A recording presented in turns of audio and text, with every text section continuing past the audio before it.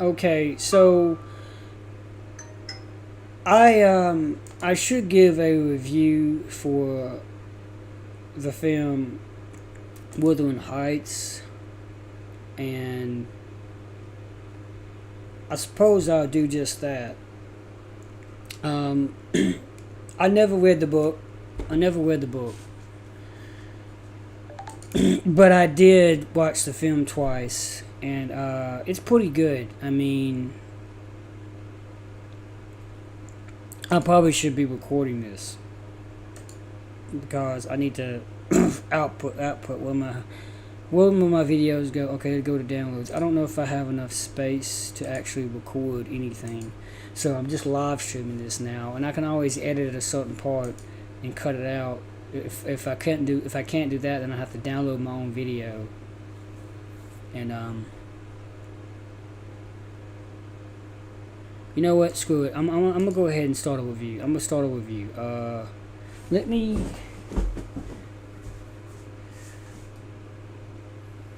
get myself together here. Okay. So I'm gonna start recording.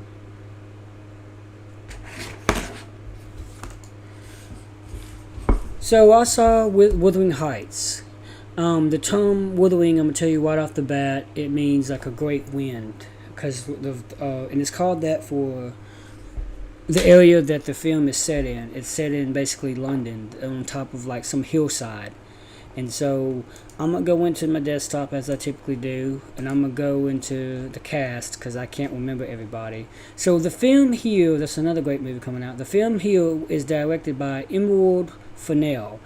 She directed several other films. Well, not really a whole lot, but it was, according to my understanding, Saltbone and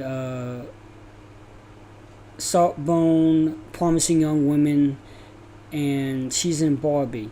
Now, she is the writer, producer, and director of Wuthering Heights, Saltbone, and Promising Young Woman. And people are critiquing her because Emerald Fennell did not make a literary accurate film. This movie, Wuthering Heights, is based off the book.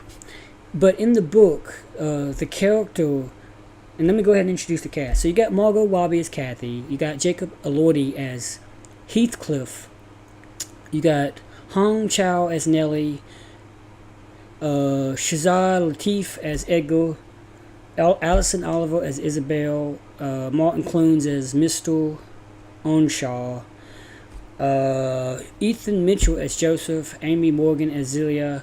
I'm not really going to go into the rest of it. Well, Charlotte Millington as young Kathy,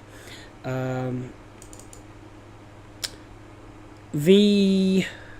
Nugent as young Nellie, Owen Cooper as young Heathcliff. And I'm not familiar with everybody, but you can always have. I'm going to copy this. I'm going to get that later. Put that in the description.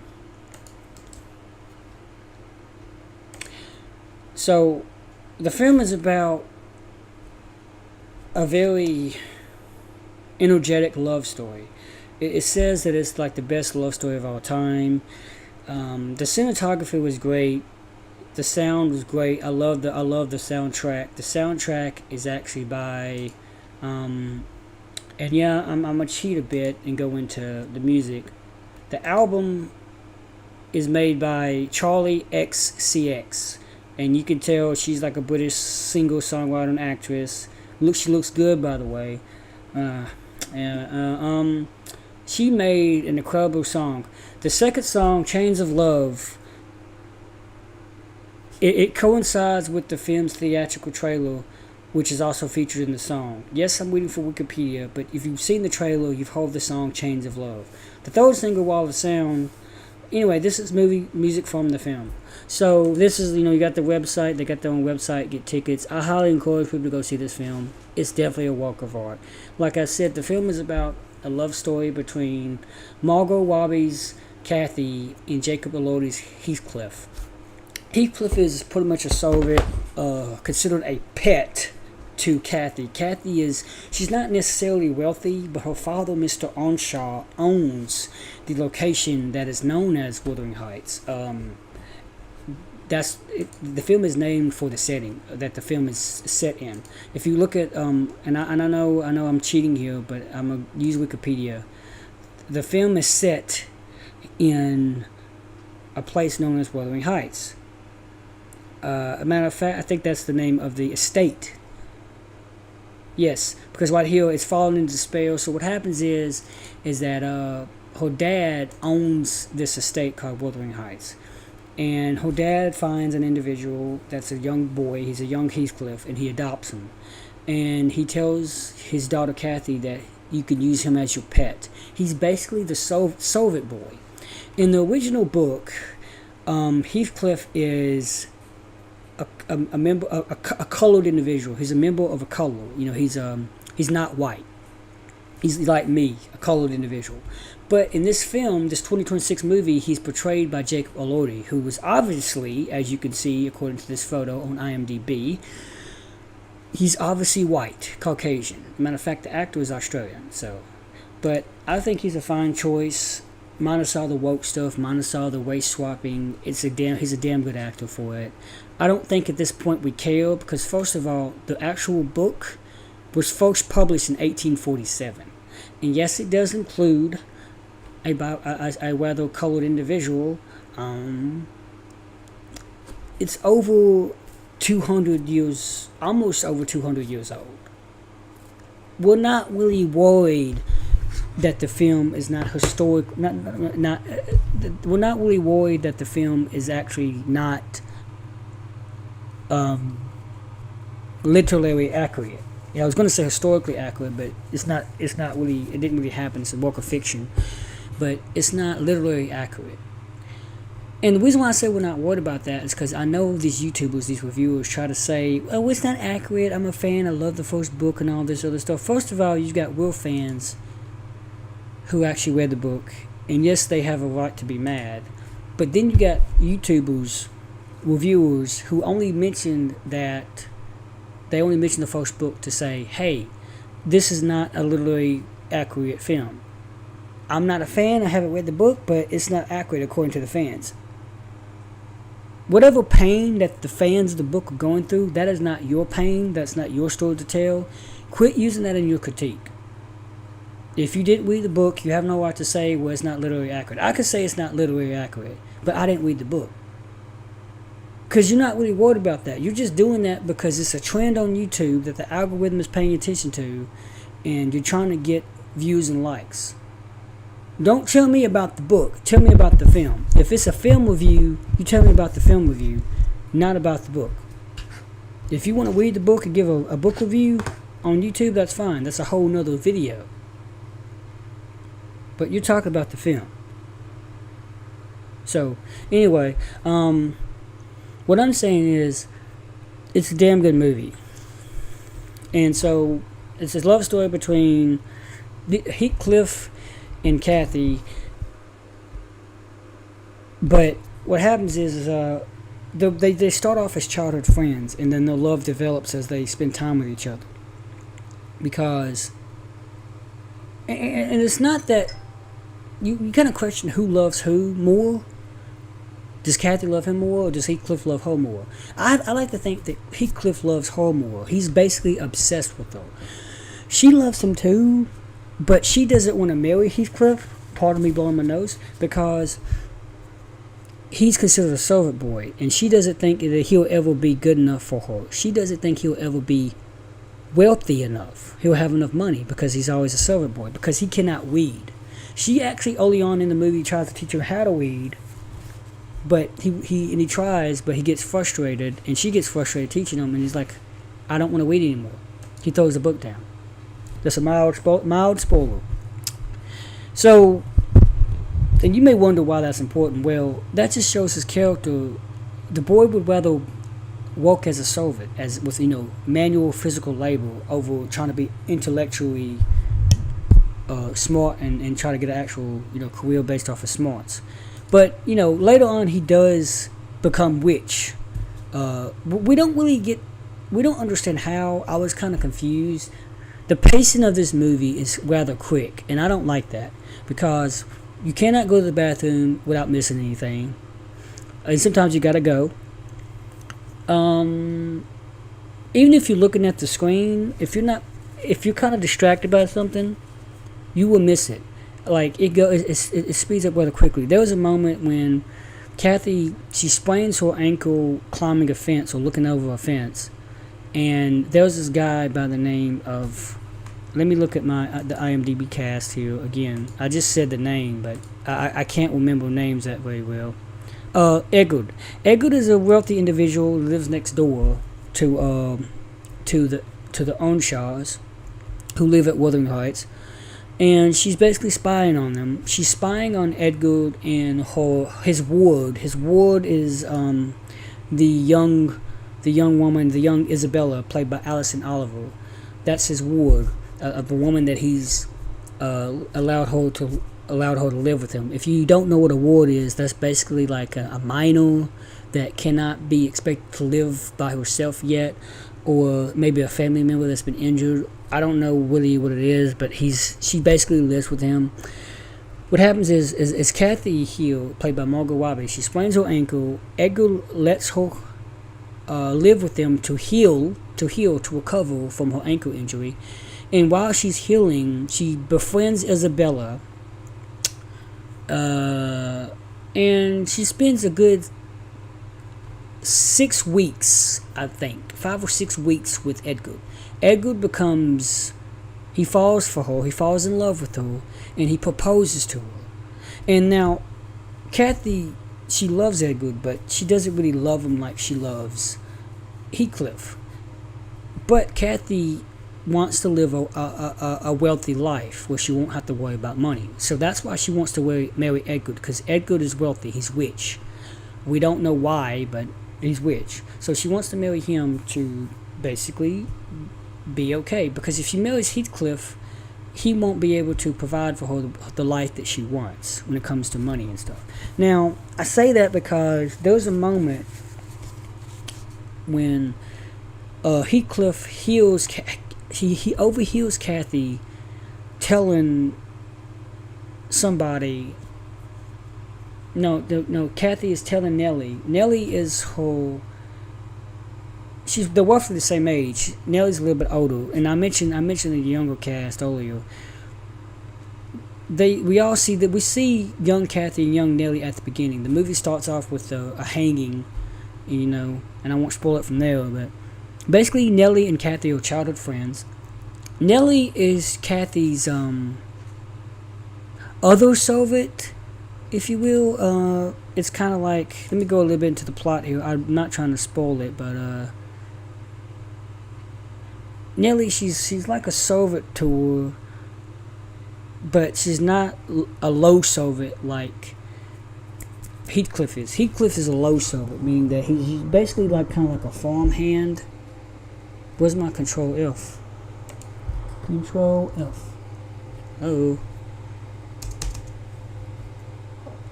my computer wasn't on. My keyboard was on. So, okay, yeah.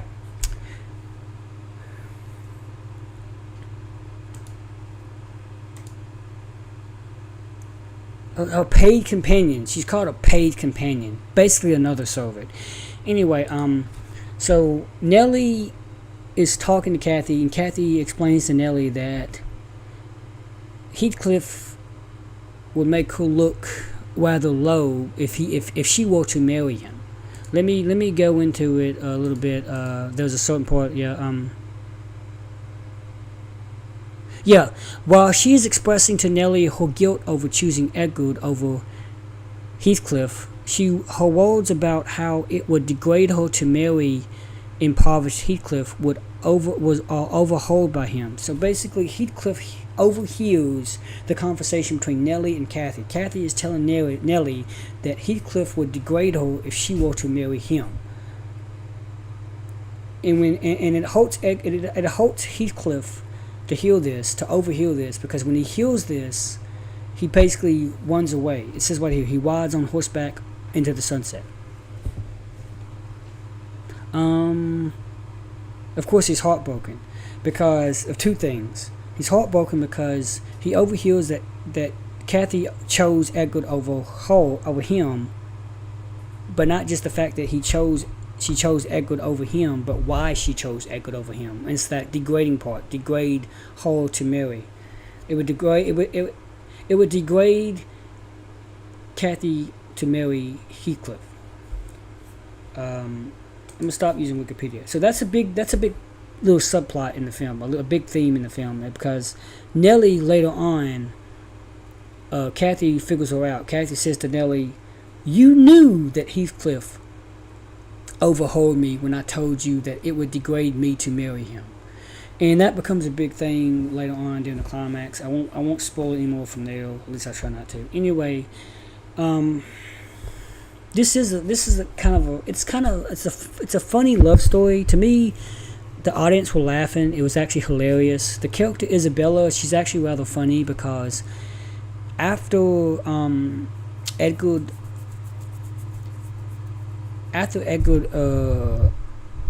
proposes to her and they become engaged, Kathy and Edward. That's when you have the whole scene when Heathcliff. I'm trying to remember off the top of my head. Heathcliff overhearing the conversation between Nellie and Kathy about the degrading her to marry him, and then Heathcliff, runs off into the sunset on horseback. That's when she decides to marry Edward. She officially marries Edward, and I know it says that a year later Kathy marries Edward and lives a lavish lifestyle at their home. The lifestyle she's been wanting. Yes, I said I wouldn't read from Wikipedia, but anyway. So, she's married Edward, and we see Isabella is giving her all kinds of gifts. She makes her a doll out of hair that she has collected from her combs. So whenever Kathy was combing her hair, she would leave off little strands of her blonde hair, and then Isabella would take those when she took a comb and keep those and then bundle them all together on this little doll that she had made for Kathy. It basically resembles Kathy, and she had this whole dollhouse, and it's funny how it was.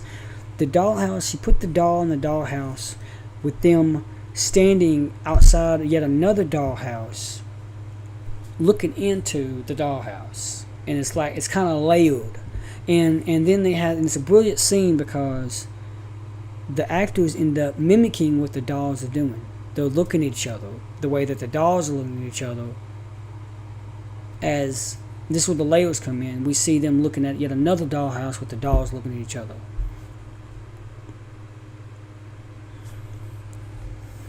Yeah, that's brilliant. It's kind of funny.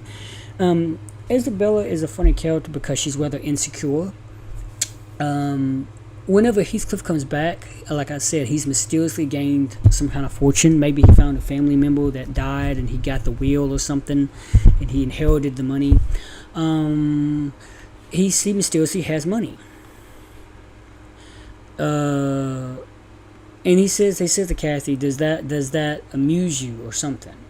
Like, are you proud of me now? Will you now realize me as an equal, that I'm wealthy because I'm now the type of man that you can marry? Well, if he had done it before she married Edward, she probably would have married him, but she's already married. And I guess back in the day, in the 1800s, it was not easy in London, England, for a woman to simply divorce her husband just for another man. The husband could divorce the wife probably if he found her in the act of adultery, sexual adultery, that is, having an affair, which she does do with Heathcliff later on. I kind of spoiled it again. But yeah, she's kind of stuck with Edward in marriage, but that does not keep Kathy and Heathcliff from having a sexual affair later on behind Edward's back. Let me go full screen again. So yeah, that's pretty much what happens. It's very funny. It's Isabella is she's hilarious because she's seen as insecure because Heathcliff wants to get Kathy back. He wants to get revenge on Kathy by marrying a woman he does not even care about. He tells Isabella, "I will not love you when I make love to you. I will be thinking of Catherine. Do you wish to continue?" and Kathy just says yes. I mean, Isabella just says yes. Isabella is agreeing to this. She knows what she's getting herself into, but she really does kind of love Heathcliff. And Heathcliff is just using her. Kathy later tells Isabella this. She tells Isabella, Heathcliff does not love you. He's just using you to get to me. He's just using you to get back at me. But know what you're getting yourself into. He will treat you like a dog. He will treat you like shit. That's kind of what she's. I'm paraphrasing, of course, but that's basically what Heathcliff does. He treats her like a dog, and Isabella loves it. Nellie actually wants to save her by going back because Heathcliff has purchased Wuthering Oats. He buys Wuthering Oats from Mr. Onshaw, who is Kathy's dad. So the roles have reversed. Well, Heathcliff used to be a servant. He used to be a pet to Kathy, and therefore he used to be Onshaw's servant, a servant for Onshaw. Now he bought the property, and it's not that Onshaw is a servant to him, but he owns the property now. And but Heathcliff still sleeps in his old room that he slept in when he was a child. He refuses to sleep in Kathy's room. I forgot the reason. I plan on seeing this a third time. Anyway,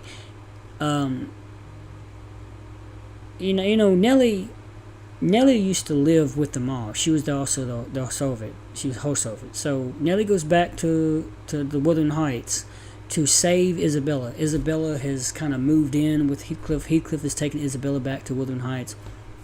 Nellie wants to take her from Wuthering Heights back to where is it that they live? Now I gotta look at the plot again. What's his name? Edgar. He lives.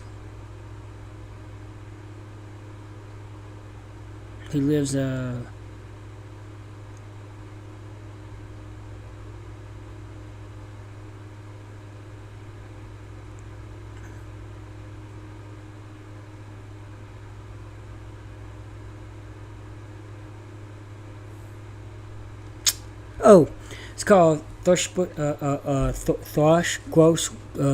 Grange, I guess. Thrushgrove Grange, which I think is kind of next door.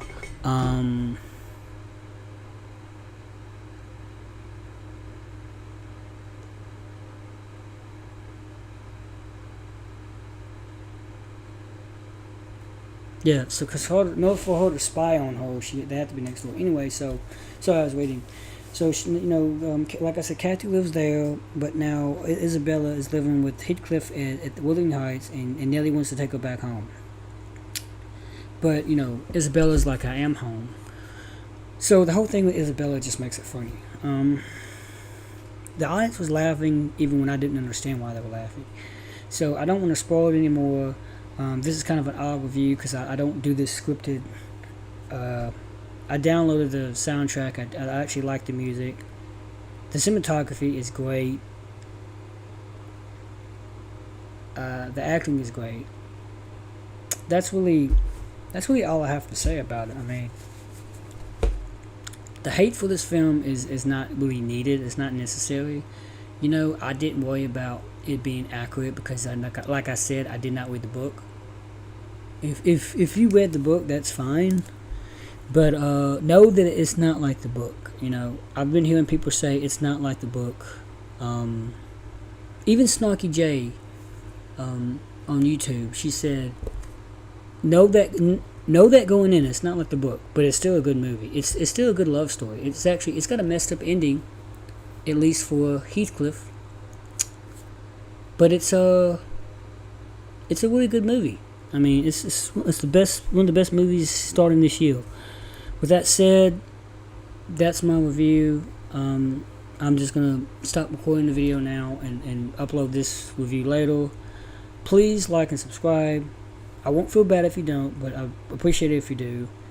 I'm trying to get more reviews out there. Yep, there's that. Thank you for doing it. Thank you for watching this video. Take care.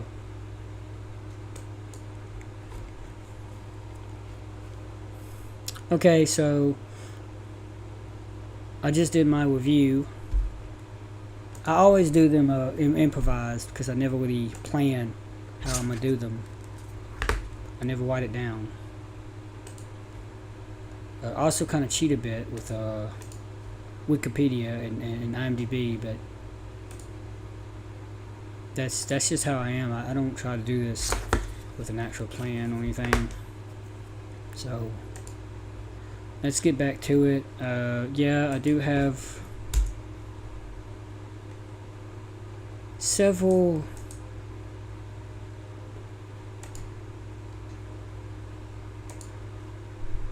tabs open. Back to Hollywoodland Photos. My name is Cassidy Krieger, and for those that know me, you know that I'm a Wuthering Heights fanatic. The book is one of the most meaningful and important novels in my life. Oh my god, here we go with the fan. She said it's one of the most important videos of her life.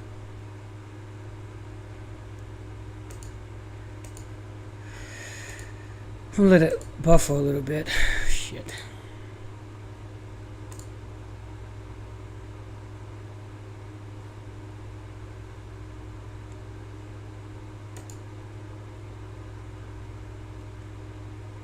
I got 106 views on the GOAT review. Not much from Wuthering Heights.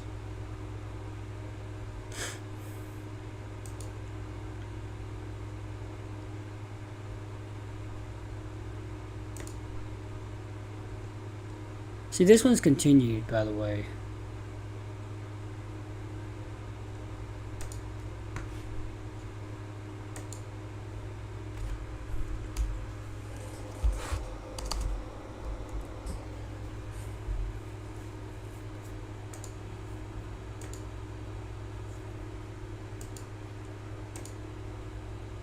Life. And the 1939 movie is one of the most important and one of my favourite films of all time, and I've watched every single Wuthering Heights adaptation I can get my hands on again and again and again. So when Emerald Fennell announced that she was going to be adapting her own Wuthering Heights back in 2024, I wonder if that includes this one.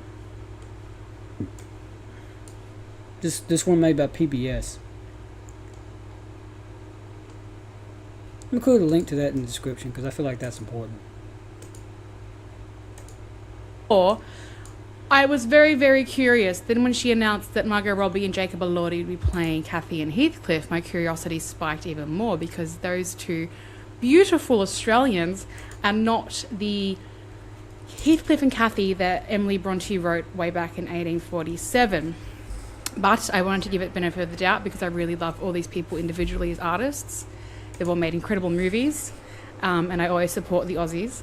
But what I saw this week was not Wuthering Heights, and I don't say that lightly. I have a lot of love for this book. I read it when I was 17 and fell in love with it and have read it. You see what I mean? Automatic comparisons. I just love the book. I just love it so much that I'm going to hate on this movie that is so disgusting. It's not like... I'm not saying it's disgusting. I'm saying what the fans of the book are saying. They're comparing the book with the movie, and the movie's not like the book. Come on. Tell me about the movie, not the book. More than once a year since. I played Kathy on stage in 2015, so I've literally walked in her shoes. I walked the moors in Howarth when I was 22 and sat in the room where Emily Bronte wrote Wuthering Heights. I've studied the novel, the 1939 adaptation, and the structure of this story for years. So when I say this film didn't feel like Emily Bronte, I mean it. This bitch made it her life.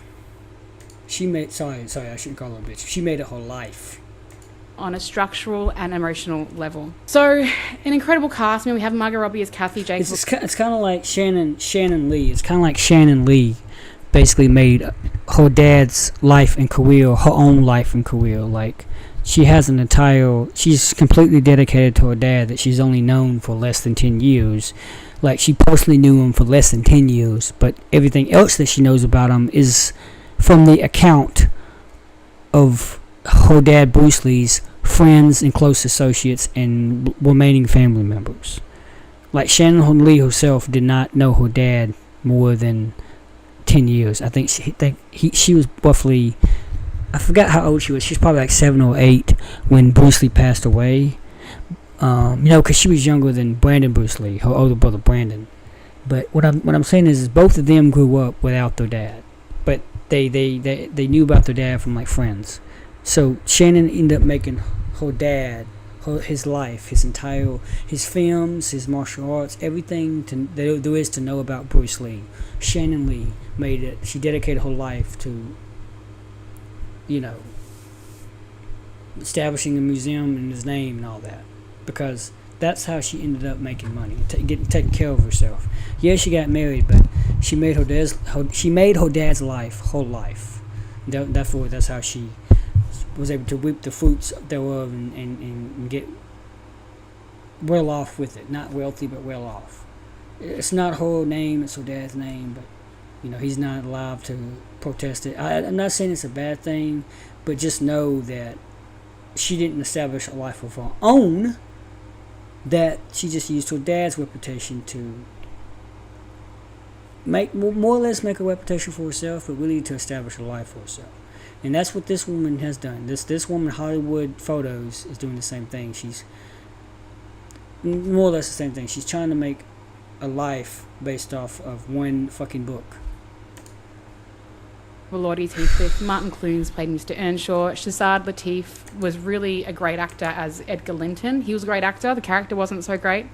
Alison Oliver, again, is a star in the making. She was incredible as Isabella. And Hong Chow, I really hope I've said that correctly, plays Nellie Dean. I will also say, this is probably my only positive I took from this film, the cinematography by Linus Sandgren was spectacular. Visually, it was stunning. It was what you think Wuthering Heights is. It was sweeping, atmospheric. You thought you were on the moors. That element was truly extraordinary. But that was the only thing I liked, because I didn't just dislike this film. I watched my favourite novel be torn apart and flattened into something that was almost unrecognisable. So, let's get into it. Before I explain what went wrong, we need to be clear about something. Wuthering Heights, the book, the story, is not a sexual love story. It was written in 1847, so it really couldn't be. It was written by Emily Bronte, an unmarried woman in her 20s that hadn't really travelled much. I think she'd been to Belgium. And lived in Haworth, and if you don't know much about Haworth and the Yorkshire Moors, they're very isolated. So this novel that came from her head is incredible, but it was not a sexual love story. It is an obsessive, possessive, psychologically suffocating relationship, Heathcliff and Cathy, built on exclusion, class, race, and resentment. The tragedy of Heathcliff and Cathy is that they can never have each other, and that's the point of Wuthering Heights. Their love is repressed, denied, twisted, and then redirected into revenge and destruction. It is not fulfilled. It is not consummated. So then, what I watched the other day, watching Heathcliff and Cathy have sex everywhere, honestly almost felt like an anticlimax. The entire point of Wuthering Heights is that they don't get to have that release. And once you give it to them, you flatten their story and flatten the tragedy. So there are so many places I felt this film went wrong. So many places I wanted to walk out of the cinema. I was very close to it. I was very lucky to be invited to the opening night. And I wanted to walk out many, many times. Some people actually did. But I wanted to stay to the end to give you guys a review. I felt the pacing was really, really slow in some parts. At some parts I was bored and I was looking at my watch thinking, when's this over? I've never thought that during a Wuthering Heights movie. It was oddly hollow in others, but the real issue was structural. That's where I got angry. Key characters were either completely changed or missing. Hindley, Cathy's brother in the novel, is essential to the story. He becomes the abusive drunk. He's the catalyst for Heathcliff's degradation and resentment. In this version, he's removed. He's not even there. Instead, Mr. Earnshaw, Cathy's father, played by Martin Clunes, is rewritten as the angry, abusive drunk. And that fundamentally alters the generational tragedy of this story. Because in the novel, Hindley deteriorates after the death of his beloved wife, and he emotionally abandons their son, Hareton. That decay matters. Changing it isn't just cosmetic, it shifts the moral architecture of this story. I'm getting angry, I'm tripping on my words. And then we have Isabella Linton, who's in this movie, but completely changed. For what reason, I do not know. In the novel, Isabella is Edgar's sister. She is naive, she is seduced by Heathcliff, she believes she's entering a grand romance that Heathcliff manipulates her into believing that he loves her. In this adaptation, this movie, she becomes Edgar's ward for reasons that were not ever explained. And Heathcliff literally tells her he is marrying her purely to get back at Kathy. He explains it as if the audience needs to have it spelled out. In the novel, we don't get the villain monologue. We see manipulation unfold. When a character tells the audience the motive out loud, it removes the tension and the intelligence. It felt like the film didn't trust the viewers to understand subtext. Their relationship was beyond a joke. Absolutely loved seeing her on all fours with a dog collar around her neck, barking like a dog, because that made total sense. It was super funny and really respectful to the Brontes. Don't even get me started. I don't... What are you doing, man? And then there was the removal of Lockwood. I mean, Lockwood is the character at the beginning of the book that comes to rent Wuthering Heights, or comes to rent Thrushcross Grange, my apologies, and comes to Wuthering Heights. And he's the man that Nellie Dean tells the story to. He's not there at all. Then Nellie Dean, who in the novel is morally complex and unreliable in her narrative of Heathcliff and Kathy's story, she's turned into a straight-up villain. And then Joseph, in the novel, who is a middle-aged, Bible-obsessed oppressive, becomes some sort of sick BDSM figure where Kathy has her sexual awakening by watching him have sex in the stables.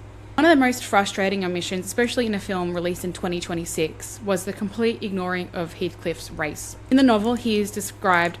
So it seems like they got a lot of stuff wrong, or we wrote a lot of stuff, even though the whole thing about Heathcliff's race is not what I'm paying attention to. I don't care about that at all when I'm watching the movie. But the other stuff seems like it would be... If I actually read the book, I would pinpoint those too. I would be like, well, this was not included. What is this guy doing? Why did you switch this? The race swapping thing, I don't care for, but why the hell was this switch? You know, that's what I'm more concerned about. It's them kind of omitting certain key information and then swapping other things other than a person's race. As dark-skinned, foreign, a gypsy, and he's treated as other. That exclusion is foundational to his psychology, how he acts. If you remove that context, you remove the reason for his rage beyond just Kathy. You cannot flatten Heathcliff into just an angry romantic anti-hero that you find sexy. As Emerald Fennell said, Elordi, who is gorgeous. We love Jacob Elordi. So proud of him as an Australian. She said that Jacob Elordi reminded her of an illustration of Heathcliff in an early copy of the book that she once owned, and insisted he was her vision of the character, completely ignoring what Emily Bronte had written of Heathcliff. But he is a racialised outsider in a rigid class system, and that really matters. Also, and it's funny that I sit here and say this, as Wuthering Heights 1939 is my favourite film, and this also cuts out the second generation, but I thought as filmmakers have more say in what they can make, and there's more ability to make grander films, I thought this might change the complete absence of the second half of the novel. That it's not a small cut. The second generation, so we've got Hareton, who is the son of Hindley, Kathy's brother. We have young Kathy, who's obviously the daughter of Kathy and Edgar, and we have Linton, who is the daughter of Heathcliff and Isabella. This is the redemption arc of the book. Without it, the story becomes pure misery without a resolution about two horrible people. Kathy and Heathcliff are horrible people, and we can say that. So when you remove this, the redemption arc, the story just falls flat. Bronte wrote a generational cycle that eventually softens, and in some way, Wuthering Heights, the novel, does have a happy ending. Removing that just flattens the story into a bleak aesthetic for aesthetic's sake. You just want a sexy romp in the woods. Well, go write one yourself. So... yeah, the ending... I didn't really like the ending because I felt bad for Heathcliff. That's the soundtrack for that was by Charlie XCX.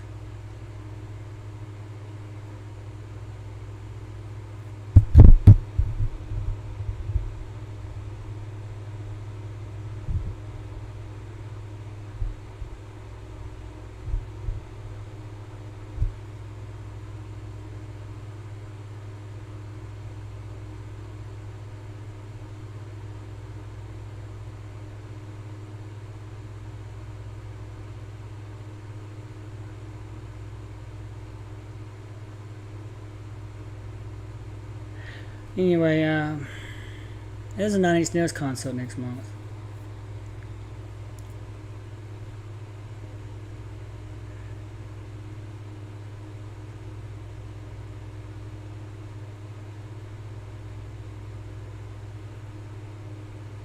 Trent Reznor. Anyway, let's get back to the video before I get lose track. I hate critiquing movies. I'm a filmmaker myself, and I know how much work goes into them from the minute you start to write them, you start to formulate them. It's such a fun journey. But when you take a book so beloved as Wuthering Heights, so dense, so they're all filmmakers. Incredible writing that was... Kathy didn't even get to say, I am Heathcliff. She never says, I am Heathcliff. We never see Kathy's ghost at the window. Like, that's... We didn't need to. The acting, that would follow I'm not going to get stuck into. I think Margot and Jacob are incredible actors on their own. I'm sure the other actors are as well. In this, they fell flat. It might have been because of the writing. I don't know. Because this movie felt really slow in parts, really boring in others, and strangely loud. It's too fast for me. The opening scene was ridiculous beyond measure.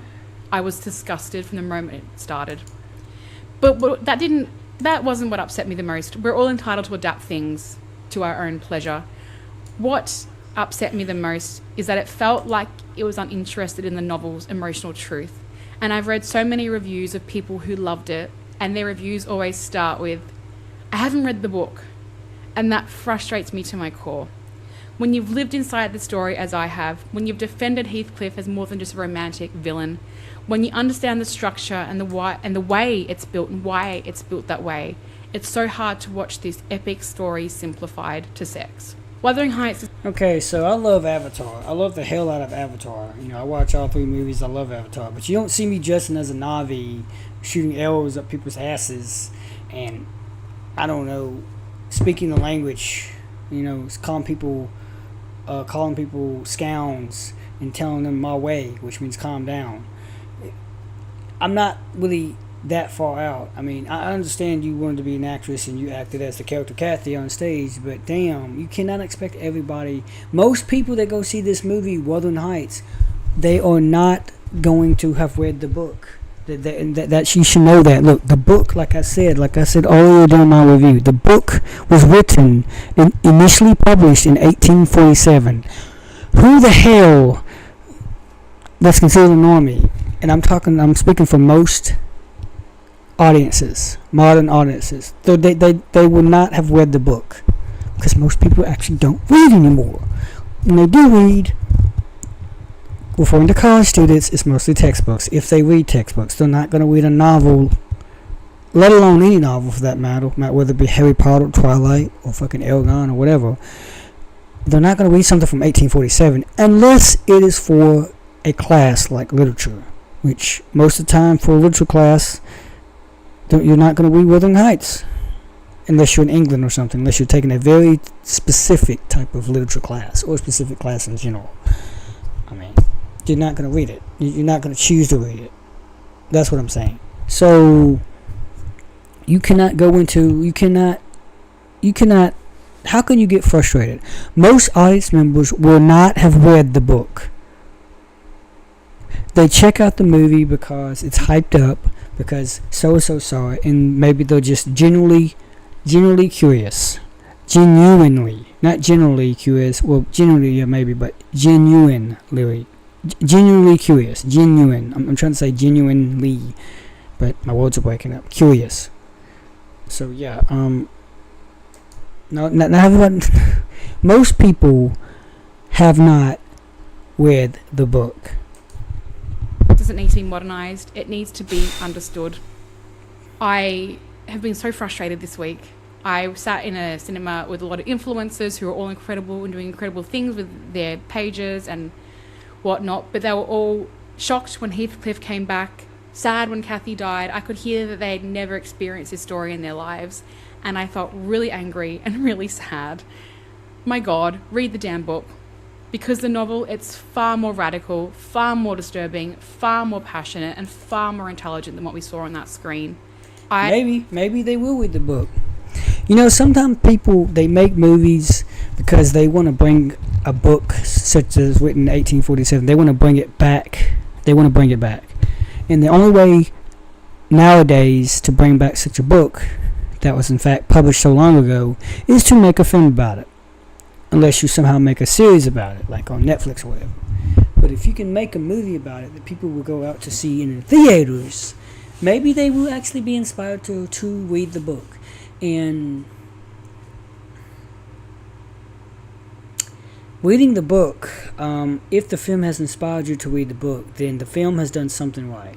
Because any movie that inspires you, that inspires debate, that has its equal numbers of lovers and haters, that inspires you to read, research, whatever, it's done something right. So, I mean, not everybody's going to go back and read the book, but they might. Some people might read the book. I'm not going to go back and read the book, but I still like the movie for a movie. I just hate it when these so-called fans get on here and be like, read the book. I don't care about the book. I just wanted to see the film. I can safely say I will never watch this adaptation again. I'm deeply disappointed that it got made. I'm sad that the Bronte Parsonage Museum have been a big part of it. I don't understand why they would okay it. And yeah, I went into this not knowing what to expect. Change the resolution a little bit, see if I can get a better resolution here.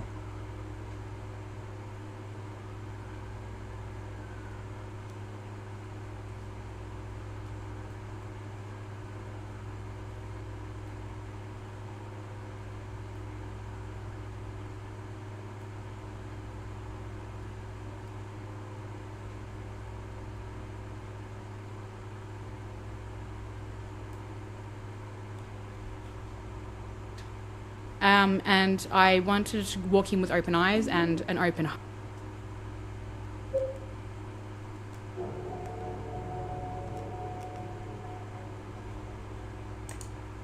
Inside Cont, does the scene where our main protagonist, James Sunderland,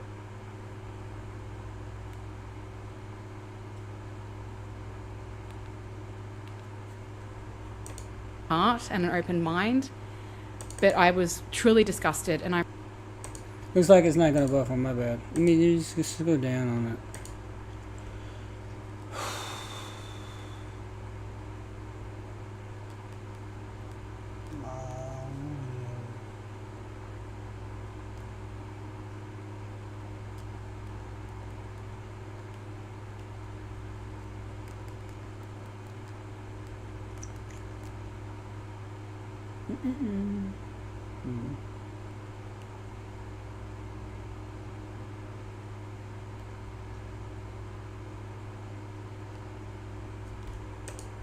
I'm really saddened that I had to witness that, and I really hope that the younger generation of people that maybe haven't read Wuthering Heights don't just think that's what Wuthering Heights is.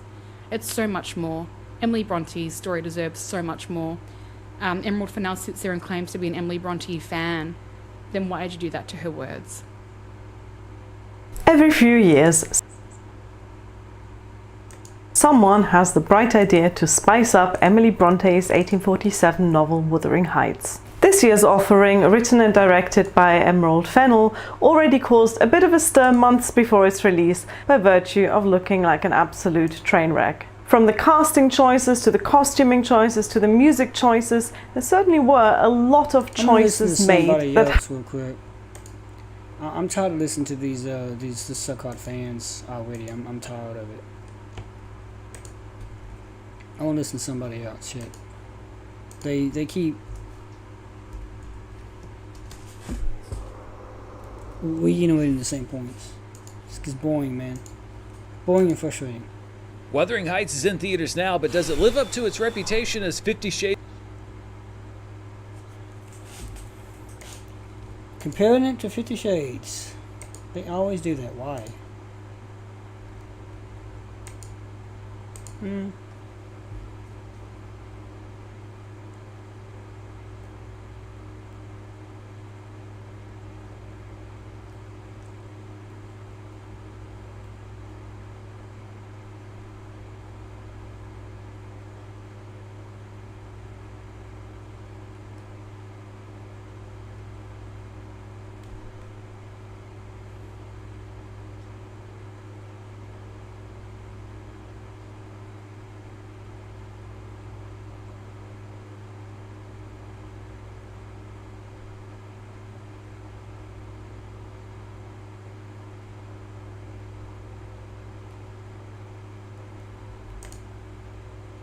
Wuthering Heights is in theaters now, but does it live up to its reputation as 50 Shades of Bronte? I'll let you know right now.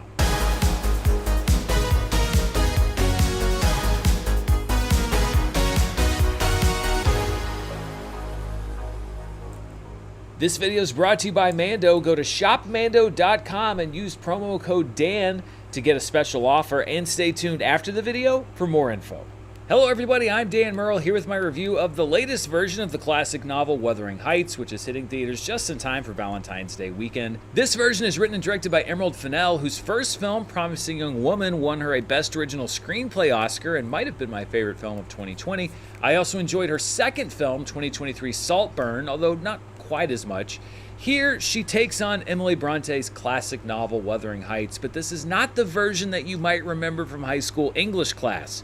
As a matter of fact, if you use this as the Cliff Notes in order to pass the test without reading the book, you're gonna fail. Margot Robbie plays Catherine Earnshaw, the daughter of a very cruel man. You're gonna fail. If you use this as the Cliff Notes version that you might remember from high school English class. As a matter of fact, if you use this as the Cliff Notes in order to pass the test without reading the book, you're gonna fail. In fact, if you use this is not the version that you might remember from high school English class. As a matter of fact, if you use this as the Cliff Notes in order to pass the test without reading the book, you're gonna fail. Margot Robbie plays Catherine Earnshaw, the daughter of a very cruel man who's raised at a ghostly English estate called Wuthering Heights, which in this version really wouldn't be too out of place in a Tim Burton movie. When Catherine's father brings home a discarded young boy whom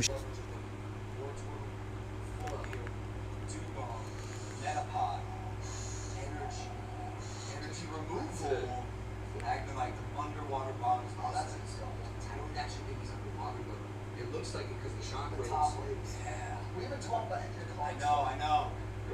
We need Mike's commentary on this, bro. Take a look. I'm talking to all.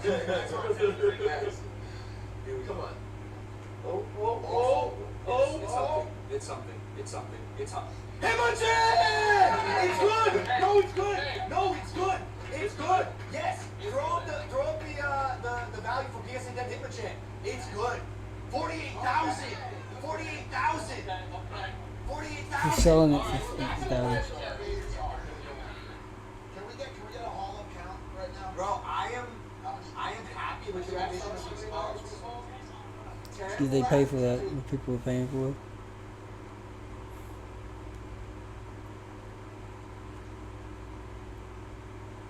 I wonder you should have done that. she names Heathcliff, the two become inseparable, especially after Heathcliff takes the brunt of Mr. Earnshaw's abuse. There is no other Earnshaw sibling in this version of the story. But after Heathcliff grows up to become Jacob Elordi, he grows jealous of Catherine's engagement to an upper-class suitor and disappears, only to return years later to reclaim his discarded true love, who's now married and living a life of luxury. There are two reasons why you should not show up to see Wuthering Heights this weekend. One is if you are a huge fan of the book and you're expecting a faithful adaptation. Even my limited memory realized pretty early on that this is not faithful. I think about half of the characters and plot of the book are not included in the film. The other reason is if you're buying into the hype that this is the steamiest movie since 50 Shades of Grey. The marketing would have you believe that this movie's basically one step away from a release on Pornhub. In actuality, there is definitely a lot of lustful longing, but I wouldn't say a whole lot of steam. There's a lot of heavy breathing and tortured looks, a few tame, for what the movie is promising at least, sex scenes that are thrown in for good measure. But to put it in marketing terms, this film is great at edging, but the climax isn't so spectacular. Now, jumping into this review, I think I have to make it clear that I believe that you can make great movies about terrible people. I think you can even make great romances about terrible people. What I have trouble with is when you try to make a romance about two terrible people and then try to sell it as a romance about two tragic lovers. In this version of Wuthering Heights, sell it as a romance with terrible people. I think you can even make great romances about terrible people. What I have trouble with is when you try to make a romance about two terrible people and then try to sell it as a romance about two tragic lovers. In this version of Wuthering Heights, both Catherine and Heathcliff are terrible people. And I guess for Heathcliff's character, that's not so much of a departure. Elordi's version is an obsessive sadist who doesn't care whose life he wrecks if he's able to get what he wants. But Margot Robbie's Catherine is a liar and a cheater who rejects nearly every opportunity she has to do the right thing.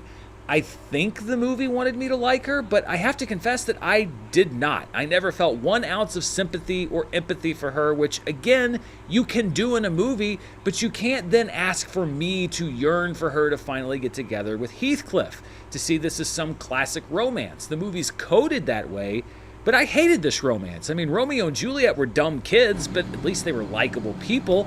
I think part of it might be that the characters in this film had to be aged up due to Elordi and Ravi's actual ages, but still, they act like dumb kids. I mean, they're both hot, so I get why they were cast, but, you know. Honestly, I don't care if it's book accurate or not. I just didn't like the people that I think it's necessary to like for this movie to work. And God help us when, inevitably, people start romanticizing this toxic, emotionally abusive relationship perpetrated by these two terrible people, especially Heathcliff. Hashtag couple goals. I can see the breathless TikToks now. And if this is meant to be, as the movie trailer states, the greatest love story of all time, then quite frankly, we're doomed. Looking at the finished film, I think that Emerald Fennell actually boxed herself in by choosing to do a story like this as an adaptation of Wuthering Heights. I think that she really could have done a good Wuthering Heights-esque story that gave her more of a license to really go off the deep end. I mean, this movie is at times borderline camp, and it's meant to be. I mean, it starts with a nun admiring the erection of a man who's just been hanged, and then it goes from there. But it feels constrained by having to at least somewhat follow the plot of a well-known novel, and I think it holds the movie back from exploring some much more interesting possibilities. For example, after the dynamic between Catherine and Heathcliff is established, the second half of the movie really is just a repetitive series of scenes where they talk about why they shouldn't or can't be doing what they're doing, and then proceed to do it anyway. It's tawdry grocery store romance novel stuff that I think even Bridgerton fans might roll their eyes at, and you know, honestly, I think that's what Emerald Fennell was going for. But that didn't really make it interesting to me. There is, though, another relationship in the film that I thought was much more interesting than Heathcliff and Catherine, and that was Heathcliff and Catherine's quasi-sister-in-law, Isabella. Isabella and Heathcliff have one scene in particular that is packed with more twisted sexual tension than all of Elordi's scenes with Robbie, and that then evolves into a mutual, I don't even know what it is between the two of them. It's the most twisted romance this side of Phantom Thread. But it's pushed to the margins because we have to get back to the main romance that I didn't really care about. I actually think that Alison Oliver, who plays Isabella, puts in the best performance in the movie, which is saying something when she shares the screen with 3 Oscar nominees, Robbie, Elordi, and Hong Chow, who I also enjoyed as Nellie, Catherine's lady-in-waiting, and sometimes Conscience. I also think that Martin Clunes turns in a loathsome, in a good way, performance as Catherine's father, Mr. Earnshaw, and the movie actually starts off on solid footing, establishing Heathcliff and Catherine's relationship with their younger versions, played by Charlotte Mellington in her acting debut, and Owen Cooper, fresh off winning pretty much every award in existence for his debut in Adolescence. They're both very good young actors. It also has to be said with this movie that as underwhelming as I thought the story was, the actual look and production value of Wuthering Heights is incredibly impressive. The director of photography is Linus Sandgren, who also shot Saltburn, as well as movies like American Hustle and La La Land and First Man and Babylon. This is one of the most stunning looking films that I've seen in a while. Critical response so far to the movie seems pretty mixed. We'll see what audiences think, but I really hope that this film is remembered a year from now at next year's Oscars, because the cinematography is superb. Sandgren dulls the Wuthering Heights estate in an oppressive darkness and constant rolling fog, while drenching Catherine's other home, Thrushcross Grange, with vivid colors. The landscape shots are breathtaking, and this seriously is worth seeing on the big screen just for the cinematography. It's that good. Production designer Susie Davies, who also did Saltburn and last year's Conclave, equals the cinematography by giving every room and every setting in the film a different look and feel. And 2-time Oscar winner Jacqueline Duran's costume design is very good. Duran's work includes Little Women and 2006's Pride and Prejudice, and she brings that classical feel to this very modern take on a period piece. Overall, Wuthering Heights is an incredibly well-made film whose shortcomings are all on the page, not the screen. And it's tough to know what to make of this movie. I mean, it left me almost completely cold on an emotional level, but it absolutely thrilled me as a film lover because of how damn cinematic it is.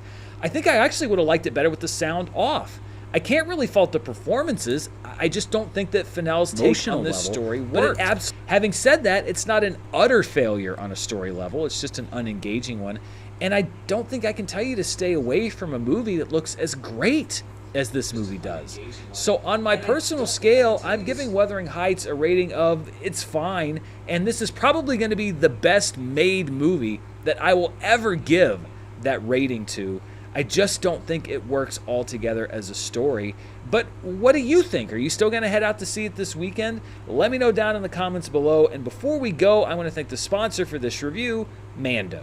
This video is brought to you by Mando. If you're like most people, when you leave the house, you make sure you look good, you make sure you feel good, but that doesn't mean anything if you don't smell good. Well, with Mando, you can scratch that worry off your list because Mando's whole body deodorant stops odor before it even starts. Mando is safe to use anywhere on your body and blocks odor all day, with odor control up to 72 hours, and it's clinically proven to control odor better than a shower with soap alone. Mando's deodorants come in stick and spray forms, and you can choose from a variety of scents like bourbon leather or my personal favorite, Mount Fuji. When I was in Utah going to movie screenings all day, I was out of my hotel room sometimes for 12. Okay. Shit.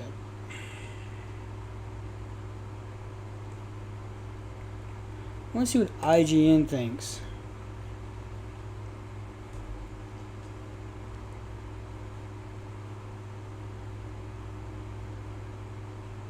In Resident Evil 2 Remake, besides fixing the misspelled Welcome Leon sign from the original game, Capcom... 3 years after Wuthering Heights was first published under the pen name Ellis Bell, Charlotte Bronte, the sister of its true author, Emily Bronte, issued a correction in its new edition. The immature but very real powers revealed in Wuthering Heights were scarcely recognised, she wrote in 1850. Its import and nature were misunderstood. That sentiment holds up with the arrival of Wuthering Heights, writer-director Emerald Fennell's fast and loose adaptation of the beloved book. I now understand why she opted to put the title in quotation marks, because this is by no means a faithful homage. It's shallow fan fiction that has more in common with E.L. James's 50 Shades of Grey than Bronte's unflinching portrait of obsessive love, vengeance, the violence of class, racism, and generational trauma. I suppose you shall fall in love with me. I suppose you shall fall in love with me. If, as Fennell has said, this is her teenage recollection of Wuthering Heights, then it speaks more to the white affluence of her upbringing than Bronte's novel. The writer-director dispenses with the book's beginning and end, as well as multiple characters who fully contextualize the toxic atmosphere of the eponymous estate. Instead, she opens with Black and the grunting sounds of a man. Is he having sex? Nope. He's being strangled to death in a contrived public hanging scene, gleefully watched by young heroine Catherine Earnshaw, Charlotte Mellington, as other kids laugh at his stiffy, and the camera follows some common folk engaging in promiscuity.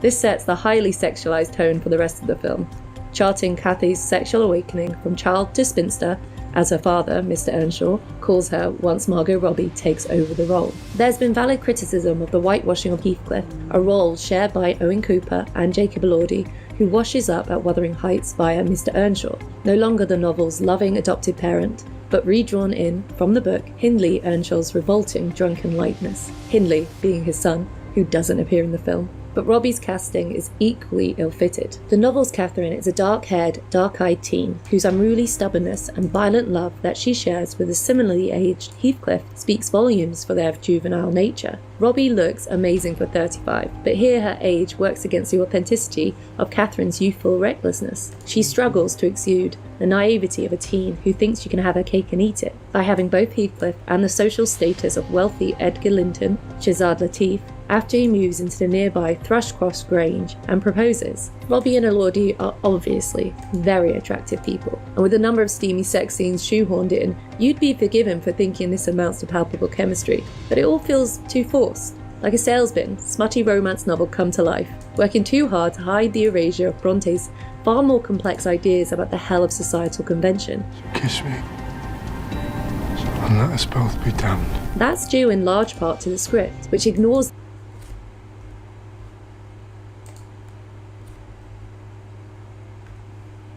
far more complex ideas about the hell of societal convention. Kiss me. And let us both be damned. That's due in large part to the script, which ignores the Gothic supernatural elements and too often paraphrases Bronte's earnest, expressive dialogues in key scenes.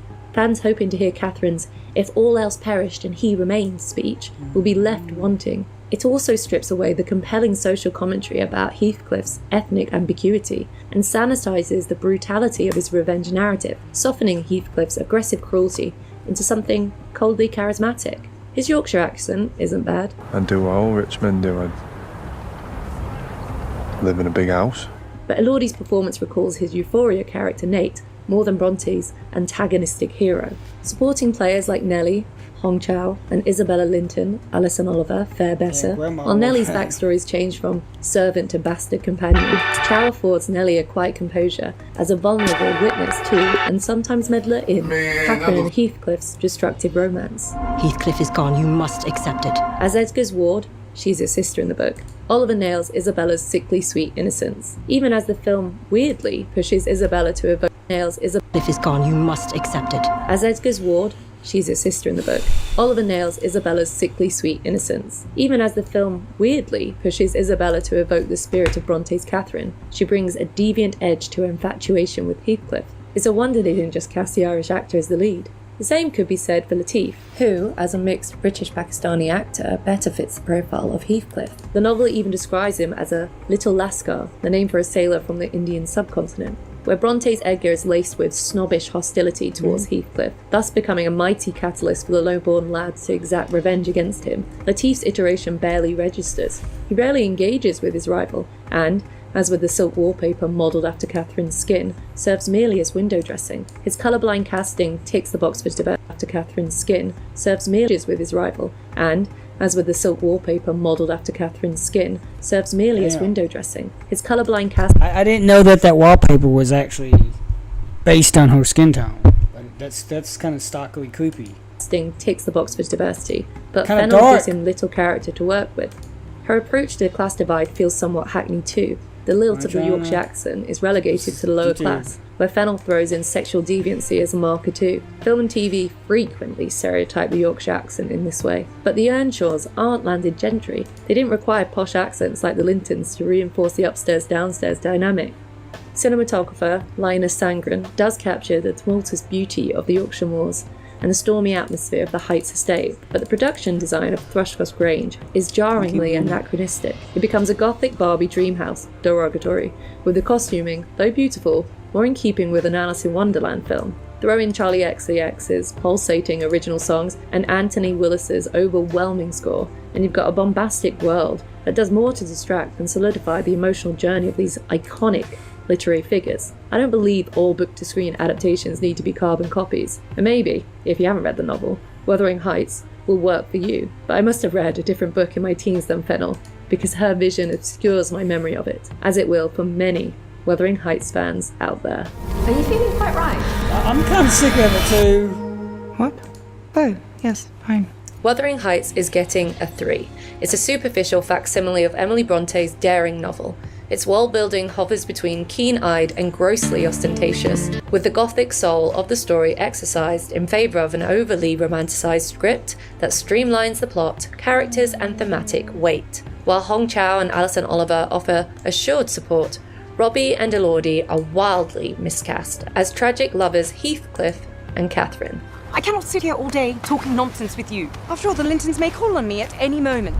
Hey folks, that was IGN's review of Wuthering Heights, and here to chat with me about it a little bit more is the writer of that review, Hannah Flint. Hannah, thanks for being here. How's it going? It's going good. I'm here in London. The weather is quite wuthering, so maybe it's representing my stressed brain at watching this film. Ordering the correct weather for a movie is the latest marketing campaign. First question is because you were pretty keen to take this one on, like why was this a movie that you were excited to review? So I was born in London, but I moved to a place called Doncaster, which is in South Yorkshire, and I spent much of my teen years there, and that's where I read Wuthering Heights and the Bronte sisters are from West Yorkshire, a place called Haworth, which is only about just over an hour away from where I live. So for me, having this like epic Yorkshire story being told on screen is always something that I'm very keen about, and I adore the book. I think it is one of the greatest stories ever written. The tagline for the film says the greatest love story. I'd argue it's the greatest revenge story of all time. So I think I was really keen to review it, especially as, you know, Emerald Fennell. I loved Promising Young Woman. I liked Saltburn. And with all the fanfare around it, and certainly when the casting was made, I was just really desperate to know, did it do it justice? No. Sean. No. Yeah. Review, that's all you need. Watch the review that we just watched. No, I don't think so.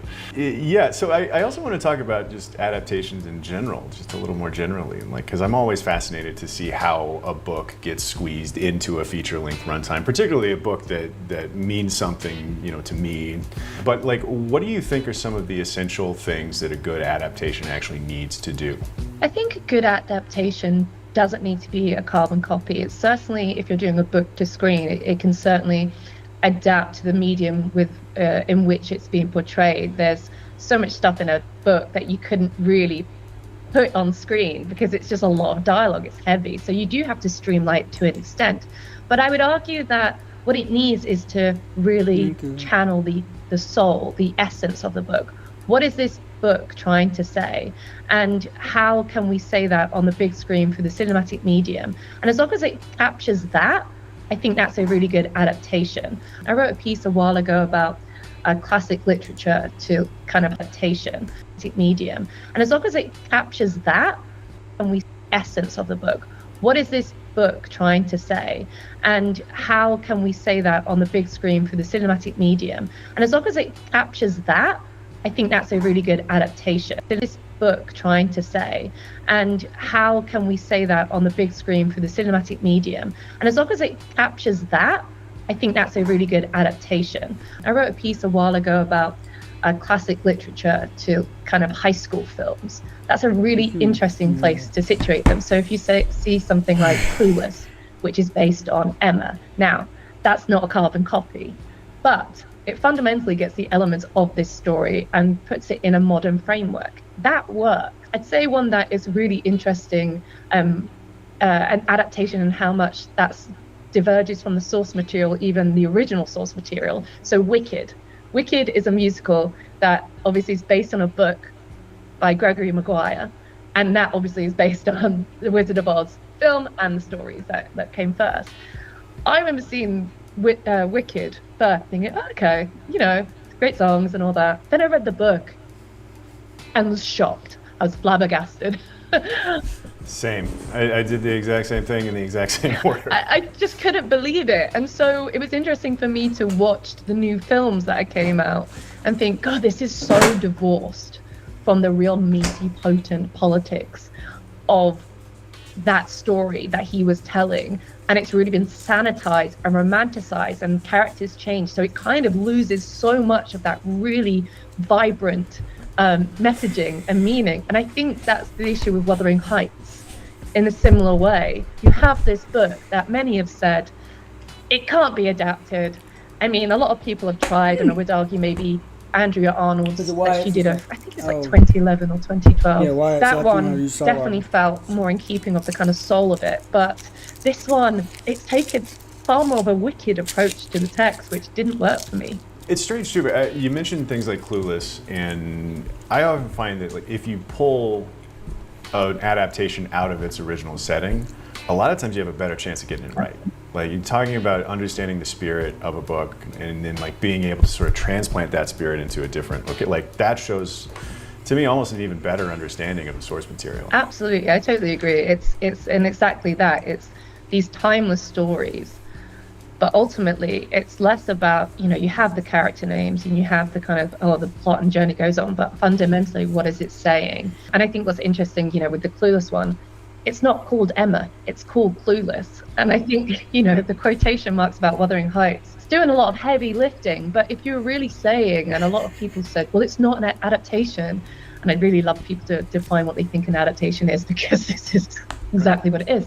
And I'm glad you flagged the quotations, because that is such a funny stylizing of a title that you look at it and you think, is it just for the poster? Is that just like an aesthetic thing? But the heavy lifting that you, as you say, that those quotes are doing is kind of remarkable.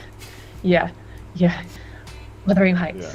Yeah. That's the only way you can say it. Right. Technically. Yeah, technically. But what do you think the movie got right? Did it get anything right? Even the nuts and bolts of it, like the look of the film, the cinematography, maybe. Like, was there anything that you felt like, there it is, that's Wuthering Heights? Yeah, I definitely think the atmosphere, certainly in the Heights estate and of the Yorkshire moors. I mean, the Yorkshire moors are gorgeous, but you really get the kind of storminess of them. And I think it was really interesting. There's a lot of sort of imagery in this that is very in keeping with a very highly sexualized tone that she wants, which I don't necessarily mind, but it kind of starts with a bang and then kind of fizzles out. Even the shape of the Wuthering Heights estate is kind of this archway in between, and there's a moment where they're caught in the rain under this very phallic looking kind of gazebo. So I think that was really great. And if you've loved things like Barry Lyndon and kind of where natural lighting is used with some really great shots and great cinematography. So I didn't give it a 0. No. There were 3 points worth of something in there. 3 points, yeah. Well, Hannah, thanks again for reviewing Wuthering Heights and chatting a little bit more about it with me. I'm looking forward to the next one. Not the next Wuthering Heights, I hope. Not the next Wuthering Heights. Let's just leave it alone. The next time we get to talk about it. Great. Thank you. And thank you for watching all the way to the end. For more movie reviews and more phallic gazebos, I guess, be sure to subscribe to IGN wherever you like to watch.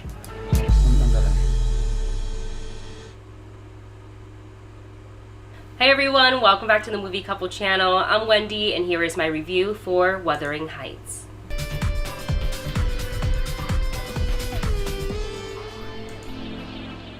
Directed by Emerald Fennell, this is a bold and original imagining of Wuthering Heights, starring Margot Robbie as Kathy and Jacob Elordi as Heathcliff, whose forbidden passion for one another turns from romantic to intoxicating in an epic tale of lust, love, and madness. Now, before we begin this review, I think I want to approach it in a way of where I am trying not to compare it to the book, because, as I said in the description earlier, this is a kind of like a reimagining. This is essentially director Emerald Fennell's, I guess, her reimagining take on the book Wuthering Heights. So yes, it does feature the same characters from the movie, but there are some changes, and we will get into a little bit more of that within the review itself. And with that said, everything modern days is a reimagining, a remake of something. From video games to movies about books, we can go all into my own little niche of Resident Evil, with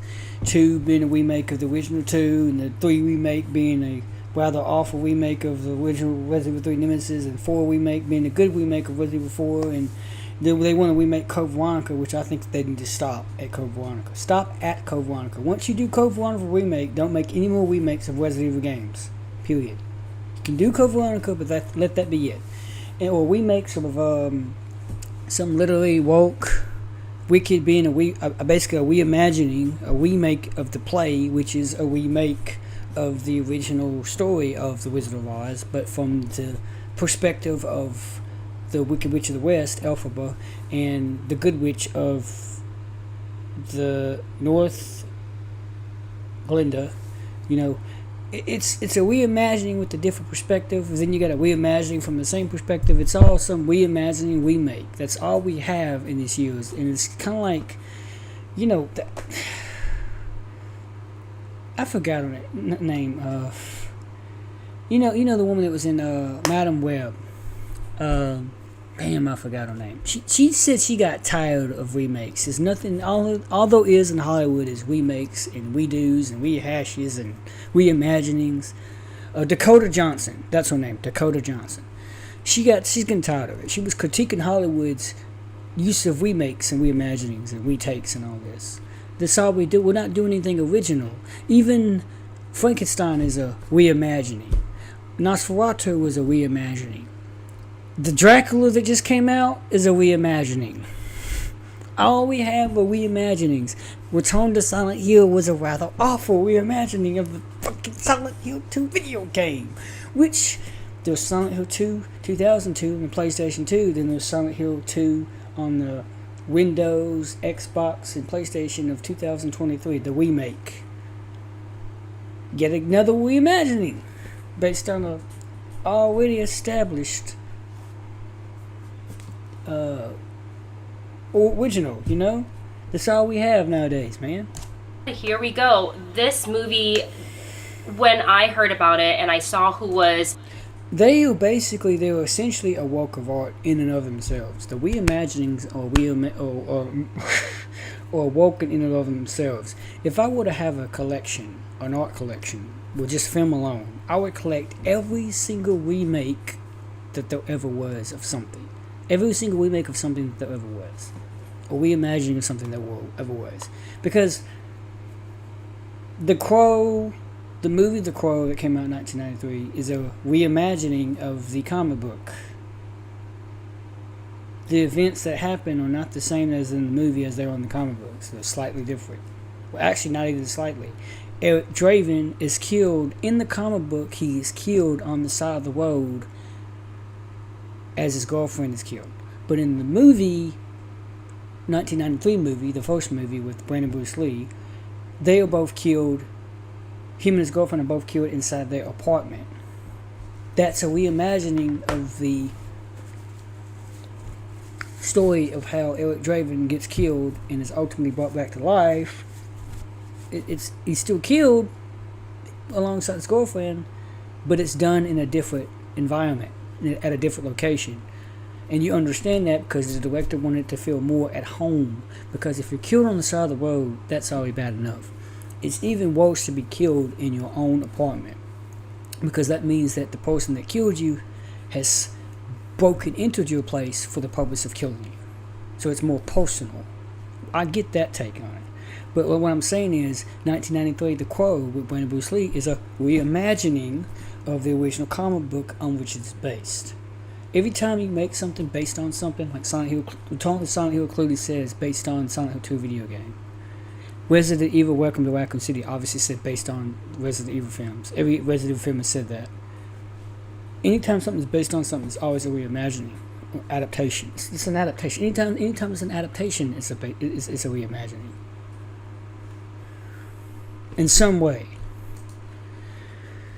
Directing it, and I saw who was in the lead, and I said, oh, well, first of all, this film is going to be beautiful. I felt like I was smacked in the face with beautifulness for like the 2 hours plus I was sitting there.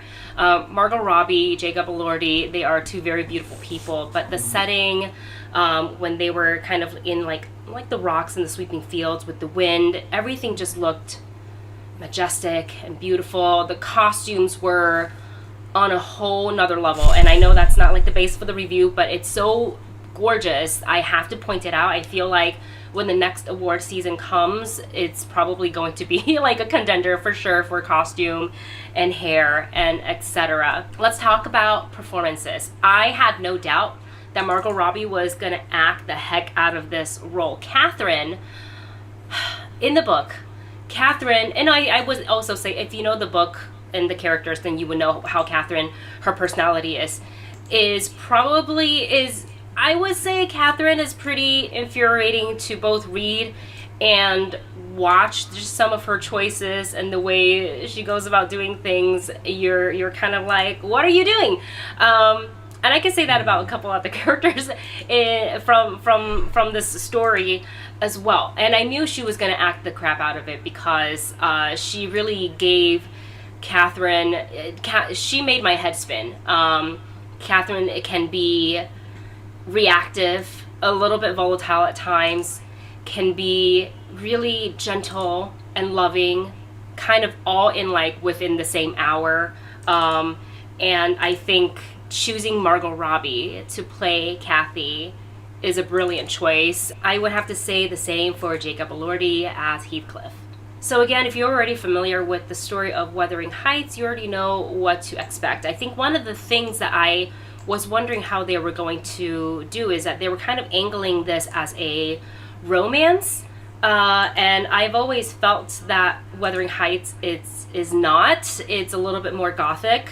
So that was an interesting angle, and I felt that the romance angle, and maybe that comes from having already like read the books, you know, years before, but I felt that the movie was trying to really push hard for the romance angle, and that was the thing that was not landing for me. And I don't know if that's because when you know the book and you know that it's really meant to be more gothic than romance, and then the movie is trying to like shift. And this is like, again, I had, you know, to remind myself, this is a reimagining of Wuthering Heights, so it's not like book to screen adaptation. This movie is not that, even though it does walk the line of that. It's a little bit confusing, I know. And I will say they also interestingly omitted certain things from the book as well. But if I were to just go based on, if I have no inkling of Wuthering Heights, the book at all, and if I was just watching the movie,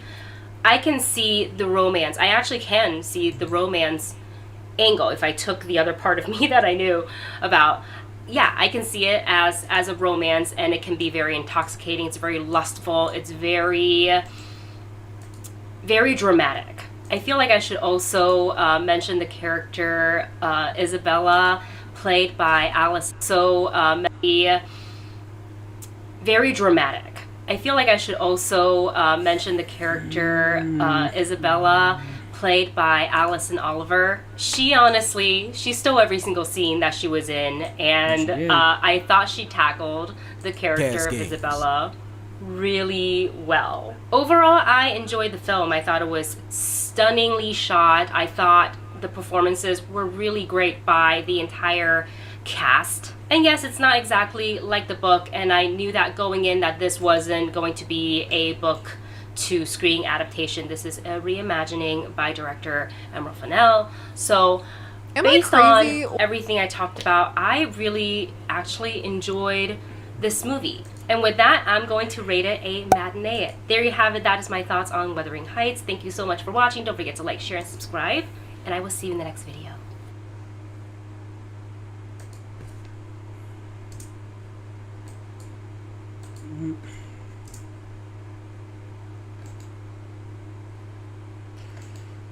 Click in. Next video.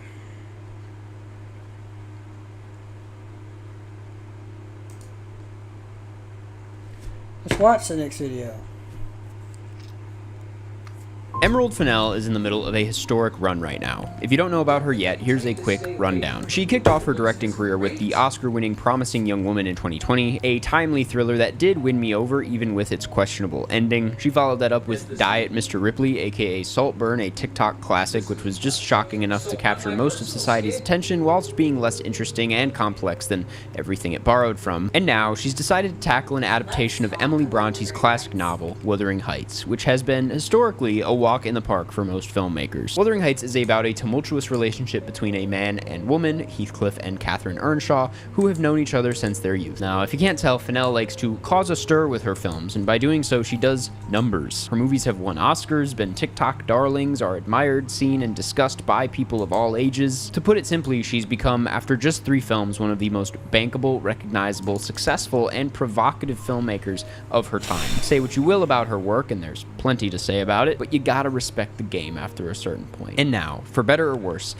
she's done it again. Saltburn. That sounds painful. That reminds me, if I did experience some sort of burn, I'd probably be able to find a doctor for it, thanks to this week's sponsor, ZocDoc. My health and well-being has been on my mind quite a bit this winter. I'm going to the movies all the time, and the idea of catching some illness is constantly stressing me out. But this week's sponsor, ZocDoc, has given me some peace of mind knowing if I did catch anything, I'd be able to find a doctor super easily. ZocDoc is a free website where you can easily search and compare high-quality, in-network doctors so you can find the right doctor for you. Whether you're looking for someone in-network, nearby, or with specific appointment times, ZocDoc helps you quickly find the right doctor for your needs. No No guesswork, no phone calls needed. Something I love is they make it very easy to see the doctor's actual appointment openings. Choose a time that works for you and click to instantly book a visit. ZocDoc appointments happen quickly and conveniently too, typically within just 24 to 72 hours of booking. You can even score same-day appointments. You don't have to go through the uncomfortable process of talking to anybody. You can just book with a few clicks. And ZocDoc isn't just for one type of care. They have more than 100,000 providers across nearly every specialty, from mental health to dental health,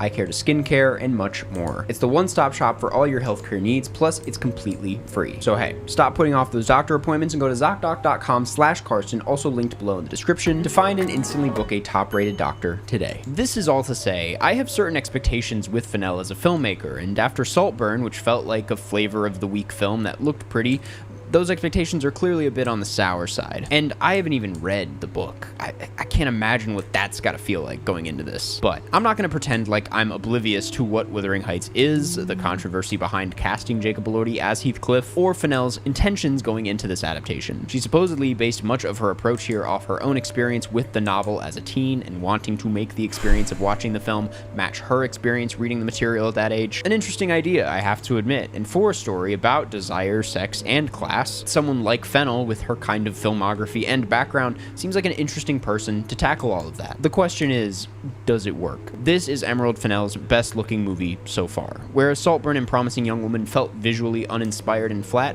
this has a grand and steamy aesthetic that was certainly nice to look at. I expect no less from Sandgren, who seems to just naturally understand how to make the frame vibrant and lush without ever going overboard. There's a great use of haze throughout this that for once doesn't feel like a Roger Deakins ripoff, and much of this, especially in the back half, comes across like a photo shoot you'd see in a magazine, which I actually mean as a compliment. This kind of extreme artificiality reminds me of the big swings Coppola would take on his adaptation of Dracula. This doesn't come close to that film's quality, let's not get too ahead of ourselves, but for a studio film in 2026, the look of this is refreshingly detailed and very poppy. The sets within these shots are very fun too, unsubtle as they are, speaking specifically about, the skin walls. The sets do add some sort of quirk that I was admittedly pretty into. For how great this movie looks all around, it's a shame that what's here is really, really boring. Open-minded as I was going into this, I'm not surprised this didn't work for me, given the material and filmmaker, but I am a bit shocked I wasn't more entertained by what's here. Because even Saltburn, while frustratingly hollow, was pretty watchable, and I had enough fun with it on my first viewing. I'll recognize I may be in the minority on this one, but this felt like a slog to get through, despite its more sincere approach. Perhaps because I could never really grasp what exactly I was watching. Having not read the book, I can't tell you what wasn't included, what was added, or what was changed about the material here, but from what I saw, and based on what I know, this does feel shockingly flat for what has been largely known as a rich, complex, and dense novel throughout history, especially through its many attempts at being adapted through film and TV. Silly hypothetical here, but if this was the only version of this story to ever exist, it'd be tucked away somewhere within 10 years and rarely spoken about again. A product of its time, not unlike her previous efforts. It doesn't have the same nuances or bold characteristics to make it timeless in the same way. Don't get me wrong, adaptations don't need to each match the essence of their source material, that would be ridiculous. But they should strive to give the story a new shape, a new perspective to be viewed from. And that's the thing, Fennell wants It actually does. It actually does. To do that here, don't get me wrong. From what I understand, in each adaptation of this, the filmmaker has to basically select one element to focus on to avoid making a convoluted mess. It's why the story has been adapted,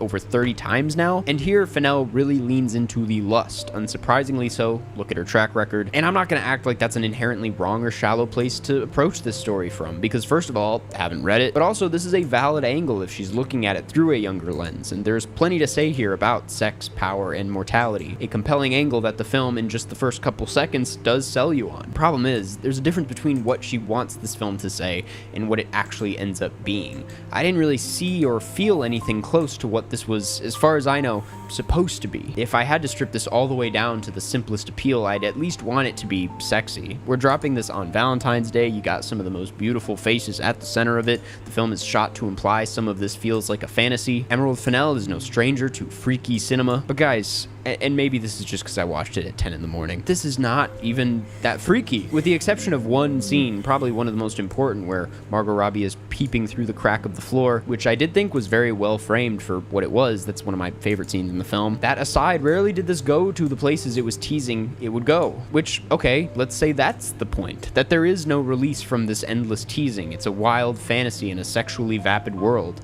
Is that the film saying something? I don't know what the film is saying at the end of the day, to be honest. It felt like every time I tried to give it a chance or an opportunity to go somewhere, it just kind of wandered around. It felt like I was watching two bodies getting slammed together and torn apart with such intensity and passion, but without the emotional depth to make the push and pull at all compelling. In Saltburn, Fennell could at least get away with the hollowness of the script with a reliably fun plot that centers around a reliably fun Barry Keoghan. Here, there isn't much to save her from the hollowness. Not even Robbie or Elordi are interesting enough on screen to save what's here. Speaking about those two specifically, I'm a big fan of Margot Robbie and Jacob Elordi.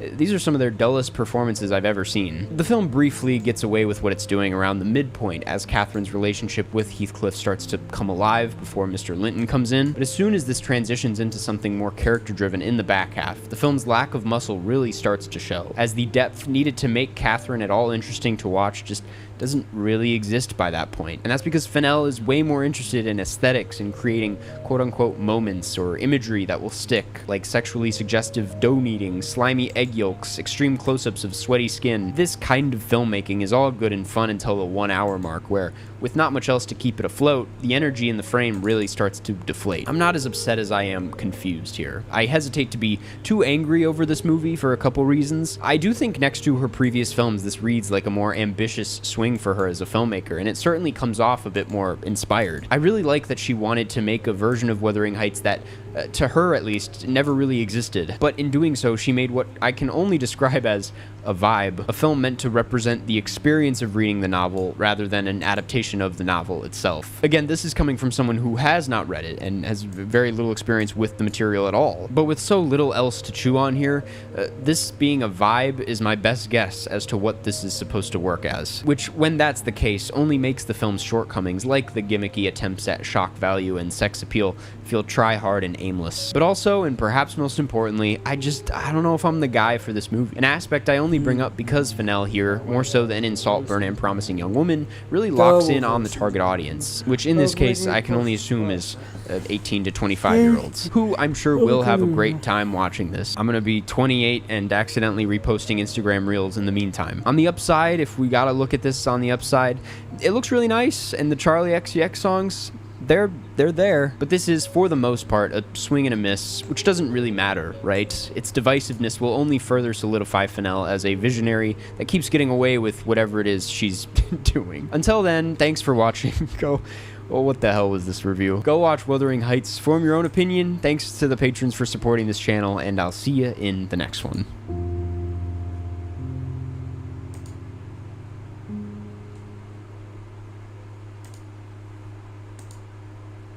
Didn't mean to click on that, by the way.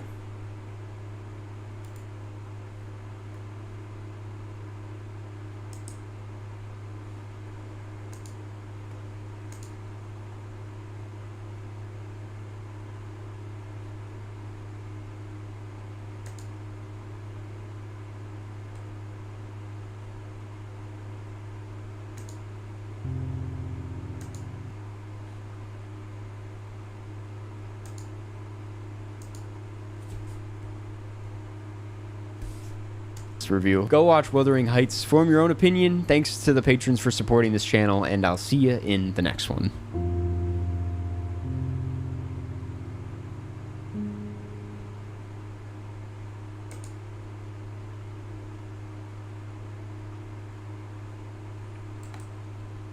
Well, that was a lot.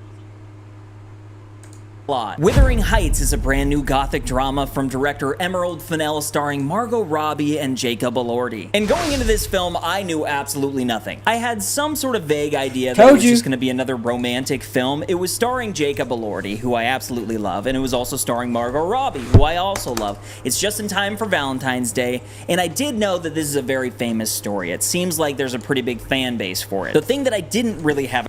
Told you most people would not have read the book. They go into it not knowing anything about it. I told you. a grasp on is just how romantic this movie is. And if you know the story, which I do now, you know what I'm talking about. It definitely goes there at times. And so where I walked in maybe expecting more of a Pride and Prejudice type thing, what I got was this insanely unique vibe of a film. And so what is up, my friends? My name is Danny. Welcome to Jones Vibes. Today I am reviewing Wuthering Heights. I do want to let you know this will be a spoiler-free review, so don't worry about anything. I'm not going to ruin the movie for you. As always, be sure to leave your thoughts down in the comments. I always appreciate your opinion. And without further ado, let's talk Wuthering Heights. The synopsis reads, tragedy strikes when Heathcliff falls in love with Catherine Ayrshire, a woman from a wealthy family in 18th century England. And that's really about all that you need to know with this film. It starts directly there with these young kids. You have Heathcliff, this young boy who's kind of been cast out and taken in by this family. And then you have this other young Catherine. They basically become friends pretty quickly and the love story develops from there. But it is an insanely tragic and heartbreaking love story. Having not read the novel, I never could have expected where it was gonna go. But just my initial thoughts walking out of the theater, I was much more emotional than I ever would have expected. There's the side of the audience in a film like this, and I don't mean to poke fun, but there really is the half of the theater here that was just swooning at either Jacob Elordi or Margot Robbie. That's a big draw for this, but what captured me was just how good of a film it was and how good of a story it is. And I shouldn't be surprised, this story has lived on for well over 100 years, but it was captured in such an artistic, moody, I think gothic is a good way to put it, vibe in this film that you don't forget it. And when you walk out of the theater, it kind of leaves and lingers with you because you sort of just feel like you're in a mood now. And I want to talk about a lot of that. First, I want to break down this cast because there are more people in this movie than just the main stars. We need to talk about them. But first, I want to give some flowers to the young kids in this film. So basically, you walk through their lives. You have them as kids. You have them as, like, I think maybe in the novel they were supposed to be teens, but they're clearly not teens. Maybe 20s, 30s. I don't really know what they were going for. And then you get them as adults. But the two kids in this film, you have the young kid from adolescence who he's having just a moment right now. But really, some of the moments that he has, Owen Cooper is this young kid. He plays young Heathcliff. He was phenomenal, dude. He was outstanding. And same with the young girl who plays young Kathy. Her name is Charlotte Mellington. Their chemistry was through the roof, and it takes a great director to bring those types of performances out of kids. But gosh, dude, like, I'd be excited to see other people maybe give them some of the praise that they deserve because they're only in the movie for, I don't know, less than 20 minutes. But for the time that they were on screen, I thought it was great. I also do want to shout out Hong Chow. She plays Nellie, and she has a really big role in this film. She's the servant to Kathy, but as you see in this movie, there's kind of a whole game of chess being played, so each character has their role to play,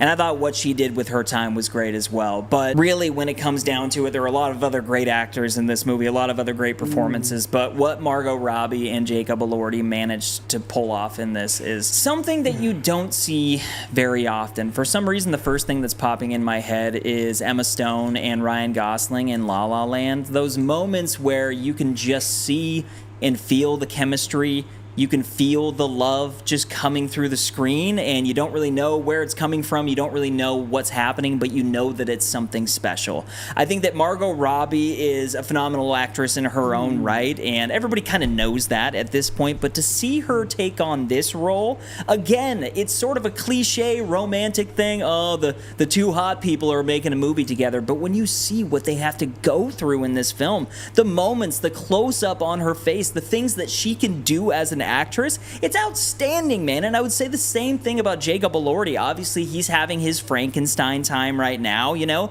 He was so great in that film, but watching him obviously not be in a big prosthetic suit and take on and just body this role, the emotion that he has to convey, again, the close-ups, the tearing up, the crying, the love, and the romantic things, it's a lot. It's a lot for actors to pull off, and they absolutely did. But this film doesn't come without its faults for me, and so I want to talk about the good, and then I'm going to talk about the bad. I want to start with the good because something that some people might not point out, because this film is going to have a lot of hype on the romantic side of things, but it's the cinematography. This movie is beautifully shot. The director of photography was Linus Sandgren, and I'd never heard of them before this movie, but what impressed me the most was just how much it felt like it was being poured out from a book, poured out from a story, but it didn't feel like an actual version of the 1800s. They really nailed a certain aesthetic where it felt like a strange, fictionalized version of the 1800s that again was just so moody. Every single shot just felt deep. It felt epic. You're only dealing with a couple different sets in this movie. You're just going kind of back and forth from place to place. But what they managed to do with that, it's incredible. There are a couple shots of Jacob Elordi on a horse alone that the backdrop is just like red sunlight. And I don't know how they got that. I don't know whose mind all of this was coming from, but it was really well done. I would also shout out the music. The music is done by Anthony Willis, and it is beautiful. It's heartbreaking at times. Also, Charlie XCW, is that her name? I don't even know. Forgive me, Charlie XCX, who I've kind of briefly heard about this girl, but she has some original songs in this movie. One of them is sort of a TikTok famous song, but it blares at the beginning. Same thing. I briefly heard about her, read about her a lot, heard some of her music, but I like the music in this movie. Beginning of this movie and kind of sets the tone. It was really, really cool. But the thing that I loved the most about this film, and I sort of already touched on it, but was their ability to convey romance as being more than just something you're looking at. It's more than that. It's a feeling, and there are several moments that you just got the feeling like the director understood. You know what I mean? She understood the assignment, and when you have like Margot Robbie walking up this foggy hill and the fog clears, and then you have Jacob Elordi standing there and he's got like this dope outfit on and the music is pumping. It's just this energy that you don't get anywhere else aside from a movie theater and watching something like this. It was passionate, it was really emotional, and I enjoyed the hell out of it. I absolutely did. Coinciding with the romantic moments, there's also the heartbreaking moments, and I would say they gave those 110%. It's a lot to handle and it's a lot to walk away with, but it's a hell of a journey. But moving on to the bad, I would say, you know, there's nothing like too much to nitpick about with this film. I thought it was really well done, and it is an adaptation. So at the end of the day, if you don't know the source material, you might not know why things are in the movie, but there's a certain chunk in this film getting towards the third act, maybe kind of like in between the second and third act, where the movie it just takes a turn. And for me, it sort of just loses the plot for a minute, and it started to become something that it hadn't been. Like, there are funny moments in this film, but it starts to lean a little bit too much into the comedy area, where I was like, wait, is this a drama? Like, is this still a romantic drama, or what are we going for here? But it does manage to come back from that. I think my critique would be, I just don't think that chunk needed to be in the film. It is a long movie. Like, it's rather long, 2 hours and something, 2 hours and 12 minutes. And so whereas the pacing was actually pretty great throughout the entire thing, there are just a couple scenes that I didn't feel like needed to be there and maybe would have made it move a little bit smoother. But the other two qualms I have with this film are purely subjective, so it's not really even a nitpick of the film itself. It's just how you feel about the things happening in this film morally. Like, morally with the main character, with Kathy, with Margot Robbie, there are things that are happening in this film involving marriage. There are certain decisions that she makes, and you, as the viewer, you have to kind of decide whether she's a good person or not. It definitely challenged me as a viewer, because you have this sweeping, epic love story going on, but there's also kind of this other thing going on that, for me, it challenged me a little bit, and I don't know whether I was disappointed in the main character or not. Like, I left conflicted, but a good movie does that, and so I'm not terribly torn about that. The other thing is just, how comfortable are you watching this kind of stuff take place? It made me pretty uncomfortable at times, and I don't know if that takes away the rewatchability for me. I honestly don't think it does, because everything else was so freaking amazing. Again, the cinematography and the look and the vibe of this movie alone are enough to warrant a repeat viewing or going back to the theater to watch it. So the stuff that might make you a little bit uncomfortable, the fingers in the mouth and stuff, that's stuff that you can get over. And then the morality of it, all of that stuff, again, those are questions. Those are good questions to have within your film. And so, all in all, I am very happy and, dare I say, satisfied with this movie. I do have one last thing that I want to say. I feel like men out there, if you have a girlfriend or a wife or anybody that's asking you to go to this movie and you think it's just going to be like a romantic blah blah blah type film, go give it a shot. Go check it out.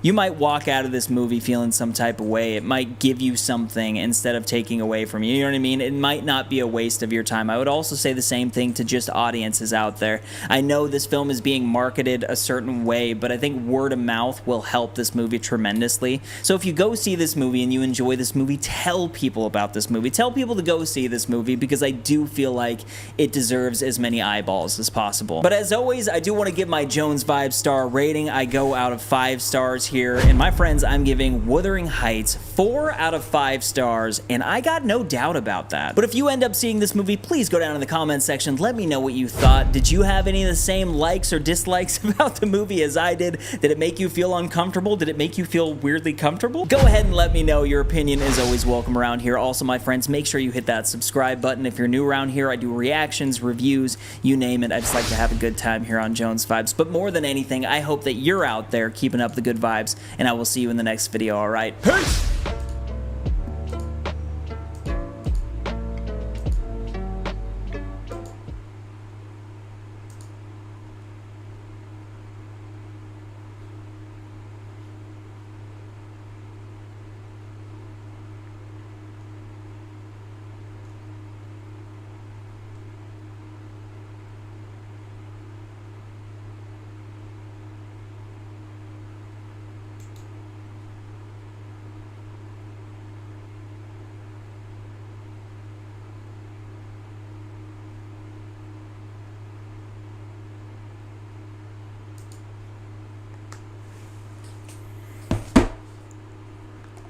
Emerald Fennell's Wuthering Heights is one of the worst literary adaptations I've ever seen in my life, and to sum it up, Emerald thought she was making Romeo and Juliet. Strong belief in that fact. I think Emerald gives it away with the conversation between Isabella and Edgar early on, where they are literally discussing the Shakespearean work. Big problem is the novel itself has more in common with a story like Nosferatu than a story like Romeo and Juliet. The novel itself is not a romance, it is gothic horror. When I think about who I would love to see direct the actual story, because this is not the novel, it's something else. 2 people pop to mind, it's Chloe Zhao and it's Robert Eggers. They would each smash this. As far as to say, this is not Wuthering Heights. The characters are not there, the themes are not there, the story is not there. This is something else, but Emerald Fennell wanted the safety of that name on her project. Conversation about Heathcliff has been deafening, because this character is supposed to be anything but a white man. Problems with Heathcliff in the film somehow run much deeper. This is one of the most monstrous characters in the history of literature, and ironically, they did the same exact thing they did with Jacob Elordi in Frankenstein, which is to strip away all of the difficulty, all of the nuance, all of the challenge, and the monstrousness. Problem is, when you strip away the harsh edges of Frankenstein's creation and you strip away the harsh edges of Heathcliff, you do not have the characters anymore, you have something else. The biggest problems with this story is the dumbing down of the creation of Heathcliff, and a lot of that can be tied to Mr. Earnshaw. Played in the film by Martin Clunes, and he's essentially replacing Hindley Earnshaw. This man acquires the alcohol.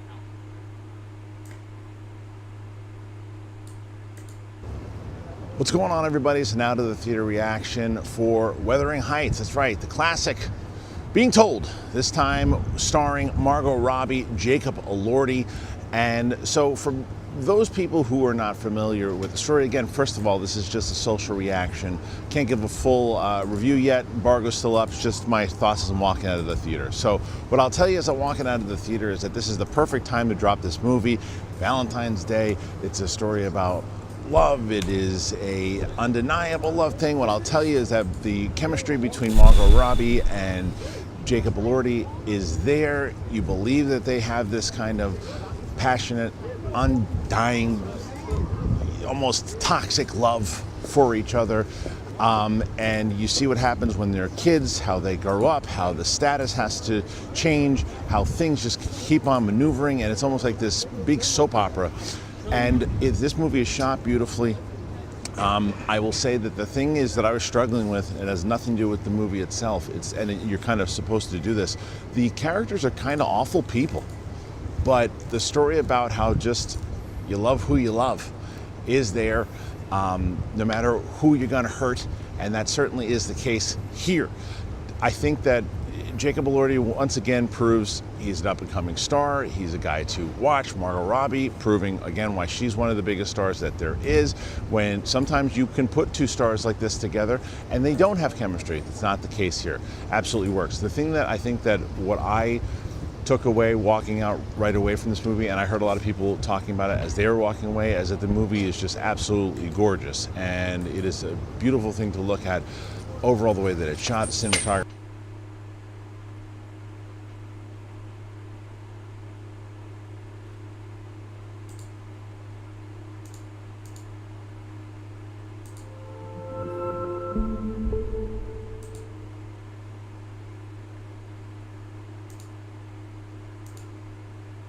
Damn, I'm sorry.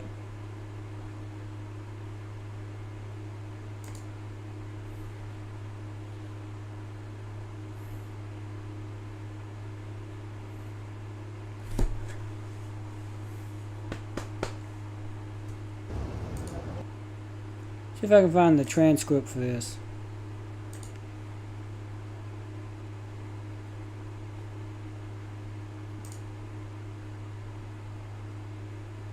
Oh.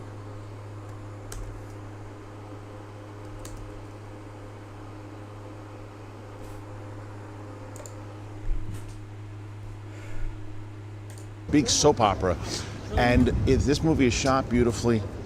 I will say that the thing is that I was struggling with, it has nothing to do with the movie itself. You're kind of supposed to do this. The characters are kind of awful people. Emerald Fennell's Wuthering Heights the story about how just you love who you love is there, no matter who you're going to hurt, and that certainly is the case here. I think that Jacob Elordi once again proves he's an up-and-coming star. He's a guy to watch. Margot Robbie proving again why she's one of the biggest stars that there is, when sometimes you can put two stars like this together and they don't have chemistry. It's not the case here.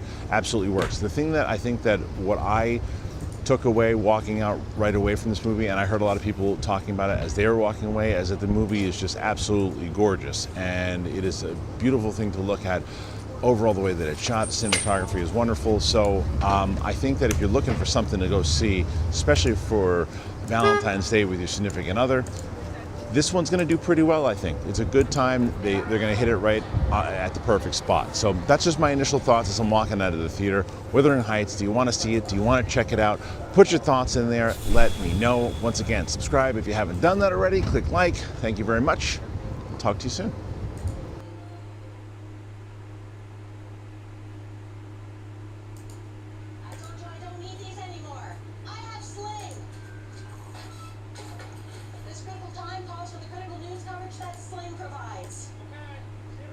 The most important news at the best price. Sling lets you do that.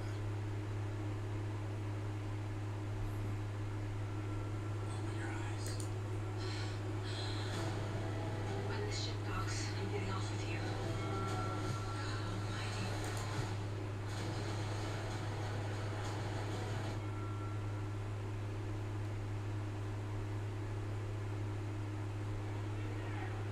$4 billion stolen, the largest robbery in history.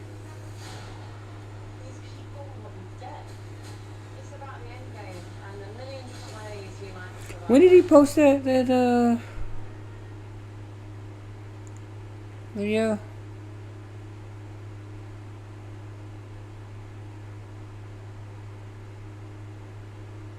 That was 11 days ago, right? You must not have a review for it right now. Anyway.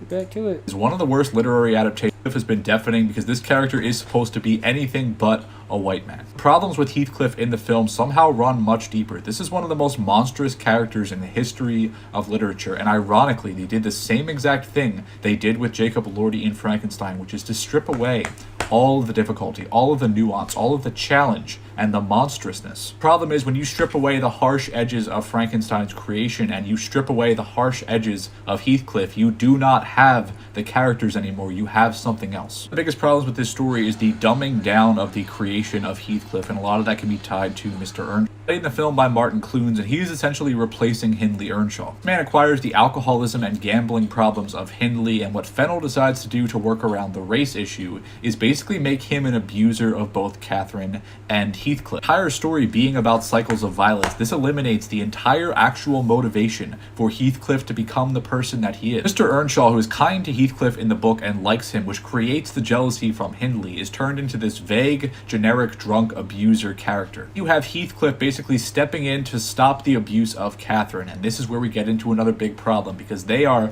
tied together romantically as star-crossed lovers, essentially, from a very young age. Hindley is abusing Heathcliff. It is not just out of jealousy, it is tied to his race, and it's tied to his social class. That's why even when Heathcliff comes back with all his wealth and power, they still pretty much view him in the same way and still treat him poorly, because he cannot change who he is. It's how they look at his skin. When Heathcliff comes back in the novel, they Count of Monte Cristo style destruction of an entire family. He wants to destroy everything because he is an entitled narcissist and a misogynist who feels he is entitled to Kathy. Kathy also felt some entitlement to him early on, basically treating him as a pet. And Emerald Fennell does sort of maintain that in this story. In the novel, that's supposed to be a negative thing, right? It's a negative trait about Kathy. This story just plunges ahead with both of these people being whiny and obnoxious and toxic and unlikable. And it simply says, yeah, but don't you feel something about their relationship, which is only really physical, which never actually happens in the novel. Brings me to another aspect of this story, and it's both of their ages, which make this story feel kind of ridiculous, to be honest. I've seen a lot of people acknowledge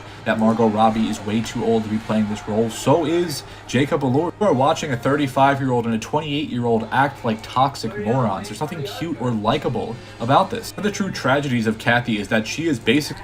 I mean, you do have some 20 and 30-year-olds who do that. They are in toxic relationships. You have people in the 40s and 50s and 60s that are in toxic relationships. Come on, man. A kid when all this stuff happens. The bulk of the story, she's between 15 and 18 years old, basically being pushed into this loveless marriage from an economic standpoint, trying to worry about her family and their future, and Heathcliff to an extent.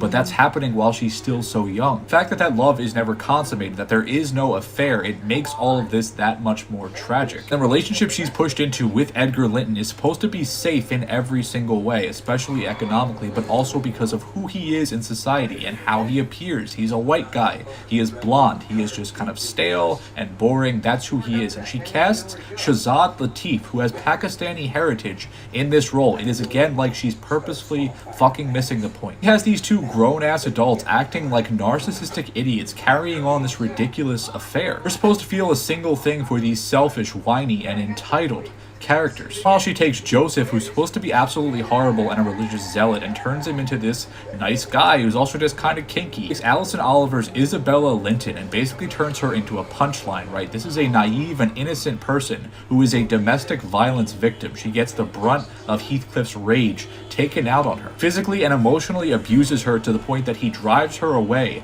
as she is pregnant. It's a smooth-brained version of the story, right? So Heathcliff can't actually be a monster. He can't, be a misogynist piece of shit who thought he had a claim to Kathy and now takes that out on Isabella when he is denied what he feels he's owed. He just is kind of a, rough and tumble heartthrob. Crazy thing about this movie is it takes away a lot of the sympathy that you should have for Kathy, and then it pretends that she is still a victim, largely a victim of Nellie, who was crucial to the novel, serving as a narrator, perhaps an unreliable narrator, but not a clean-cut villain. So what Emerald Fennell does is take this white character from the novel, cast Hong Chow, and then basically make her a villain. Supposed to be on some level cheering for this, and Nellie is standing in the way of it. Then something else happens that's very large that I won't spoil, that kind of makes it very straightforward as to how this story views Nellie.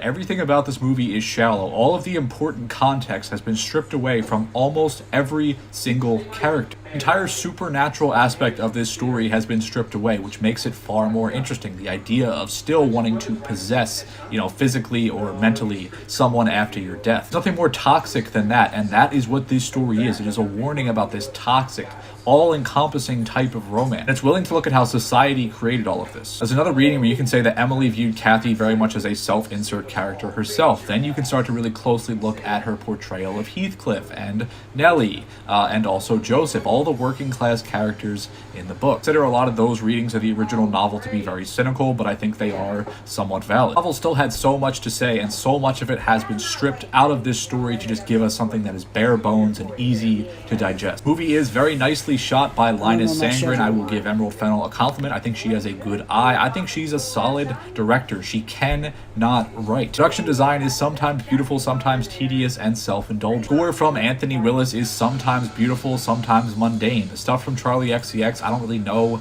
why it was in the movie. It's an odd choice. Today, these two undeniably beautiful and talented people are trying to hide a bad script, and they're trying to drape this movie in cinematography and the score, and trying to trick you into believing there is something more here under the surface. The film is repetitive, everything is on the nose, the prologue is not there, the second half of the book is not there either, so we don't get to actually see a real, satisfying conclusion to the cycles of violence and abuse that the entire story is about. At the end of the day, I'm begging filmmakers to stop doing this to classic literature. Please just take a chance and write your own story.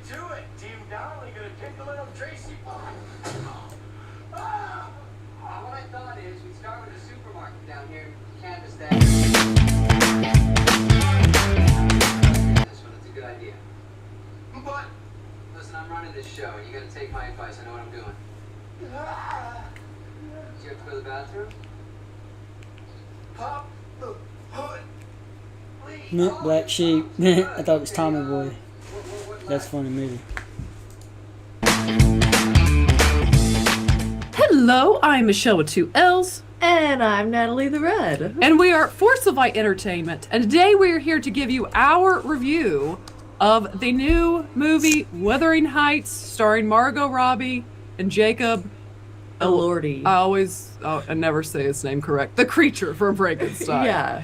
But before we get in this, the way we do our reviews, for those of you who are new, we will give you our initial thought, then what we liked, what we didn't like, and then what we hated. and then rate this film. Okay. Let's go ahead and get into this Wuthering Heights.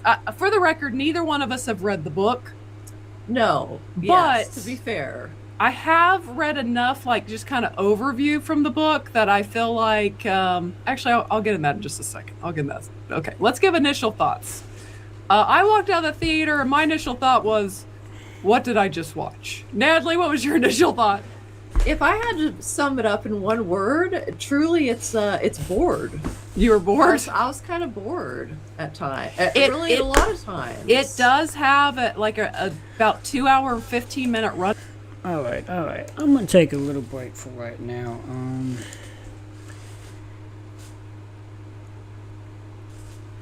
gonna take a small break because I have to go to the bathroom.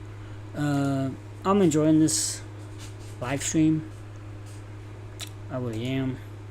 Go live. Alright, not stream manage.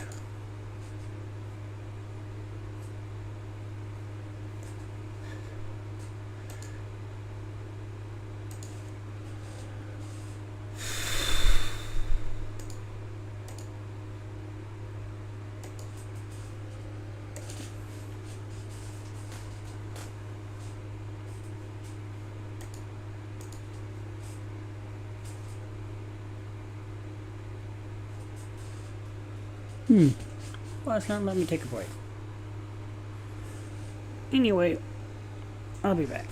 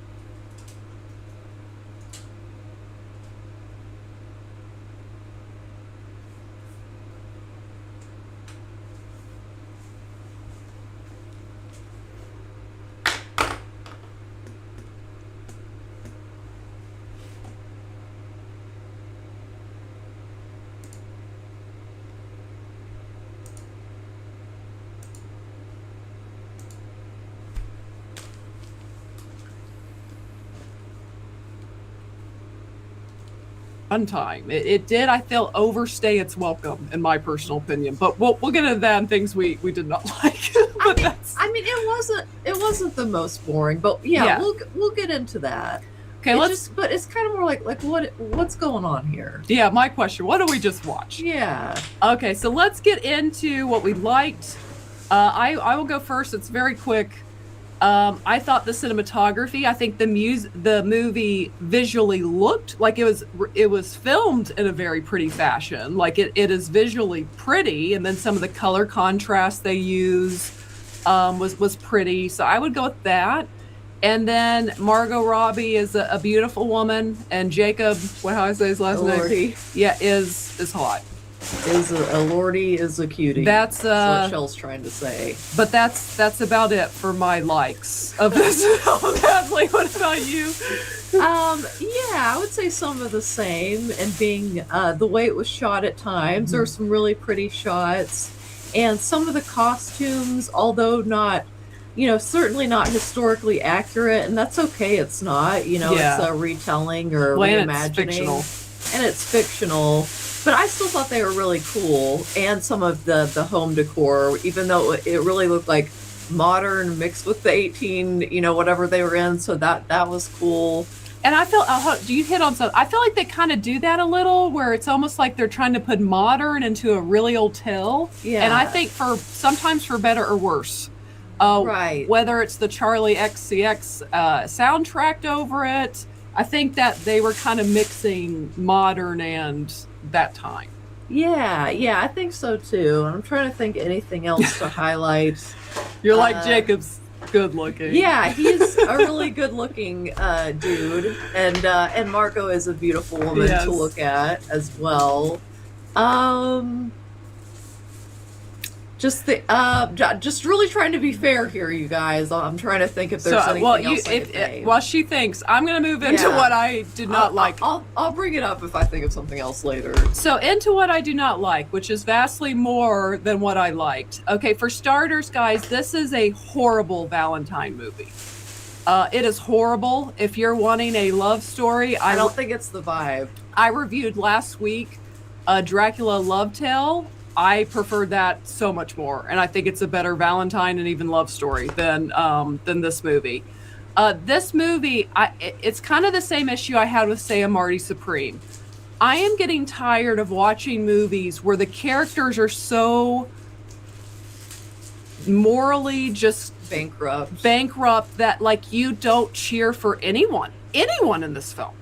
I mean, the guy she goes on to marry, he's a decent guy. I guess you could feel bad for him, but there's just really, but you don't spend as much time with him. The characters you spend time with, whether it's Margot Robbie's character, whether it's Jacob's character, whether it's her father, the maids, it's just, nobody's particularly likable. No. Or just downright unlikable. Yes, no one is likable in this film. To the point, I'm not going to actually spoil, but for those of you who have read the book, you know the ending. And I didn't care. I didn't care because the movie had Is that how the book ends, though? Because I've heard that it's like, really, that's just a part of Wuthering Heights, is like their love story part. There's a lot more to the book. Yeah, but I mean, it's faithful to her fate in it. Yeah. But I didn't care because you have not earned any form of for me to feel a certain way by the end of this film, because even the lead and Margot Robbie's character, Catherine, there are times she just says absolutely despicably mean things to people for no reason. It's just, again, everyone is so morally flawed. Catherine is spoiled. It's just not romantic. It's more lustful. There's really, as Natalie's already said, that it's kind of boring throughout this film. I just did not enjoy this film. Literally, it's lustful, but it's not even exciting lustful. No, and this film is gross. Like, and by gross, I mean like it's just everyone's dirty. Everyone's like, it's just like, I really mean it's like hygienically gross. Everyone needs to wash their feet. Yes, like it's kind of nasty. That's the point.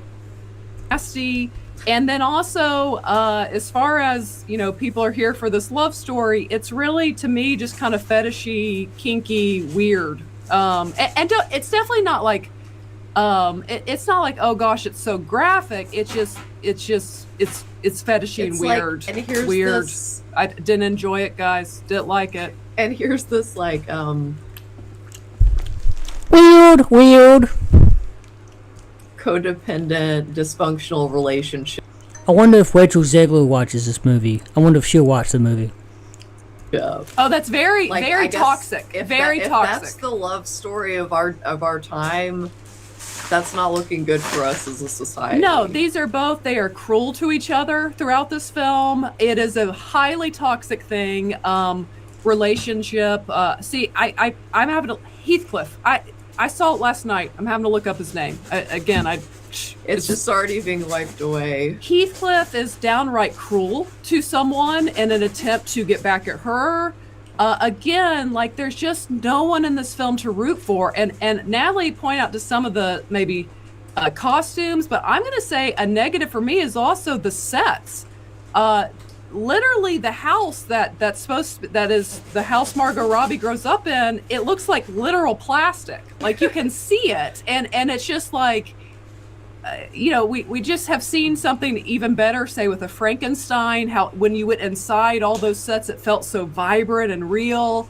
And in this, it was just obvious. It was some crappy soundstage at times when they were at the house. When they're outside, it was better because you could tell it was real. But then there's just not a lot of characters in this story. No. And very few people in it, and the runtime just went too long for me. So I just was not a fan. Natalie, what did you not like?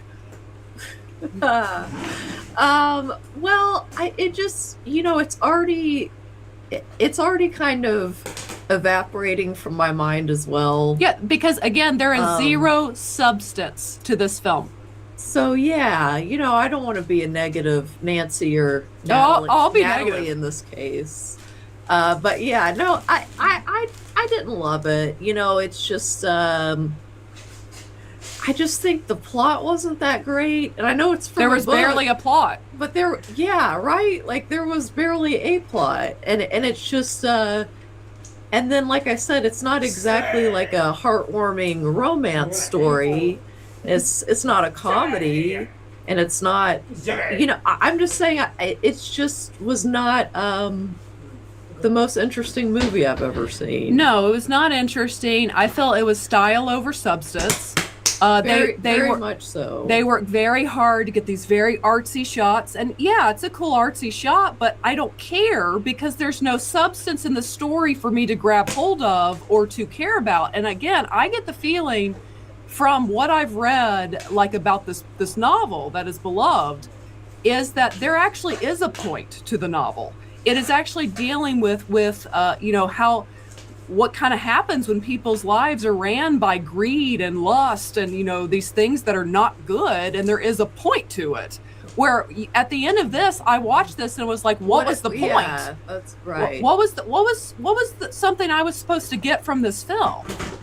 Because I walked away and did not get it if it was there. Like cool edits for TikTok, like because of the visuals, like I don't know. I think it was kind of like that kind of thing, like you said, but very much about the aesthetic. Yeah, so I think when people leave, they might be like, oh, that's a cool aesthetic, but I just feel people are going to forget this film.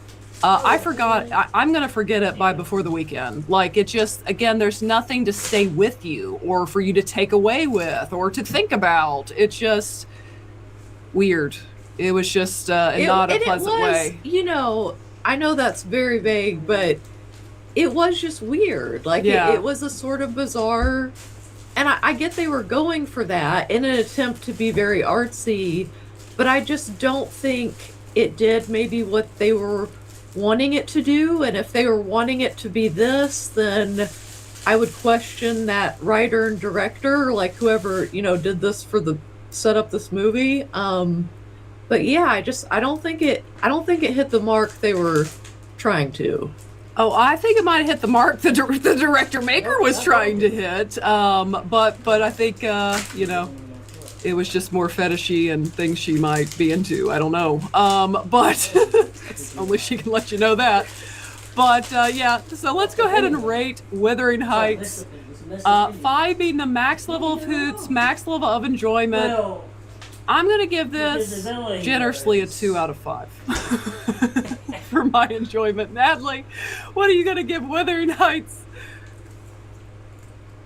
I was just thinking about the eggs in the movie. I don't know why that just came. And I'm gonna let you guys know a 2 is a failing grade. Okay, it's a fail. It's below average, guys. It's like a D. Okay. So, yeah, I'm gonna give it 1.75 hoots. Don't make me go to 1.5 to beat you. On a 1 to 5. I didn't love it, I can't. You know, and this is not to be for me to sound sexist in any way to you fellas out there, but I don't think a lot of men would love this. But to be fair, I also don't really know that a ton of women would love this either. Do you think so? Yeah, I don't think it's sexist to point out this movie was not made for men. Yeah, it was not. Don't want to exclude you guys or mentally count you out, but I don't know that you're gonna love this one. I think I don't know who's gonna love this one. I'm now questioning why it sits at a 66 on Rotten Tomatoes from critics. We have questions here at Force of Light. Yes, so that's our thoughts on Wuthering Heights. I do not recommend it this Valentine's. In case you didn't pick up on that. I will go back to last week. If you like gothic horror, and they're looking for a Valentine film, go see Dracula: A Love Tale. It is way better. I still need to see it. It's it's quirky and but in a fun way. There's different routes. Quirky can be fun, or it can be whatever Wuthering Heights was. Yeah. Anyways, that's our thoughts on Wuthering Heights. What do you guys think of this film? Have you seen it? Have you read the book? Are you terrified to go see it? Share your thoughts below, and if you have not yet, go ahead and hit the subscribe button. Also give this video a thumbs up. And as always, ladies and gentlemen, remember to be a force of light. All right, bye guys. What on earth has happened to period dramas? Because today, I saw the first look for the new Wuthering Heights adaptation, and I don't think I've ever been more unsettled by a casting choice since Ben Platt. Oh wait, that's in Dear Evan Hansen. Let's pivot.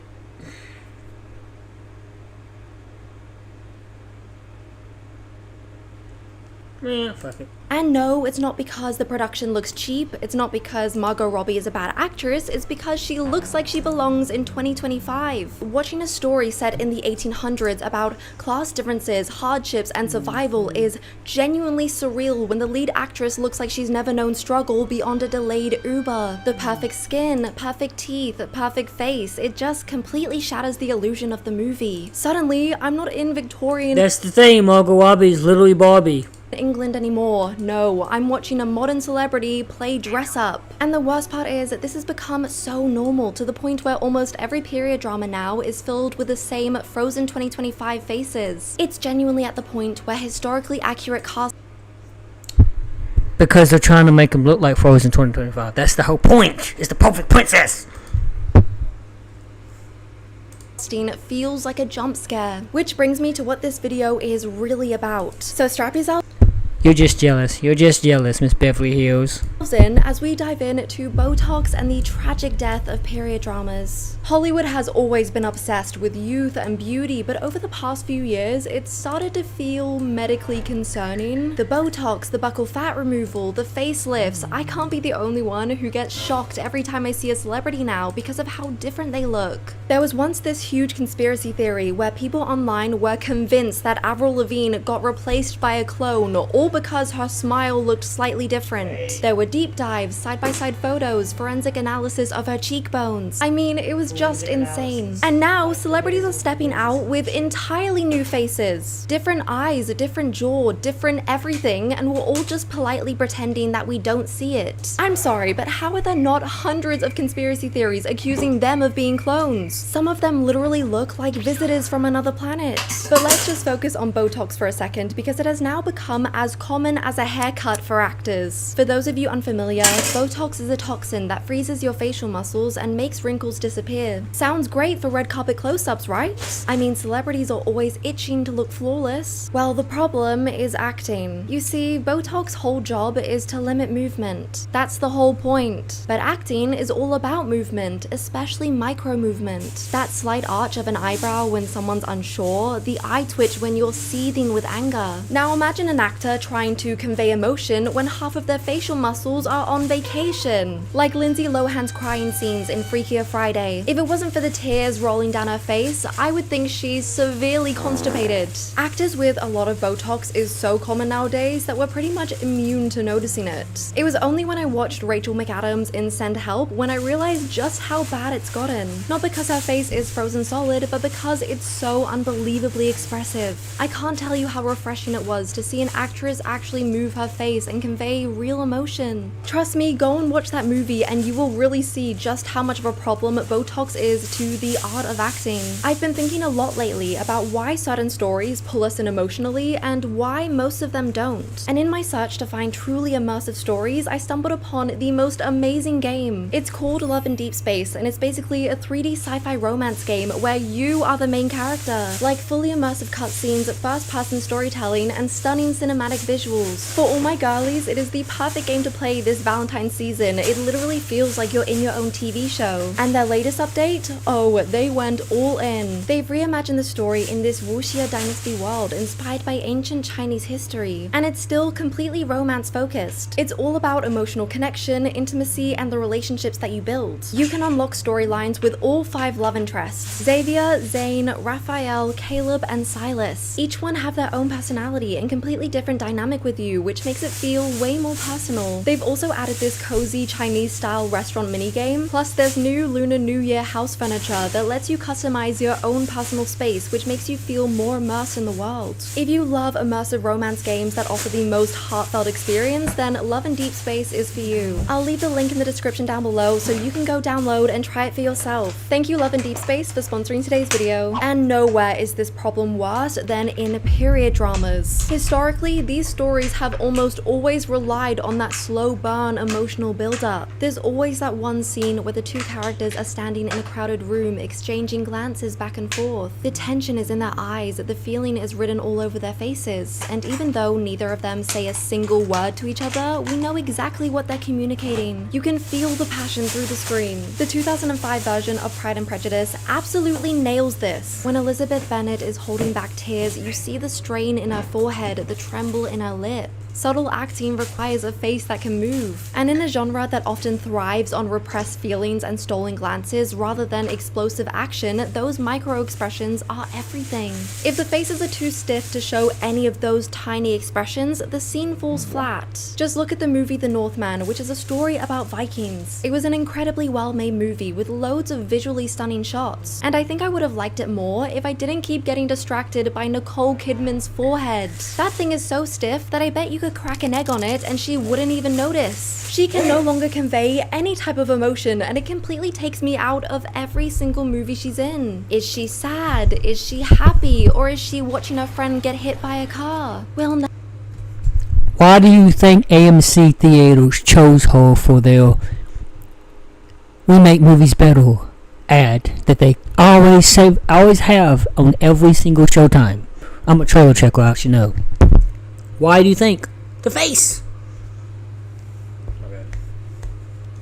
Never know. And Nicole Kidman is far from being alone, because we've now entered the era where younger actors are getting Botox preventively now, as in they start in their late 20s or early 30s before any wrinkles appear. Do you hear how insane that is? Why would you paralyze your face before your career even starts? That's like a ballet dancer purposely stiffening a joint. Like, why would you limit your range of motion when your craft literally depends on it? Thankfully, there are still plenty of actors who do speak out on this trend, like Rachel Weisz, who once said Botox should be banned for actors like steroids is for athletes, and I completely agree with her. But sadly, Botox in period dramas is just the tip of the iceberg when it comes to breaking immersion. Because for me, there is something that takes me out of it even more than a face that doesn't move. An iPhone face. No, an iPhone face is not a medical condition that you get from staring at your phone too much. It basically describes a person who looks like they've seen an iPhone. For instance, imagine casting Kim Kardashian in a film set in the 1700s. No matter how hard they have her churning butter, she's still gonna look like she was copy and pasted off of Instagram. Her face just screams at 21st century cosmetic trends. The sharp cheekbones, the big lips, the flawless skin. Obviously, Kim Kardashian is an extreme example, sure, but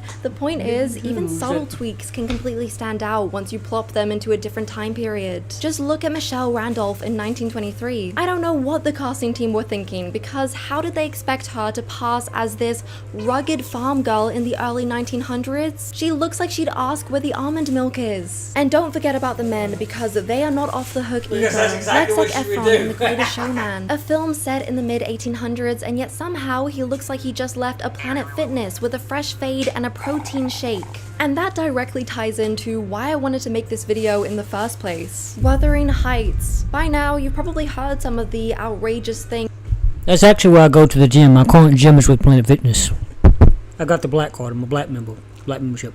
Surrounding this movie, but buckle up because somehow they have just gotten worse. The film is directed by Emerald Fennell and stars Margot Robbie as Catherine Earnshaw and Jacob Elordi as Heathcliff. When the casting was first announced, I actually thought, okay, this could work. But the second I started to look into the actual story, I thought, oh no, absolutely not. Before we get into the 1800s side of things, let's talk about the fact that 35-year-old Margot Robbie will be playing an 18-year-old. Let me say that again, 18-year-old. Sorry, but were there no younger actresses available? What happened here? And I know what some of you are probably thinking. Hey, we've had 30-year-olds play high schoolers since forever. Like, hello, we all remember how they tried to pass the cast of Grease off as teenagers. I will never get over how bad that casting was. But in my personal opinion, I think Margot Robbie playing a teenager is even more jarring to me, and just hear me out on this. You see, period dramas rely on authenticity, and the truth is, people aged very differently back then. I mean, have you seen those old black and white videos where the children literally look like old men? Even in early 2000s high school footage, those kids look way older than teenagers today. Life was just hitting harder. And by that logic, you kids look way older really look like old men.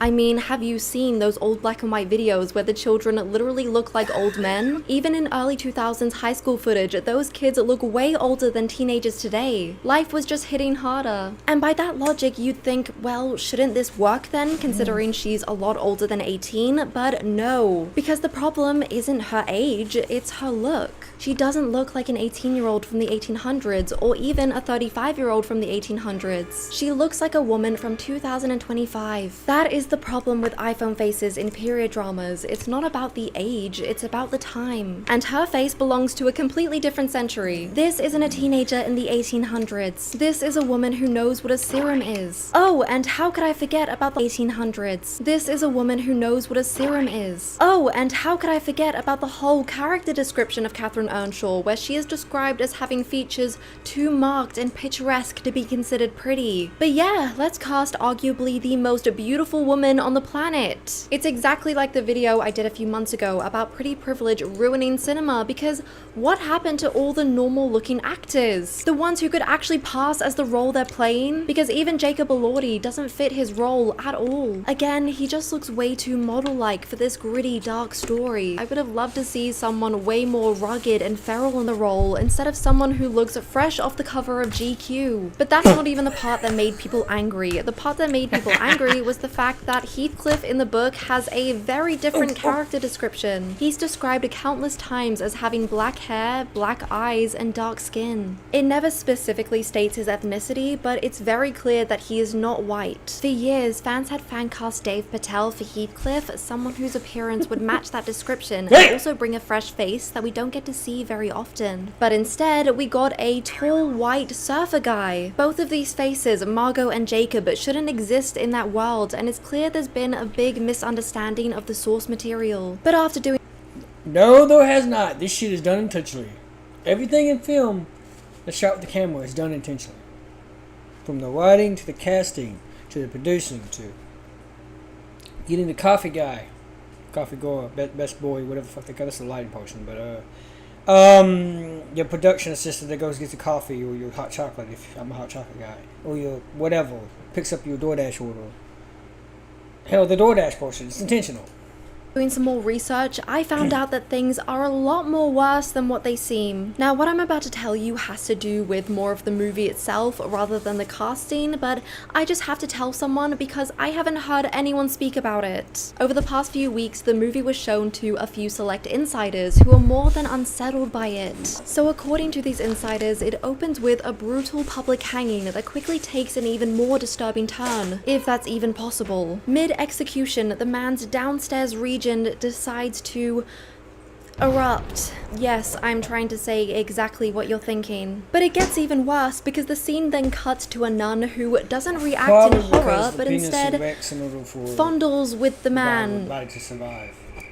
That's all I'm gonna say. It's just the most disturbing thing I think I've ever read, and I am so scared to see it in person. Keep in mind, the classic book had nothing sexual in it. Nothing at all. So it's sounding like this adaptation might actually be a hate crime. But I mean, it makes sense, considering the director is the same director behind Saltburn, a movie that went viral largely because people couldn't stop talking about how uncomfortable and gross some of the scenes were. And I wouldn't consider myself a prude at all, but even to me, these scenes were just so distasteful. They weren't clever or meaningful, they were just shocking for the sake of it, which was really disappointing considering that I really enjoyed the rest of the movie. So hearing that this film is gonna be even more extreme than that has me scared to say the least. But anyway, I know the movie is already gonna be out by the time I post this, so stay tuned for next week because I'm gonna do an entire video on it. Trust me, you don't want to miss it. Back to the point of the video, when the main consensus of the movie's trailer is how out of place the leads look, then you have a serious problem. No matter how good the set design and costuming is, if Catherine's face looks like she just had a spa day in Beverly Hills, we don't buy into her suffering. For a period drama to really be believable, the characters should appear as if they haven't lived with modern luxuries. This is why British dramas stay on top, because they consistently cast actors who look like they actually fit into those time periods. The movie's Sense and Sensibility is absolutely perfect for this reason, because the cast looked so unbelievably authentic. The class differences make sense, nothing feels distracting, and you truly feel immersed. In fact, British dramas might actually be a little too realistic because, according to a TV executive, British actors are too ugly for American audiences. Yeah, you heard that right. Apparently, the raw realism of our TV just doesn't work overseas, which really just proves my point about how obsessed Hollywood is with beauty. Americans are so used to seeing the most flawless people on TV that they literally get jump scared when they see a wrinkle. And I know this can sound like I'm bashing an actor's appearance because a lot of the time an iPhone face is just their natural face. But I'm not blaming the actors for this at all. No, I am blaming the casting directors. Because there's this thing called typecasting, and it used to be really simple. Yeah, typecasting. Look up Liam Neeson or Jason Statham. Is when an actor gets cast because they look like they belong in a certain role or world, not in a shallow way, but in a storytelling way. This is why Helena Bonham Carter was never cast as the cute girl next door. She was always cast as the dark, slightly unhinged woman because her face already told that story. So why are we now casting people like Lily Rose Depp in the movie Nosferatu? That movie is set in the 1800s, yet she looks like she just finished filming a Get Ready With Me. A lot of the time when people are watching these movies, they get the feeling that something is off. They can see something doesn't look right, but they can't quite put their finger on it. It's so confusing to actually know what's screaming 2025 about certain faces. So today, I'm gonna break it all down for you. Starting with the obvious feature, the lips. There seems to be this trend in period pieces lately where the leading lady will have distractingly big lips. Like Addison Timlin in American Horror Story set in the 1700s. Sorry, but are we serious right now? And to be fair, I'm not accusing her of having lip filler either, but there's no denying that she looks like she's straight out of the 21st century. It doesn't help that her other features give the same vibe, like her eyebrows for example. Eyebrow shapes follow fashion trends just like clothing does. Today, the trend is for fuller, well-groomed brows. Nothing too crazy. Many actresses nowadays get procedures like microblading so their eyebrows stay perfect forever. But if you look at pictures from hundreds of years ago, the ideal goals were very different. For example, during the Middle Ages, thin eyebrows were all the rave. And we're talking so thin to the point where they were almost non-existent. They were also so far above the eye for some reason. Just a constant state of shock. Then the 1700s was where things got a little bit complicated because bushy eyebrows were back in fashion. Except no one could actually grow them anymore because of all the plucking. So what did they do instead? They glued mouse hair to their faces. I wish I was joking. As the years went on, the trending eyebrow shape continued to change and it was a very important part of their look. I don't know if makeup departments just can't be bothered now or if it's up to the actors, but you just see the same 2020s eyebrows in literally everything now. It used to be so common for period dramas to go all in on immersion. Even the not so serious ones like The Mummy, for example, which is set in the 1920s. Just take a minute to look at Rachel Weisz's eyebrows. I mean, talk about a dedication to accuracy. I don't know why more productions don't apply the same effort, especially when the budgets have increased. Next feature, and one that really grinds my gears, is the teeth. Specifically the ones so white they blind you through the screen. I've honestly never understood the appeal of them, because to me, it just looks like you're wearing those plastic vampire teeth. It just looks so fake. So what happens when you put those teeth into a Victorian period drama where dental care didn't exist? A distraction. It's literally the reason I gave up watching the show 1883. That's literally the reason why you have a certain character who has bad teeth. Literally. It's Mr. Earnshaw. There's a certain scene when you see his teeth. Early in the movie, his teeth are okay. But later on, his teeth are beyond okay. They're cavity-stricken. Which mine are close to getting if I keep drinking this. I'll brush my teeth. Because everyone's teeth were so unnaturally white. You're telling me I'm supposed to believe this lady is trying to escape poverty in the 1800s? No, that is a TikTok influencer. And yeah, I completely understand that finding an actor in today's day and age with natural teeth is borderline impossible, but that is not the problem. The problem is we have all these resources to fix this issue, yet for some reason we don't use them. Think back to the Pirates of the Caribbean movies and look at their teeth. Absolutely revolting, aren't they? But guess what? The actors' teeth were white in real life. It's like somehow the makeup department knew that pirates in the 1700s wouldn't have pearly white teeth. Crazy, I know. Another example is... Yeah, they had scurvy, which is very common amongst pirates, and as a matter of fact, that's why some of them probably ate citrus fruits. They go eat oranges because oranges fight scurvy. That's the only way they can actually keep their teeth is to eat oranges. Nanny McPhee. The makeup department did such a brilliant job with prosthetics, and it did make the character feel so believable. Would that movie hit the same if Nanny McPhee had white teeth and perfect skin? No. So if we have all the tools to fix this problem, then why aren't we? Part of me feels like the reason for this is just how advanced cosmetic surgery has become. You have 30-year-old actresses getting fox eye lifts, face contour, eyelid surgery, facelifts, nose jobs. It seems like every month there's a new trending surgery. It's gotten to the point where it's impossible to alter with makeup without completely changing their face. It's like Michael Jackson. Biopic's coming out soon, so I gotta mention it. He got so many damn facelifts, his face was unrecognizable. He went from looking black to like the whitest fucking... He looked like a straight up action figure. He looked like something out of a Barbie. Like, I'm pretty sure there was a Michael edition of Barbie, or a Michael edition of Ken in the Barbie line. Take Lily Rose Depp, for example. Even when she's stripped back and dressed for a completely different time period, her face still says, I know what a beauty blender is. And I'm sorry, but whoever decided that she could convincingly pass as someone from the 50s... What about yours? Maybe not. Century needs to be fired. Like, immediately. The only time when she actually looks like she existed before 2020 is when filmmakers go to the extreme. Like in the upcoming film Werewolf, which is set in the 13th century. They don't just tweak her look, they completely cover her in prosthetics to the point where you genuinely can't even tell it's her anymore. And I can't help but think, what is the point? If the only way that someone can fit into a world is if you completely hide their face with prosthetics, then maybe that's not the right casting choice to begin with. And this ties back to one of my main issues with casting at the moment, which is pretty privilege. Hollywood has always been obsessed with beauty since the very beginning of cinema, but the difference between now and then is what beauty used to mean. Back then, there were so many different faces on screen. You'd have people with strong noses, crooked teeth, asymmetrical faces, which made them all the more memorable. But now, everyone looks the same. Same face shape, same proportions, same smoothness. And this huge shift in actors has created a ripple effect that's gone throughout other aspects of filmmaking. For example, costumes used to do so much heavy lifting, pulling these actors into a different time. But now it feels like they've just given up and gone, well, this is what everyone looks like, so let's just style around it. Which is how you end up with period dramas where the hair and makeup feels very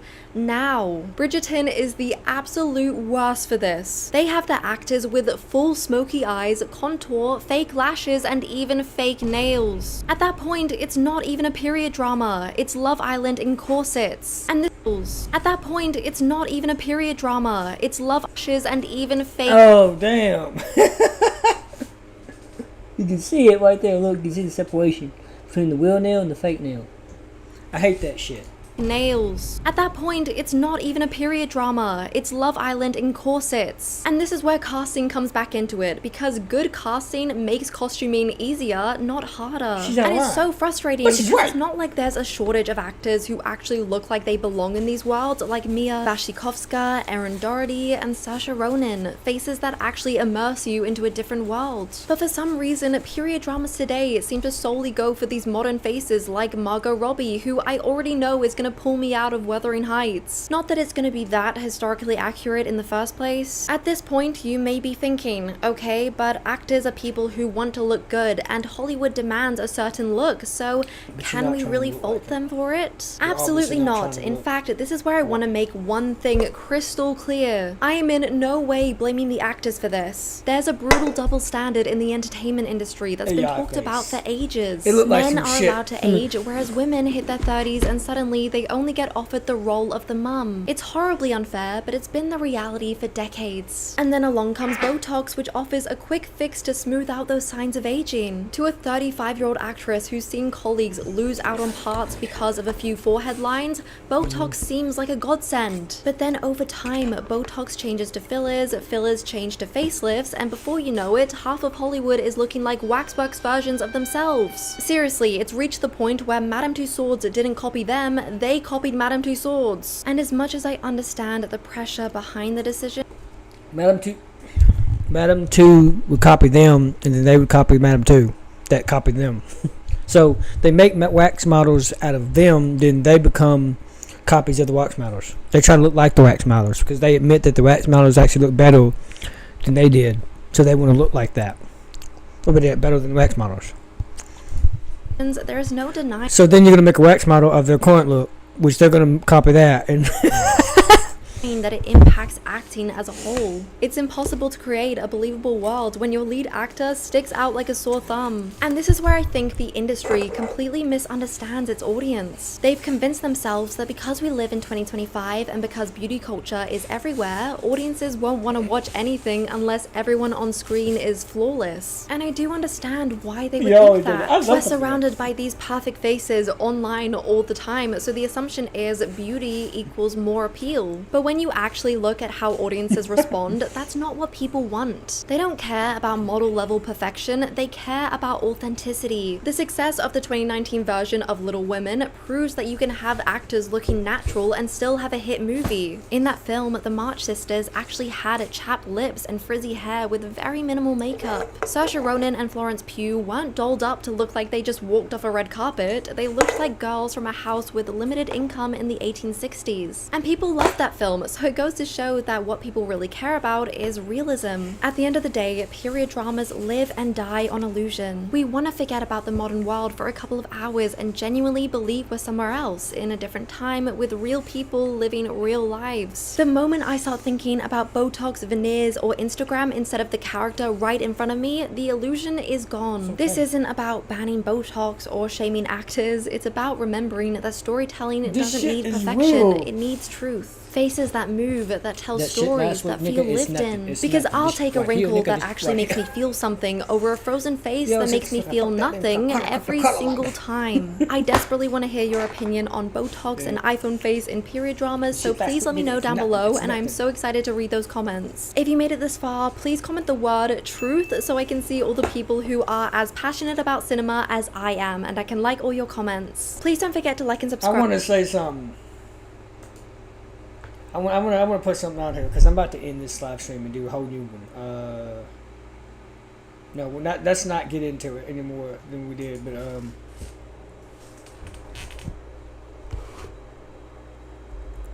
Cat Williams has a new. He has a new Netflix show out.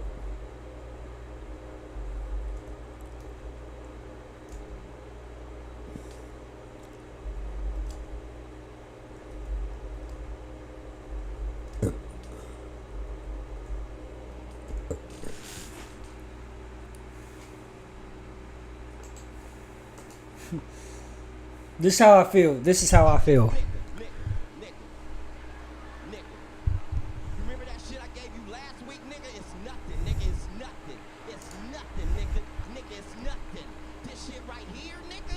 This shit right here, nigga. Right here. This shit, nigga. This shit here, nigga.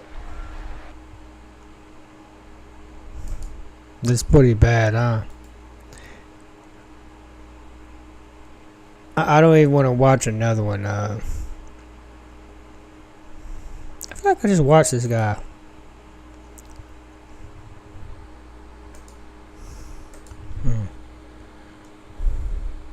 At the first screening I saw this of, when he was like, "Would you like me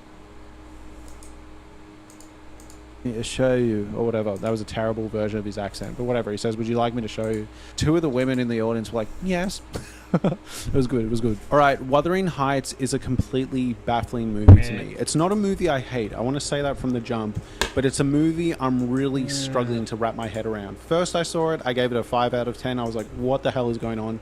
What is this? How can a movie be so simultaneously gorgeous and beautiful and moving, but also totally baffling? I really don't want to,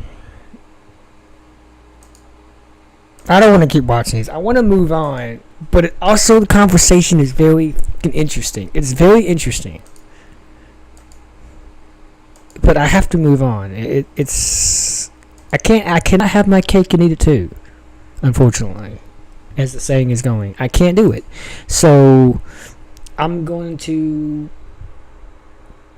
go against my impulses on this. This is the one I was referring to. I'm just going to insert this short here. Nigga. You remember that shit I gave you last week, nigga? It's nothing, nigga. It's nothing. It's nothing, nigga. This shit right here, nigga. This shit right here, nigga. Here, this shit, nigga. This shit here, nigga. He's pointing at the weed, like he's talking about the drugs, like your drug dealer you get your weed from, they give you a different version of weed this week than it's different from the last week's version of weed. Like last shit's weed was nothing. This shit right here I give you, it's I wish I could find the original. I want to find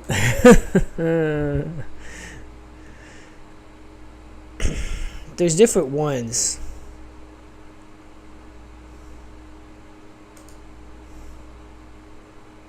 Had to be careful though. I don't like that one. But there's different ones, but it's a funny ass video. Unfortunately, it's. We might watch just one more to even it out at 20, just for fuck's sakes. But But thank you so much for watching, and I will see you in the next video. Bye. See, I'm okay to listen to it if your take is intelligent and you have a good argument and like explaining why everybody's mad. If you're I'm sorry, I briefly read her title.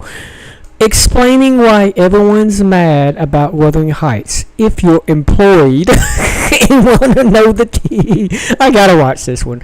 But let me go back to that one. What See, on earth is okay.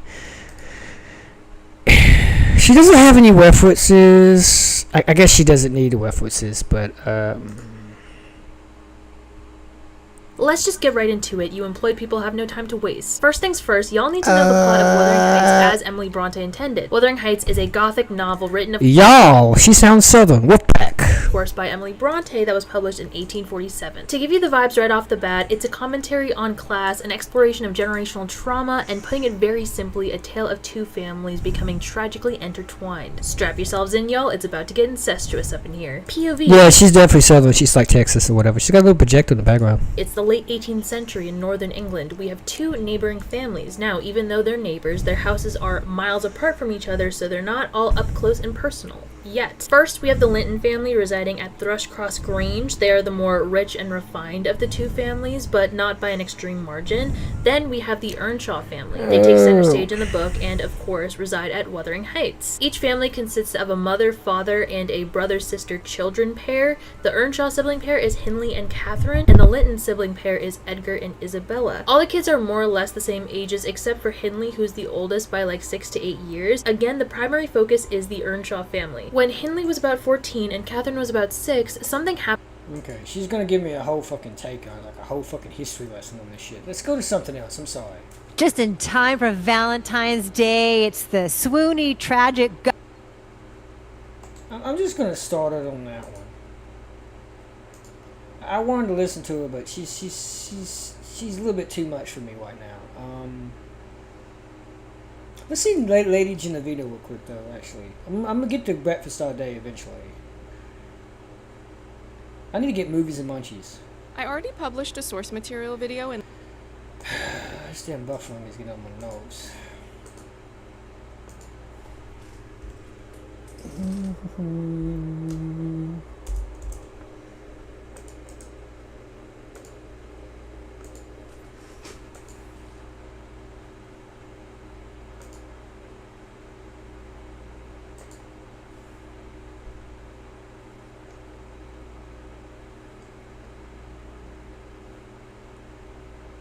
I'm just gonna tap my cat Williams weed. Weed is getting stronger. That's what it's called.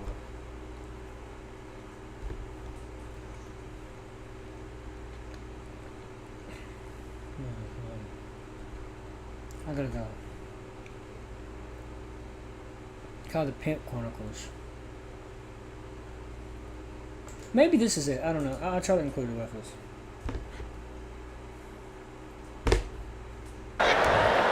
All I'm saying, you gotta enjoy your motherfucking life. That's all the fuck I'm saying. Enjoy your goddamn life. Life is fucking short. Enjoy that shit. Some of y'all just need to smoke some weed and see if it don't help. By all means, make your paper, boo-boo. Drug, I done the research. It's just happened to set it. But that's not the same as drug. Why the fuck is illegal? I don't know. Aspirin. This is an old one. I'm sorry. Oh god. I think it's this one. I'm gonna go with this one. It's kind of long, but this one. You gotta enjoy your motherfucking life. That's all. Okay, I can't find the actual spot. It's the same. It's the same one. Just saying. It's some shit you gotta do to it. He's talking about how weed is natural and. Oh well. I think this is it. I'm just gonna go with this. You get the idea though, at least. Had to be careful because weed is getting stronger every 2 weeks. And these niggas ain't sending out memos or bulletins or nothing. The shit just strong for no reason. And these niggas that sell the weed be happy to tell you how much stronger this shit is than the last shit. Just as soon as they see you, just... You remember that shit I gave you last week, nigga? It's nothing, nigga. It's nothing. This shit here, nigga? Always have some name is Cryptochronic, kinda like, nigga. Always have some up ass name. This shit's called death, nigga. You be like, nigga, that don't even sound attractive. What the? You mean I'm gonna hit it and die, nigga? Is that what? No, nigga, not death, nigga, death. You hit this shit twice, nigga, you can't hear shit. Like, nigga, I got shit to do today. What the? Your kids been calling you all day. They're daddy. Had to be. That's what I meant, though. Let's get back to Lady Genovita. I like her videos. She's wonderful. She's really good. Oh, my internet's probably dropping. Yep.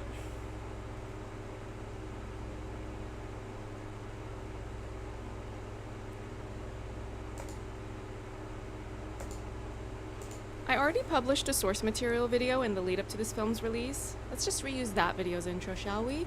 Perhaps with an extra twist or two.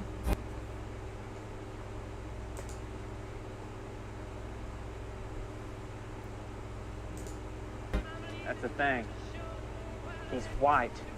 I can follow you like a dog to the end of the world. He's white? Oh, that was from Elvis, the one with Austin Butler. I was wondering where that was from.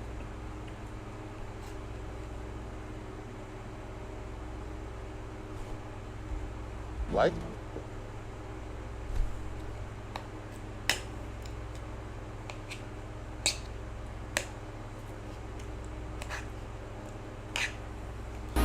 Ooh, let me see. Oh, wait, I can't read. Hi, I'm Lady Genovia, and on my channel I talk about entertainment media. If you are new here, hello. The primary thing I do on this channel is I review films that are released in cinemas, because the cinema is vastly superior to streaming, and we come to this place for magic. I also discuss source material because I like to study the adaptation process, see which works are being greenlit for adaptations, and most important of all, in this space, we promote libraries. These are all library books I have checked out right now, a good amount of which are for studying source material for... Bridgerton, an offer from a gentleman, Bridgerton, to show Mr. Philip with love, Bridgerton, something wicked, Bridgerton, it's yes. Damn, son. Adaptations, but there are also other books in there that I simply felt like reading, and things that I wanted to learn more about. I'm about to pick on two Australians for extremely poor acting, the worst I've ever seen. I know she's like, you're Asian or whatever, but in this little part here, she looks wet in the face. It's like that shit weighs a lot.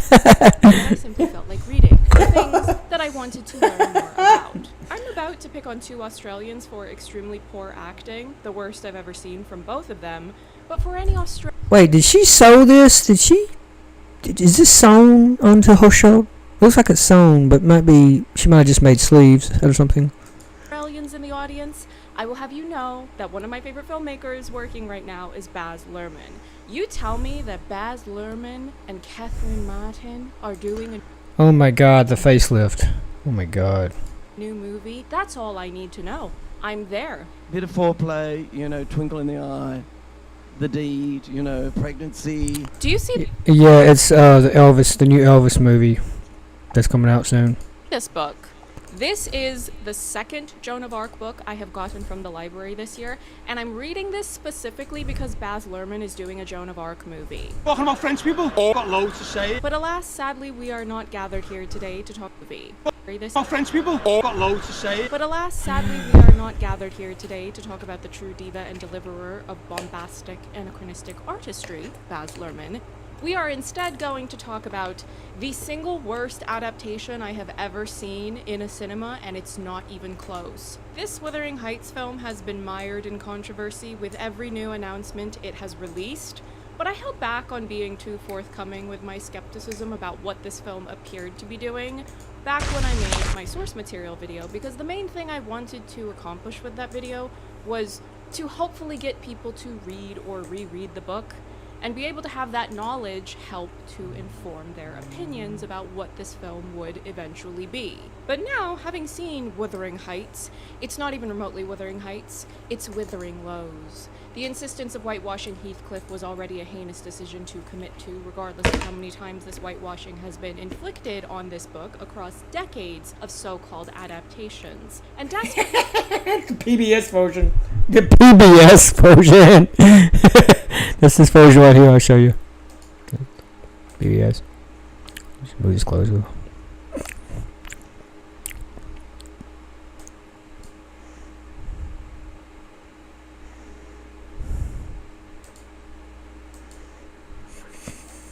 See? With Tom Harding. Now streaming. Attempting to make a romantic and salacious story from a book about generational trauma, racism, classism, abuse, and revenge, it's a weird choice. But if all of those weren't reasons enough to be put off by the film, it was also mind-numbingly boring. A harbinger of anti-intellectualism, Wuthering Heights removes all the nuance and character of Bronte's novel. Margot Robbie and Jacob Elordi give the worst acting of their careers in a film that's as entertaining as a lobotomy in slow motion. The most shocking part of the film was not the predictably desperate attempts to elicit a response by way of cheap shock value stunts, but how boring it was. We must have been half an hour or so into the film's runtime when I kept thinking to myself, are we done yet? Can we be done yet? Every 5 to 10 minutes for the rest of the film, I would note how it felt as though I had been there for hours. Surely we must be finished by now.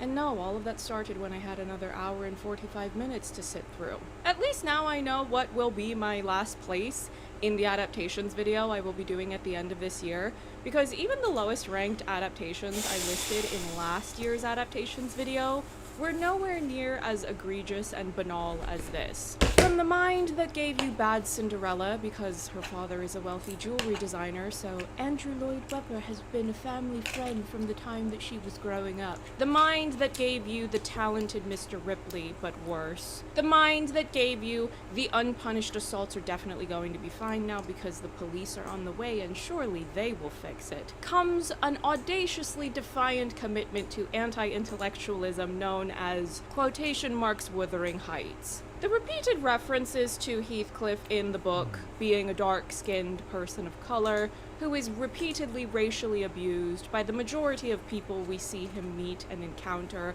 and live with while he's growing up have now been mutated into a white Australian in a bad wig, one that's somehow not even the worst wig in this film, as childhood Catherine has by far the crustiest, mustiest, dustiest shake-and-go wig, which is entirely unbecoming of a film with an $80 million production budget. You didn't have $1,000 to spare from that budget on a decent wig for her to wear? Or perhaps hire a dialect coach to fix whatever it was that Margot Robbie was attempting to do for the voice of her character. It didn't even sound like a generically posh English accent, let alone a posh woman specifically from Yorkshire.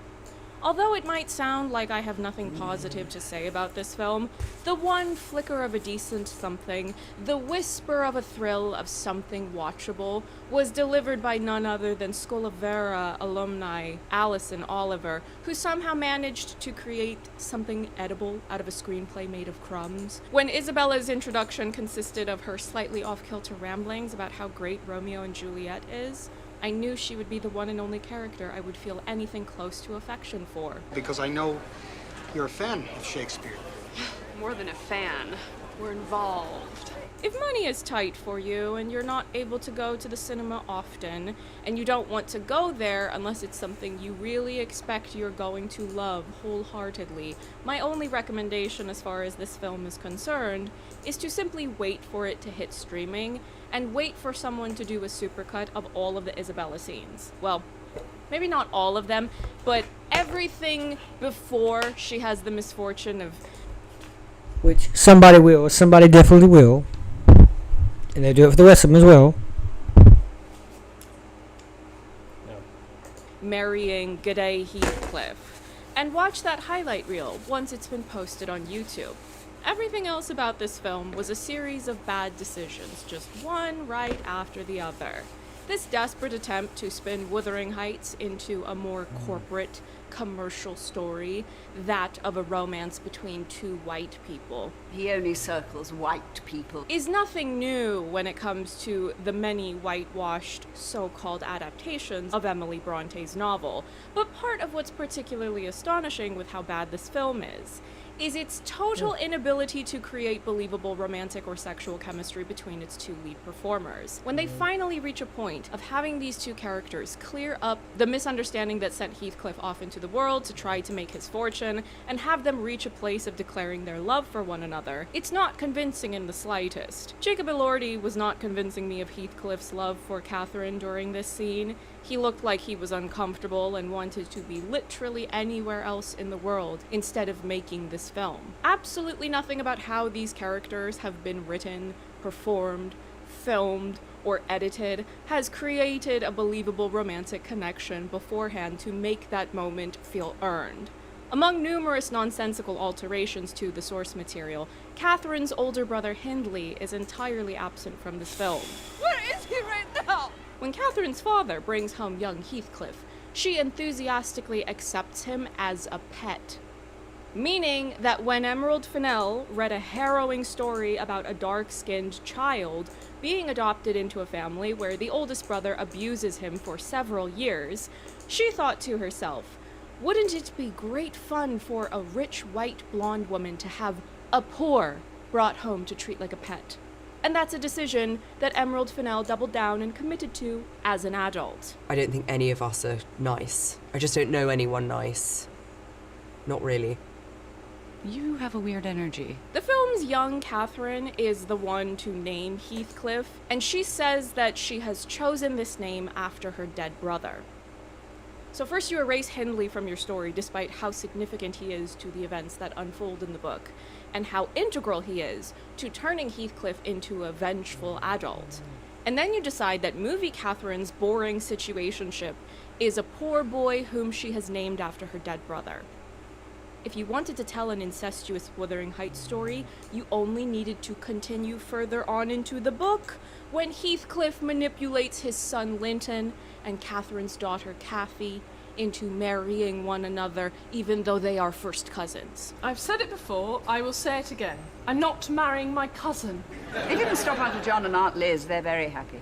Our friendship is built on our mutual distrust of England. So movie Catherine takes it upon herself to try to teach Heathcliff to read, but she is temperamental and entirely ill-suited to effectively teach a child how to read and write, so when she mocks Heathcliff for not picking up these lessons more quickly, he gets upset and runs off, and then she eventually goes and apologizes to him, and I suppose they're this film's version of okay. But there is little to nothing else shown to indicate that she would be appealing to him to where he would become so emotionally entangled with her.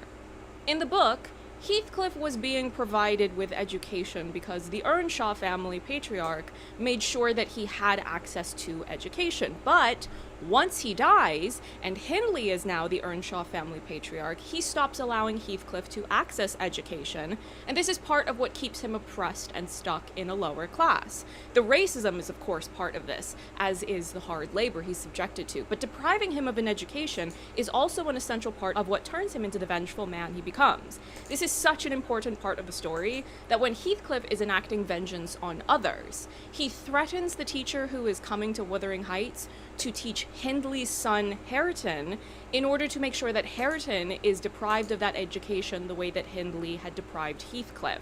The weaponization of education and literacy, and more specifically, the lack of access to them, is rightly treated in the novel as a heinous transgression.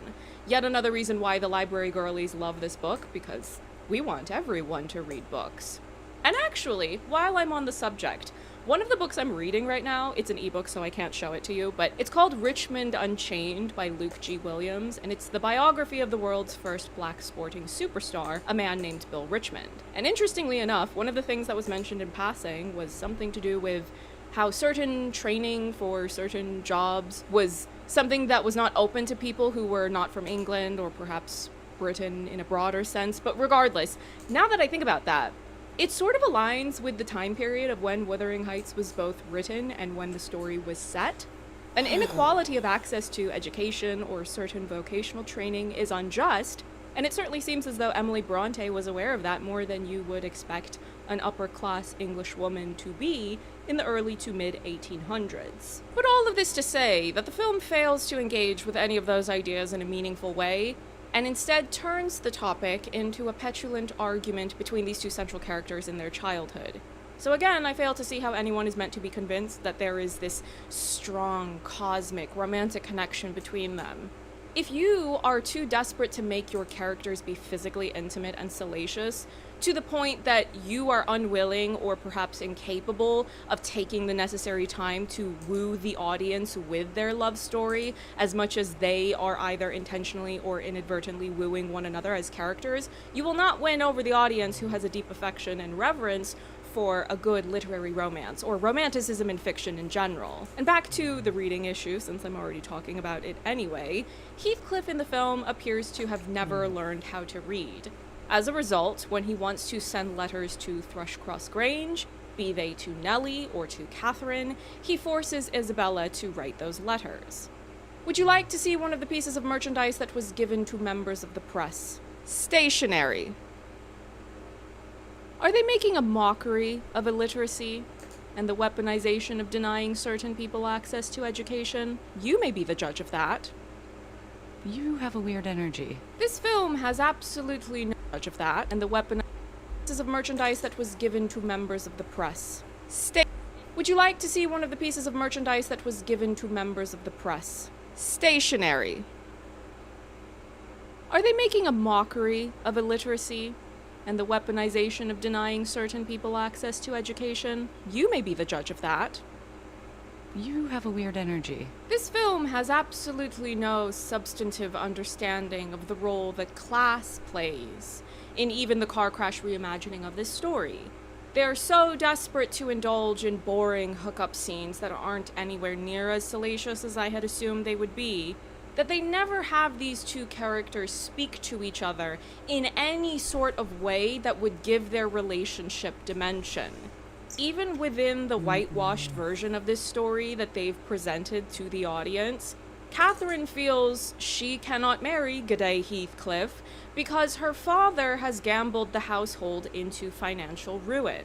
The historical context of the story is such that even a woman originally born into this higher class would not have the means of lifting herself out of such a predicament unless she were to marry someone with money. But they never talk about this in any sort of meaningful way.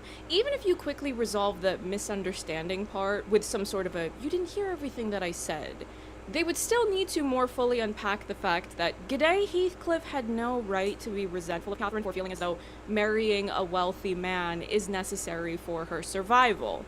Thus, we have not been given any reason as to why G'day Heathcliff would like her, since all we know is that she made fun of him for not being able to read or follow her terrible attempts at teaching him how to read. And we have no reason given for why she would like him when he has seemingly no comprehension of how she might feel like marrying the wealthy, even-tempered man living down the road would be a practical means of survival, even though he's the one deprived of things because of his lower class standing. And if he does understand that, that's news to me because the film did nothing to communicate that to be the case to viewers. There already has been, and will presumably be, far more said in any number of reviews of this film that it's a baffling or even repugnant decision to continue to whitewash Heathcliff. Heathcliff is repeatedly described in the book as being dark-skinned, and he's insulted and referred to by a racial slur by other characters, and he even laments to Nellie how he wishes that he could look like Edgar Linton, who has blonde hair, light skin,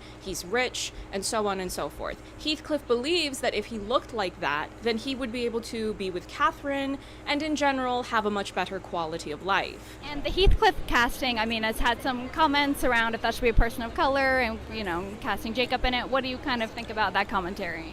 I think the thing is everyone who loves this book has such a personal connection to it. And so you can only ever kind of make the movie that you sort of imagined yourself when you read it, and then you can, I don't know, I think I was sort of focusing on kind of sadomasochistic elements of it. Emily Bronte, the upper-class, educated Englishwoman, told a harrowing story about the trauma of being racially abused to such an extent that you become a vengeful monster. And Emerald Fennell went, but what if two white Australians did mediocre hookup scenes together?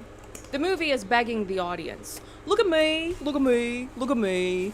And yet, you've offered nothing worth looking at. On top of whitewashing Heathcliff into G'day Heathcliff, it is also insidious that the only characters that they do hire people of color to play are either treated as an inconvenient nuisance or a villain. Edgar in this film is often little more than reasonable and nice, but we're supposed to be terribly annoyed with him simply because he is not G'day Heathcliff. Now, I'm not annoyed at him. In this movie, I'm Team Edgar Linton and Isabella Linton without any doubt.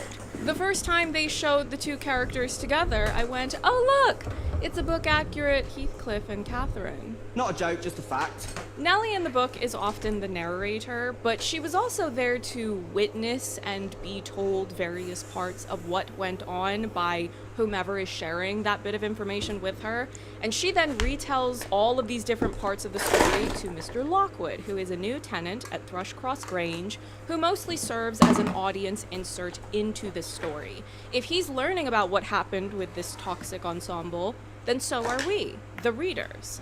Yet this film is desperate to try to make Nellie out to be the villain. Emerald Fennell wants me to blame the Asian maid for the toxicity of these two leads. I reject that wholeheartedly. Back the fuck up! Get away from me, all of you! This Gone with the Windified version of Wuthering Lows kept finding new ways to do just that, lower my opinion of it. The film twists the book material of when Nellie notices that Heathcliff has overheard a select portion of the conversation to instead have Nellie in the film notice that Heathcliff is approaching, so she intentionally questions Catherine in such a way that Heathcliff will overhear Catherine say something against him, and the film tries so desperately hard to put the entire blame of their separation on Nellie, even though the reason Nellie lashed out in this way is because Catherine had just said something extremely vicious and mean-spirited to Nellie. It was something along the lines of, no one loves you, or no one will ever love you. I don't remember the exact line, and I have no intention of ever subjecting myself to this film again. The film never acknowledges the fact that Catherine was vicious and malicious to Nellie in the first place, and that there is a power imbalance between them where Nellie must navigate the world much differently because she's not of the same upper class standing as most of the main characters in this film. Because your main blonde, self-insert rich girl has all the freedom in the world to be unkind and malicious and haughty, but you still need to root for her to have a love story. No, I don't. The chocolate, Leo. They had the fucking peeler in my head. And the fact that Heathcliff in the book is so deeply traumatized by years, if not decades, of racial abuse, that he was denied of his education and forced to do hard labor for the Earnshaw household, and he lashes out and swears vengeance on everyone. He marries Isabella specifically because she's Edgar's heir, because she's his sister, not his ward, the way that she was in this film. Heathcliff is so abusive to her that she runs away, and he also threw a knife at her, so when she shows up to visit Nellie right after she has run away, she's bleeding. And then Heathcliff enacts the same abuse onto Hindley's son that was done to him, and he also abuses his own son and Catherine's daughter into forcing them to marry each other as first cousin spouses. And your takeaway from all of that, which you wanted to commit to, was that you wanted to remake that story the way you always wanted it to be, which is a toxic situationship between two white people. Even if you wanted to do a fix-it reimagining of Wuthering Heights, where you give Catherine and Heathcliff a happy romantic story where they are able to be together before they both die, your insistence on casting a white actor suggests that you don't see men of color as viable love interests. Shall we have another brief interlude where I show you a piece of merchandise given to the members of the press? This is a sewing needlework kit, and you might be asking yourself, well, what does that have to do with the story that you read in the book? Because you who are watching this, of course, you are a reader who reads books. In the film, after Catherine and Isabella have had their arguments and falling out over the fact that Isabella is now interested in Heathcliff, Isabella proceeds to self-harm herself on the palm of her hand with the needle that she is in the middle of using to do needlework. So your bright idea for merchandise was to make merchandise out of the self-harm addition to this anti-intellectual rewrite of a literary classic. On top of the merchandise, which relates to your male lead, who was never able to learn how to read because his primary love interest humiliated him out of following through with learning how to read and write. He needed to have his degraded wife be the one to write those letters where he's trying to win back his primary love interest. Okay, I do then. think Bad wigs, plastic-looking jewelry, whitewashing, and no class analysis, or even just addressing the issue of class in such a way that would make your narrative cohesive. A further example of that, the fact that Heathcliff overhears Catherine say that it would degrade her to marry him, so he runs off to make a fortune, and he comes back without the bad wig, and he has new clothes. Why wouldn't he change his accent? If he wants to make himself over in such a way that he would fit into a mold of what he believes would make him an acceptable or worthy person whom Catherine would be able to marry, wouldn't he also change his accent? Now, me personally, I find posh accents to be unbearable more often than not, but in the rules of this story and the setting, it would make sense. You've got a dreadfully unconvincing accent for Catherine. Accent work that doesn't follow Heathcliff's narrative and character journey. What was the reason for any of these decisions? And the fact that this movie was so desperate to sell itself to the audience with the promise of being salacious, only to play the most mediocre, boring, unconvincing hookup scenes. If you want to watch that type of material, I mean, Heated Rivalry is right there. Even the montage in Joyride, where most of the characters are engaging in some sort of NSFW action going on, that is far more entertaining to watch. When they finally reached the point of G'day Heathcliff and Catherine having an affair, I was left going, is that it? That's the payoff to whatever it is that you've been doing to bring us to this point? I saw that going differently in my mind. The constructed sets look terrible, the jewelry looks plastic and tacky, multiple outfits Catherine wears looks like polyester, there was plastic wrapped around some pillars or whatever those things were.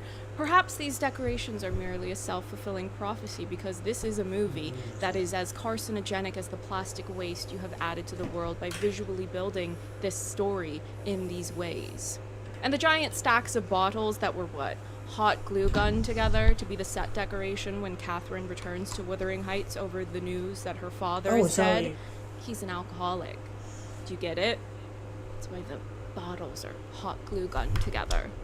This is a movie so catastrophically bad that you question everyone who has name recognition for their willingness to be a part of it and keep their names attached to it.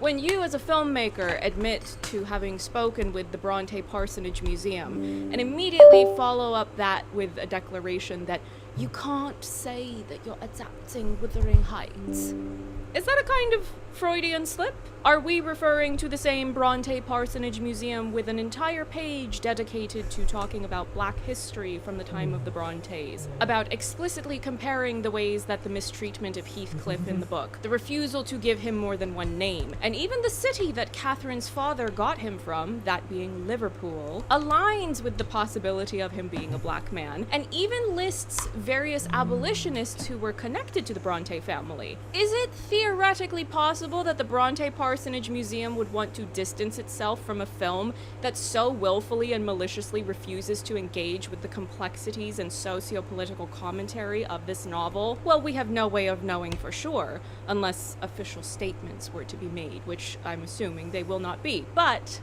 one can't help but wonder, if being anti-intellectual, boring, devoid of any believable romantic or sexual chemistry, and insisting on using bad wigs and dressing your wealthy female lead character in jewelry that looks like it's made of plastic, if all of that wasn't baffling enough on its own, there was such an insistence on poorly adapting and misinterpreting Wuthering Heights, when if you wanted to reimagine a period piece full of cruelty, toxicity, and smut, Dangerous Liaisons was right there. One would think this director would know about, considering she has stated on the record she's a fan of Cruel Intentions, unless she somehow doesn't know that that film is also based on a classic novel. Cruel Intentions. As I've already said, the film's writing is terrible, the character work is non-existent, and the acting of these two lead actors is the worst acting I have seen from both of them. But even with all of that, I cannot say that I will swear off on them, because I own Birds of Prey on physical media. That's still a fun time for me to watch. Run, Piggy, run!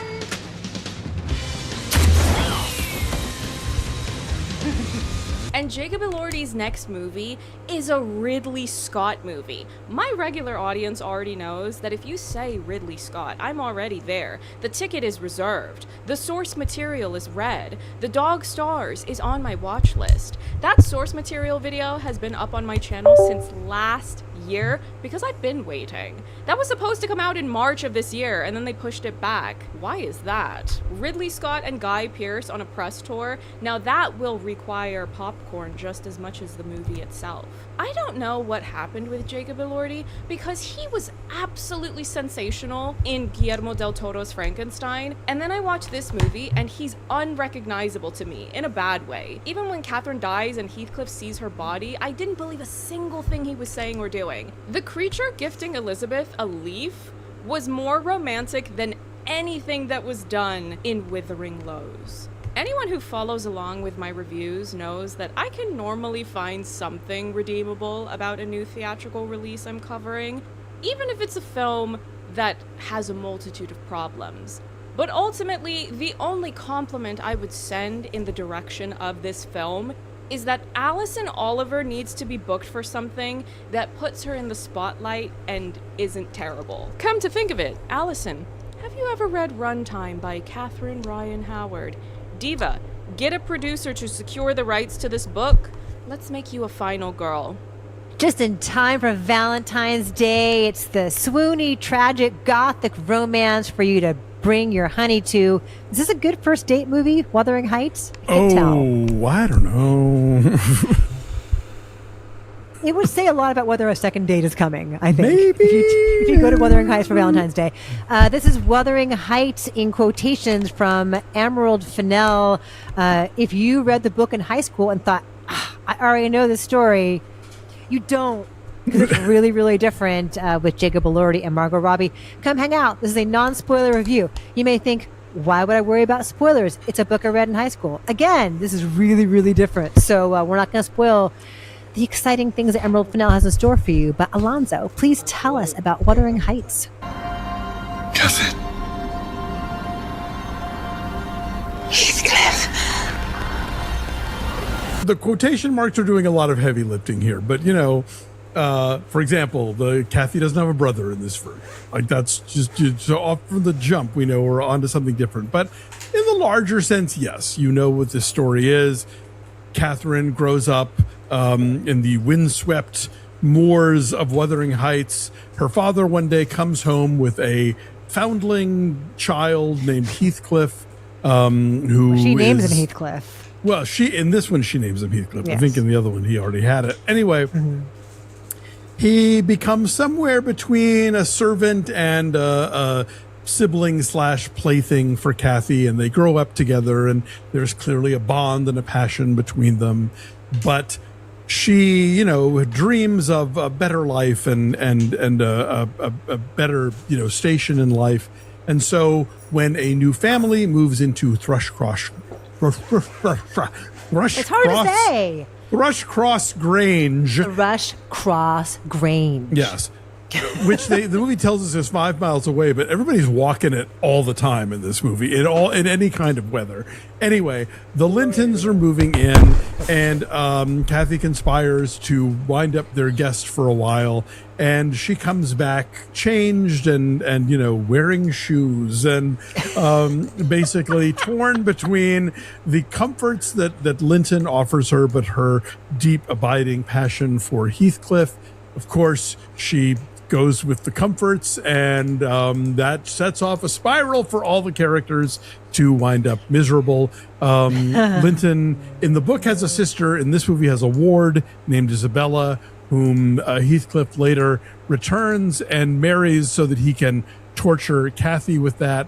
And in this version, Isabella knows what she's getting into and is okay with it. This is a very consent-seeking Heathcliff in that way. But obviously it's all really about the sparks and flame between Margot Robbie and Jacob Elordi. It's like, why do Wuthering Heights? Why not just make up something from whole cloth that's Wuthering Heights-ish, But if you're gonna tackle one of the most beloved novels in the English language and decide, I could do it better, then you better really deliver. And I don't know that she does. I think that this movie has some fun ideas, has some sort of modern takes on different aspects of the story and whatnot. But ultimately, it kind of is penned in by the story that it clearly didn't feel like telling in the first place. And so you wind up with a movie that's not quite either fish nor fowl in terms of a reimagining or revitalized version of it, but it's also not a traditional straightforward adaptation either. And I think the last 20 to 30 minutes are kind of a drag. They are a drag just when it should be getting like really tense. Yeah. When everything is like coming to a climax, as it were. It feels like it's just sort of plodding and like going through the paces. And while these are incredibly gorgeous people, Jacob Elordi and Mark, they don't really have a lot of chemistry with each other. Like when it comes to the actual romance of it, when they are, before anything happens, when it's like that love-hate kind of push-pull, that tension, windswept on the moors, as you say, like that's all exciting. And the setting as an element of like energy and, thrill and rush and wrongness to that. But then once they're doing it all over the place, yeah, this is we have a Kathy and a Heathcliff who F in this movie, and they do it a lot, and it does kind of undercut, the tension of it. Yeah, it's like the drama of it. Like, look, if you wanna make it a thing where longing becomes manifest, like there's a way to do that. But if you're gonna make it not about longing anymore, and you're gonna, go right to the goods, then this is like not working for me.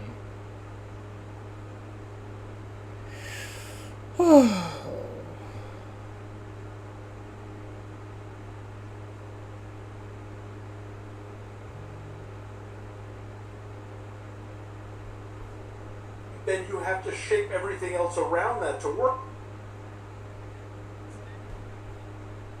This secret from him that is, I mentioned this in our Out of the Theater thing. I think this version kind of villainizes Kathy a lot. Like she's constantly making decisions and not just deciding to marry Linton that are undermining her potential happiness with Heathcliff. And at the same time, Heathcliff is much kinder in this version than we usually get, because we don't have the brother. There's not the whole thing where he, takes over Wuthering Heights and pays off the brother's gambling debts just to watch the brother suffer and be tormented by him. He's kind of chill about things and in that regard. And then, rather than being this monster who is destroying Isabella's life just to torture Kathy, he's letting Isabella know exactly what he's doing and asking her if that's okay with her. And she's like, yeah, let's do that. And so, while that's progressive in a way, it also makes the character like, well, what's he about then? Now, if he can't be a villain anymore, then it just makes her a villain. And I don't know. I respect the fact that she's trying to do something different, that she wants to muck around with the building blocks of this story, but I don't think that she's come up with something significantly better than the tried and true version of it that still holds up as a story.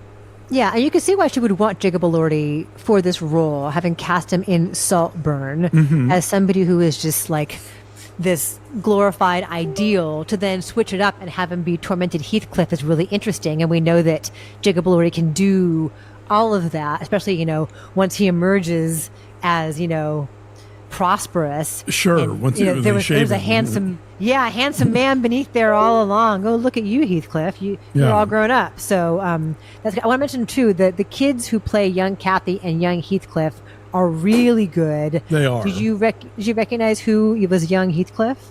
No. Owen Cooper from Adolescence. Oh, I still haven't seen that show. Who is phenomenal and has won every award that you can win, and deservedly so, right. At age 16. I felt and Charlotte Millington plays young Kathy. Yeah, they're great. And I almost felt more of that alive kind of kinetic energy when they're kids more than when they are adult. Like it feels primal in a way that is gripping. Yeah, I mean, because I think of Lordy and Margot Robbie having more chemistry, but maybe that's just a carryover from what the kids were doing. But Right. I don't know. And also, I think they're so beautiful. I think they work off each other a little better work better for me than for you. But but that's neither here nor there. Shazad Latif plays Edgar Linton, and he is English, Scottish, Pakistani, which suggests a sort of Bridgerton style, like non-traditional casting. But at the same time, Fennell's getting heat for casting a non-Romany actor, you were telling me, as Heathcliff. So it's like, I don't know if you get to do both of those things. I don't. Hong Chow as the and Hong Chow as Nellie Dean. I don't know if making those two characters now people of color and not mentioning it or not necessarily making it a big deal in the story counterbalances the idea of not making, of having a Heathcliff who isn't, the sort of dark, character as described in the book. I don't know. Yeah.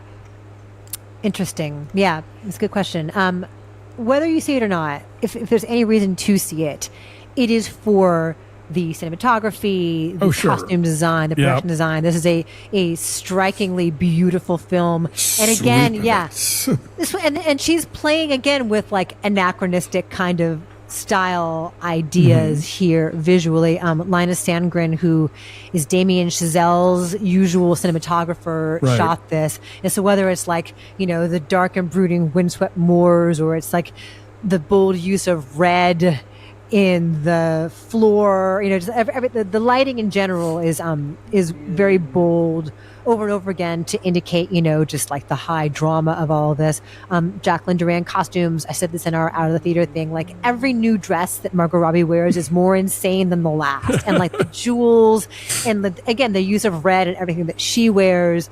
So the clothes are phenomenal. And the Linton home is so like tidy and picture perfect, and then within that home is a dollhouse of that home that is also tidy and picture perfect. I mean, there's a lot to get here. I mean, like this, I'm not saying don't see this movie, because I definitely there's much of it that gave me pleasure to see and to hear and look at, but I just don't know that it works, and I don't know if the central idea is I'm going to take Wuthering Heights as my jumping off point and really, take it somewhere new and interesting and different that's, if not an improvement on the original, at least is a fascinating exploration of the original. I don't know that she quite achieved that. Yeah, the characters have the same names, and it takes place in the same place. But from there, it really doesn't even have like the same kind of spine of the story in a lot of ways. So, I'm with you in that. I like a big swing and a bold artistic choice. This is very much an Emerald Fennell movie in a lot of ways, including the use of Charlie X. Yeah, including the use of Charlie XCX music. A lot of folks asked us in our early reaction video, how are the Charlie XCX songs? They're good. I mean, they are not so strangely anachronistic, though, as to be like, Marty Supreme or Marie Antoinette. Like what she has done is in a mood that fits the brooding of this and the longing of this. So yeah. All right. What's your number on Wuthering Heights? I guess like a 6.2. Like I was fascinated to see where this was going to go, and there were stops along the way where I was like, "Oh, that's a choice," or "That's kind of cool." But all in all, I don't think it's one of those that I don't think it works, but that you should see it anyway, just because of the attempt to like do something wild here. Yeah, I'm totally with you on that, and both actors are very good in it. Yeah. And are incredibly charismatic and, bring unexpected choices to this dialogue, this classic writing. I'm going to say a 6. Yeah. And again, a lot of that is just for the trappings of it, the technical stuff with it. So Wuthering Heights is out there this weekend. Will you see it? Will you take a date? Let us know.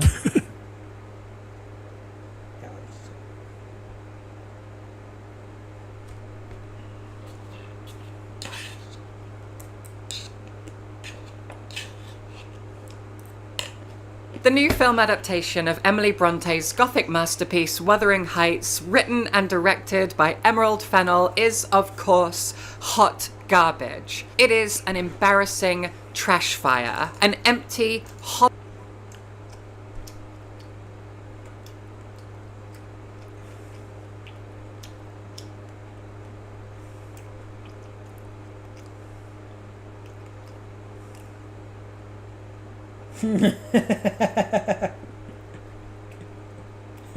This comment right here is funny. On the bright side, this is what it took for me to finally read Wuthering Heights. Okay. I'm going to end this live stream because I said I was going to pivot and I did a little bit too much. God damn. I did a little bit too much.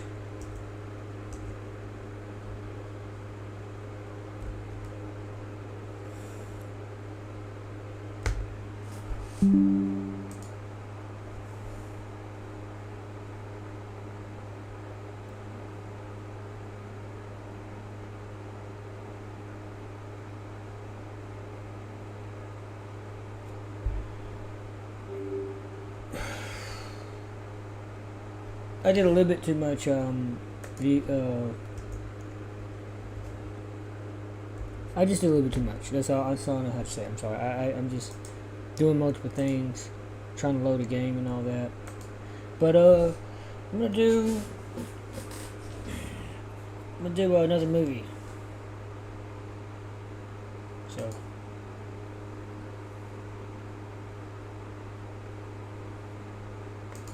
You know what? Let's just go ahead and get this one out of the way.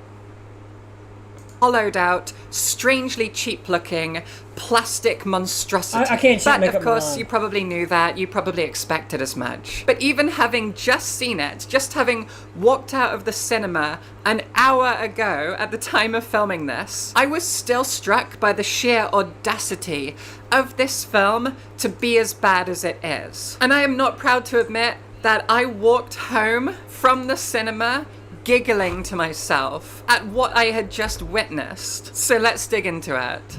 Now, I'm going to try my hardest here in this video to not make this a comparison to the novel. I have talked about Wuthering Heights many times on this channel. You don't need me to go over it again here, so I'm not going to. Now, I have said before that, in my opinion, Emerald Fennell is a half-decent director with a pretty unique eye, but a god-awful, talentless writer. And so, going into her adaptation of one of my favorite novels, and based on the trailers that I'd seen and the fact that I'd seen her first two films, I kind of assumed that it would be really dreadfully written, that it would be a borderline offensive adaptation of a book that I hold so near and dear. I figured that she wouldn't understand it. I got the impression from interviews with her that she wasn't trying to, but I did think it would look pretty. I did think that it would have an aesthetic, and it certainly does have a style of its own. I'm not going to deny that. It looks pretty unique, but it looks cheap. It is weirdly plastic, and I can't think of any thematic reason that it would look the way it does. On her wedding day, Margot Robbie as Kathy is wearing plastic. There's a lot of plastic in this film, and like thematically, tonally, it does. On her wedding day, Margot Robbie as Kathy is wearing plastic. There's a lot of plastic in this film, and like thematically, tonally, it makes no sense. It's certainly not historically accurate. Nothing in it is. It's not trying to be historically accurate, obviously, and I'm very unbothered by that. Historical accuracy means very little to me. But the plastic, it looks so cheap and so ugly. Wuthering Heights, the house, is this strange stage set that's very angular, like it's made of Lego bricks, and it's surrounded by these black blocks of granite, and then the moors outside of it are all real. It was clearly shot on location across the moors, but not the house itself. It exists in this strange, fantastical netherworld that looks like Lego bricks, both in the sense that it is shiny plastic and in the sense that it looks like it was built by a child. It's ugly, and I really want to avoid calling it gaudy. There is a lot of, no, I can't say pageantry, I can't say camp, I can't say anything that I respect.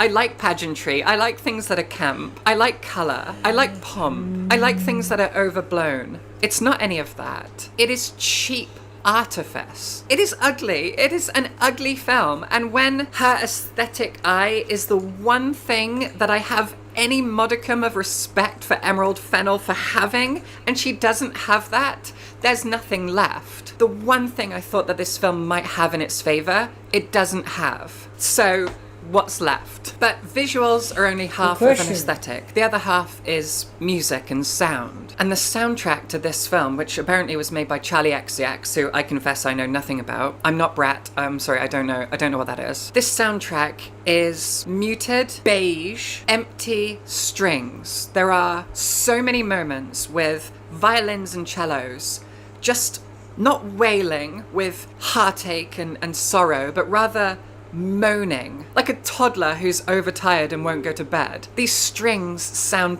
sad, like they've given up. There is no heart in the music at all. It is not gothic, it is not somber, it is not textured. It is flat and empty. There are a few piano melodies that feel exactly the same way. They're just these empty things that they don't pull on your heartstrings. They don't feel like anything. Again, it feels like artifice.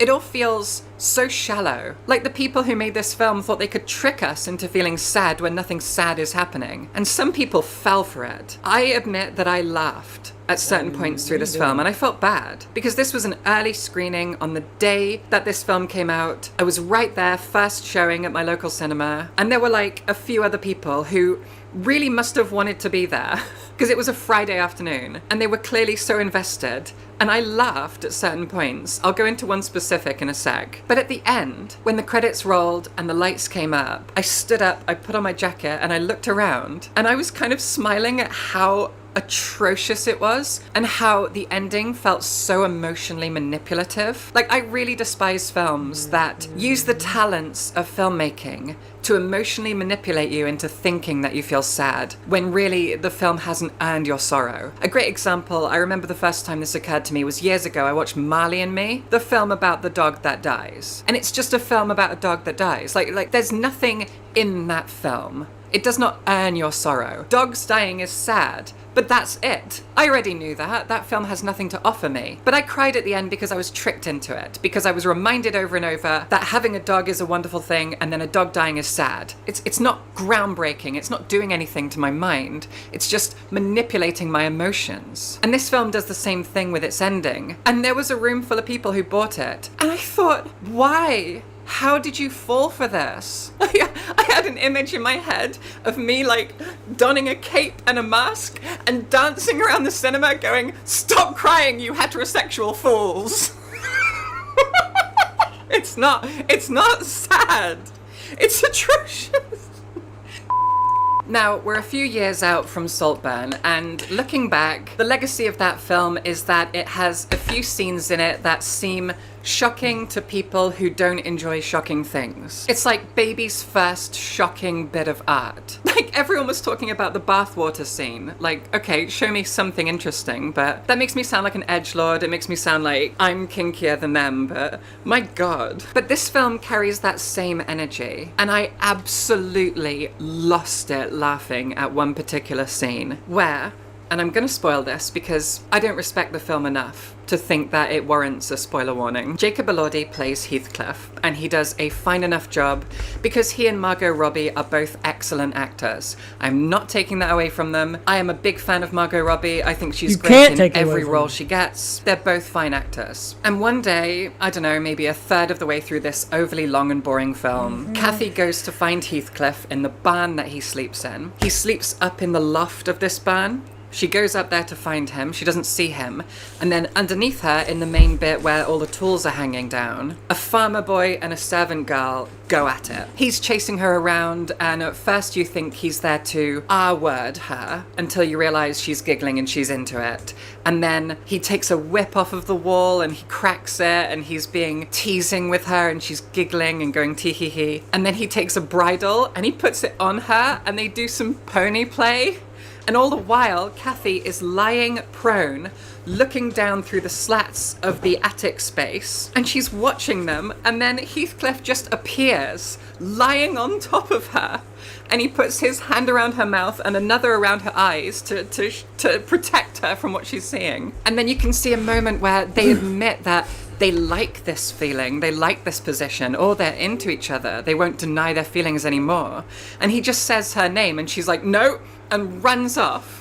And then the next day, I think it's the next day, she's out on the moors and she's leaning against a rock and she pulls up her skirts and she starts enjoying herself. And you watch Margot Robbie enjoying herself for a minute while he slowly sneaks up behind her. It's so funny.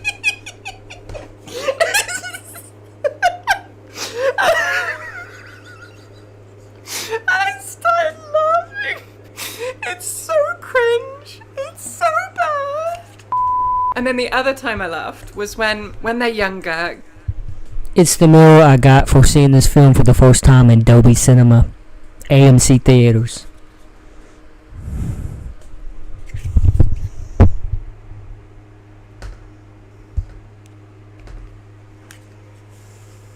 Kathy pulls a prank on Heathcliff. This guy who lives on a bed of straw in a barn with a single threadbare blanket. He goes into his bedroom, his loft space, and he goes to sit on his straw bed, and there's this cracking sound, and he moves the sheet, and underneath is a handful of eggs that he's just sat on. And it was a prank. He looks through the window and he sees her and he knows it's her. She put the eggs there and then he sat on them. Ha ha ha, very funny. And then it's called back to later on after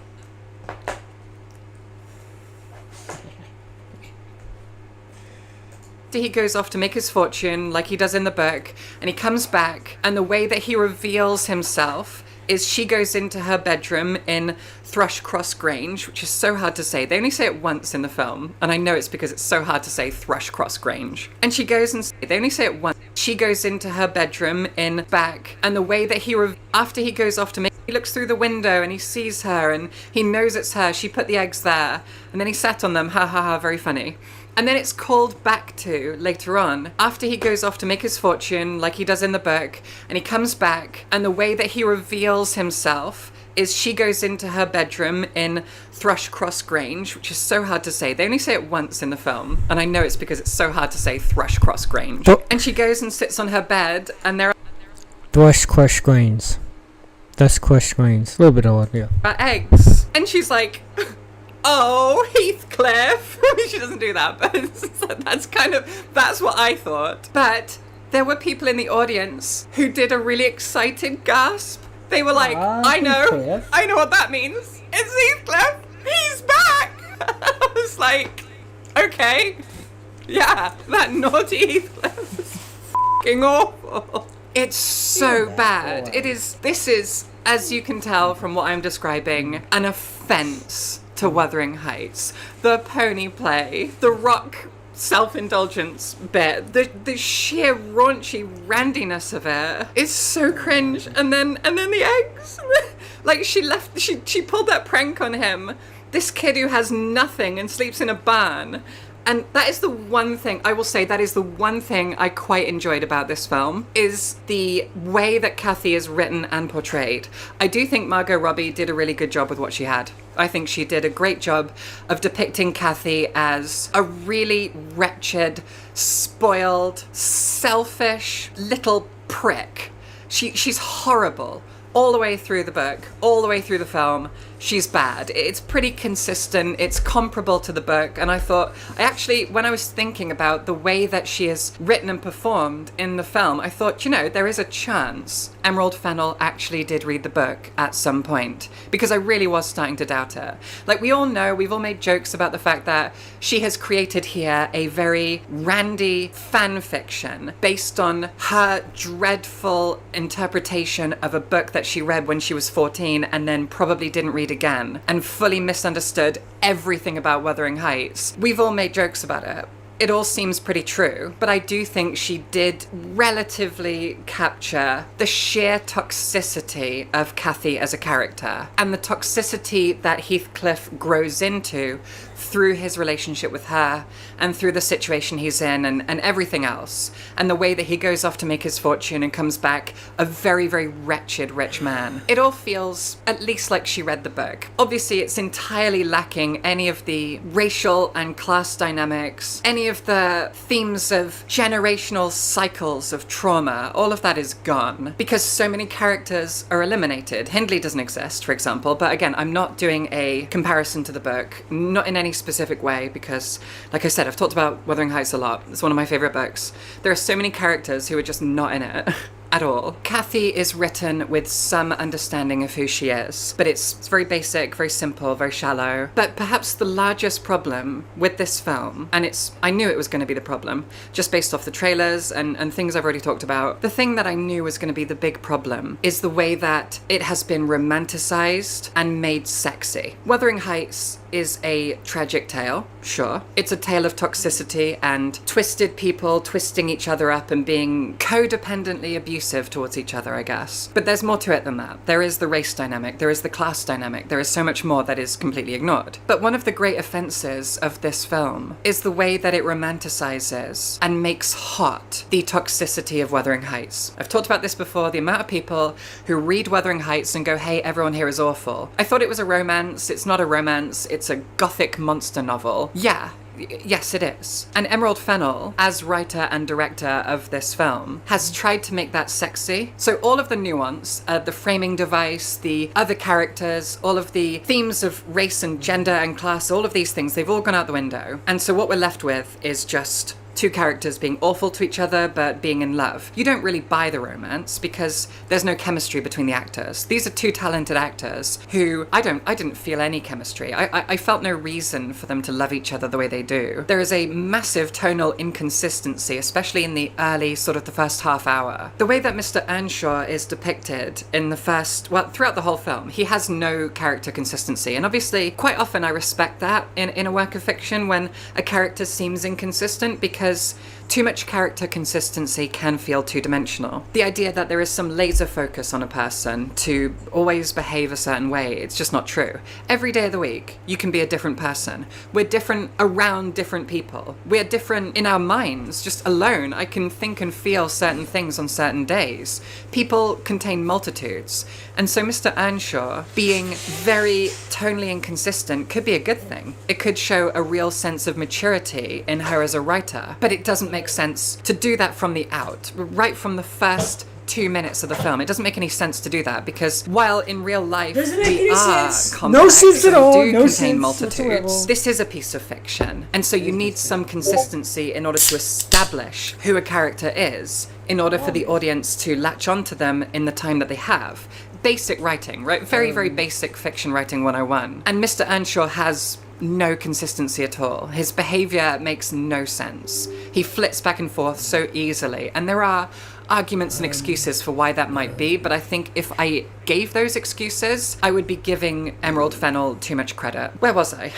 That was a point I was going to bring up later. I haven't scripted this, it's all in my head, but there is no chemistry between these characters. The entire story is Kathy and Heathcliff going back and forth, abusing each other and treating each other terribly. Fine. That is part of the novel, to a point, sure, absolutely. It's bigger than that, it's thematically deeper than that, and that's all gone. Instead, it is that, but a romance in spite of it. They love each other and they are perfect for each other, and like there is an ironic element to that in the novel, quite a big one I would argue, but again, there is no chemistry, and what she's done is romanticize their toxicity. Wuthering Heights could almost serve as a warning against all of the things that happen in it. It is not a positive story. Wuthering Heights is tragic and dark and full of misery. Even the beautiful lines in that novel, the beautiful dialogue spoken between these characters, all of that stuff, that there is a sense of irony to it. You can't fully believe it because you can't believe these people as good, loving people who deserve happiness and deserve each other. And so when Heathcliff says the famous line, that monologue that I love so much, when he says, "You say I killed you, haunt me then, be with me always, do not leave me in this abyss where I cannot find you," that's in the film, and it just rings so hollow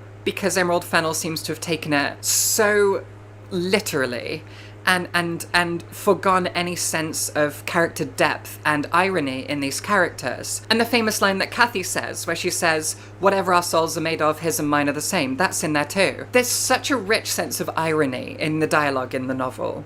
And it's all gone here. It is plastic, as I've said before. It is face value, shallow, mundane, empty nothingness. I am absolutely flabbergasted by the sheer confidence to depict the cruelty and toxicity of these characters without any sense of context around why they are this way. Writing Mr. Earnshaw as something entirely different, creating a fantastical scenario and setting for this story to play out in, bastardizing so much of the aesthetics, the tone, the character writing, the backgrounds, making Heathcliff white obviously is such a pathetic cop-out tragedy bullshit thing that I hate so much.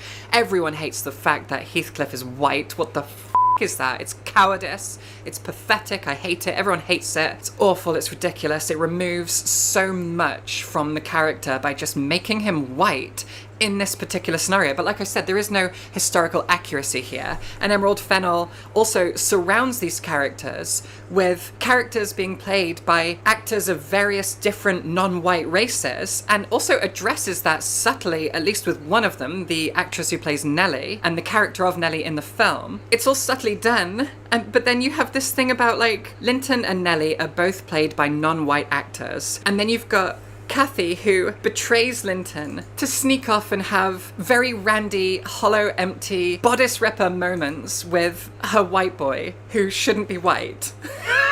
It borders on racist. She's white. She's talking about racist? Really? Feel racism in this. Lady, I don't think. I don't think enough black people care. I honestly do not think enough niggas care. Not enough black people care. I was disturbed. This shit last week, nigga, it's nothing. This shit white heel, nigga. This shit white heel, nigga. God, the color light. That was some kind of fucked up name. By the way that the film flips its race dynamics literally on its head, to the point that it did feel like it was rubbing against racism. There is nothing to this film. And I have made a point on this channel so many times of talking about how certain writers of a certain very, very popular subgenre of romance and fantasy, tiptoeing around that in case any of the fans are watching, how those writers romanticize terrible, awful toxicity. I don't like talking about that genre anymore because the fans are out there, but Emerald Fennell has done the same thing here. She has chosen, in my opinion, to romanticize toxicity. Because it's about perspective, right? The perspective of Emily Bronte is not that this is romance. But the perspective of Emerald Fennell, as far as I can tell, is that all of this is romantic. It is not gothic tragic, it is romantic tragic. And those are different things. And the idea that audiences might walk away from this thinking that there was anything actually romantic, anything commendable or admirable or enviable in their relationship, in their behavior, that idea really disturbs me. Romantasy books have been doing the same thing for a few years. It disturbs me. I've talked about that a lot. The perspective that toxicity is somehow romantic. It's so disgusting. And Wuthering Heights was kind of addressing this 150 years ago, and no one seems to have learned any lessons from it. And in fact, they're now taking that work of fiction and abusing it and bastardizing it and ruining it and twisting it up into some empty, bloated, slow, meandering, surface-level romantic piece of hot trash. I've avoided other reviews in detail, but I've seen some headlines on social media, and there was one review that said that this is a romance for the I can fix him crowd. And like, yeah, absolutely. Toxicity as romance in the most blatant, flagrant, proud way possible, and that's disgusting. Somehow, based on the people who are around me at that screening, this film manages to get away with avoiding any sense of character writing, growth, development, any kind of bonding and unity between these characters, any reason for them to be in love whatsoever, and then still build a romance around them, which is entirely physical, and then end it all with this tragic moment where everyone starts bawling, despite the fact that they're probably being emotionally manipulated by a terrible soundtrack that doesn't deserve to be respected or to be brainwashed by. Then there's the bland, cheap-looking plastic aesthetics, the lack of chemistry between these actors. The event in the final scene, and I guess I won't spoil it, is sad on paper, but it isn't, because it's also established at the beginning of the novel, but instead it's the end of the film. And if, instead of crying at nothing sad at all, you think about the fact that these people, these characters, none of them deserve your tears, none of them deserve sorrow. It's all artifice, it's all shallow, it's all plastic, it's all empty, it's gaudy, cheap-looking nonsense. It is offensive to the memory of Wuthering Heights. It is intellectual dishonesty. It is a pathetic show of romance, sans any romance whatsoever. Wuthering Heights is garbage. Absolute hot garbage. Stay away from it. It doesn't deserve any of your attention. I hated every minute I spent with it. Go read the novel. Subscribe for books. God, me no. Fuck no. Fuck no. I had the displeasure of seeing this movie, and I have some thoughts about it. I have some thoughts about it. Thoughts. I just love hating these British people. Like I said, though, we gotta get going. I gotta get going. I will not download it, damn it. I don't want to download it. I'm trying to save it to the playlist. Oh, it is on the playlist. Anyway, I'll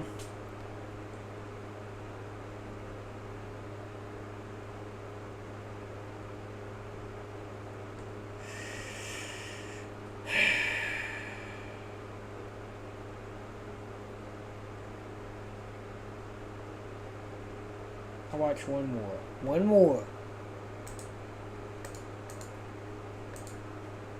Emerald Fennell's Wuthering Heights with Jacob Elordi and Margot Robbie is one of those movies where the quotations around the title are doing just obscene amounts of heavy lifting. It technically borrows from Emily Bronte's plot skeleton, Two Children on the Moors, obsessive love, class barriers, Heathcliff disappears and he comes back rich and angry, Catherine dies in childbirth, and then it tosses out almost everything that makes the book what it is. The entire second half of the book is just gone. The generational structure is gone.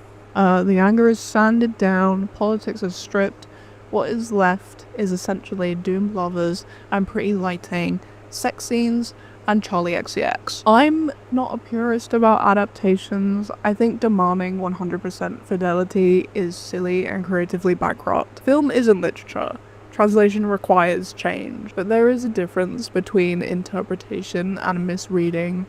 This feels like a fundamental misunderstanding of what Wuthering Heights even is. It takes one of the most psychologically brutal, socially charged, structurally weird novels and turns it into something that plays like a Netflix romance. And not even a good one. For anyone that hasn't read it, the novel isn't really a love story. It's a nested, multi-generational narrative about abuse and inheritance and class resentment and racial othering and the way violence reproduces itself across families. Heathcliff is not a Byronic heartthrob. He is vindictive and manipulative and often monstrous. Kathy is also not some soft, tragic heroine. She's proud and selfish and complicit in her own misery. The second generation exists to show how trauma echoes and resolves. The book is ugly and claustrophobic on purpose, and the film cuts all of that. Fennell ends the story with Catherine dying in childbirth. No daughter, no structural mirroring, no slow reckoning with what Heathcliff has done. There is no aftermath, there is just tragedy as like an aesthetic end point. And then it fades out, which tells you exactly what kind of movie this is trying to be. The film starts with Kathy and Heathcliff as inseparable kids, and then society intrudes, and Catherine chooses Edgar because wealth and status matter. Heathcliff disappears, and then he comes back rich, and their reunion spirals into jealousy and destruction. That's basically it.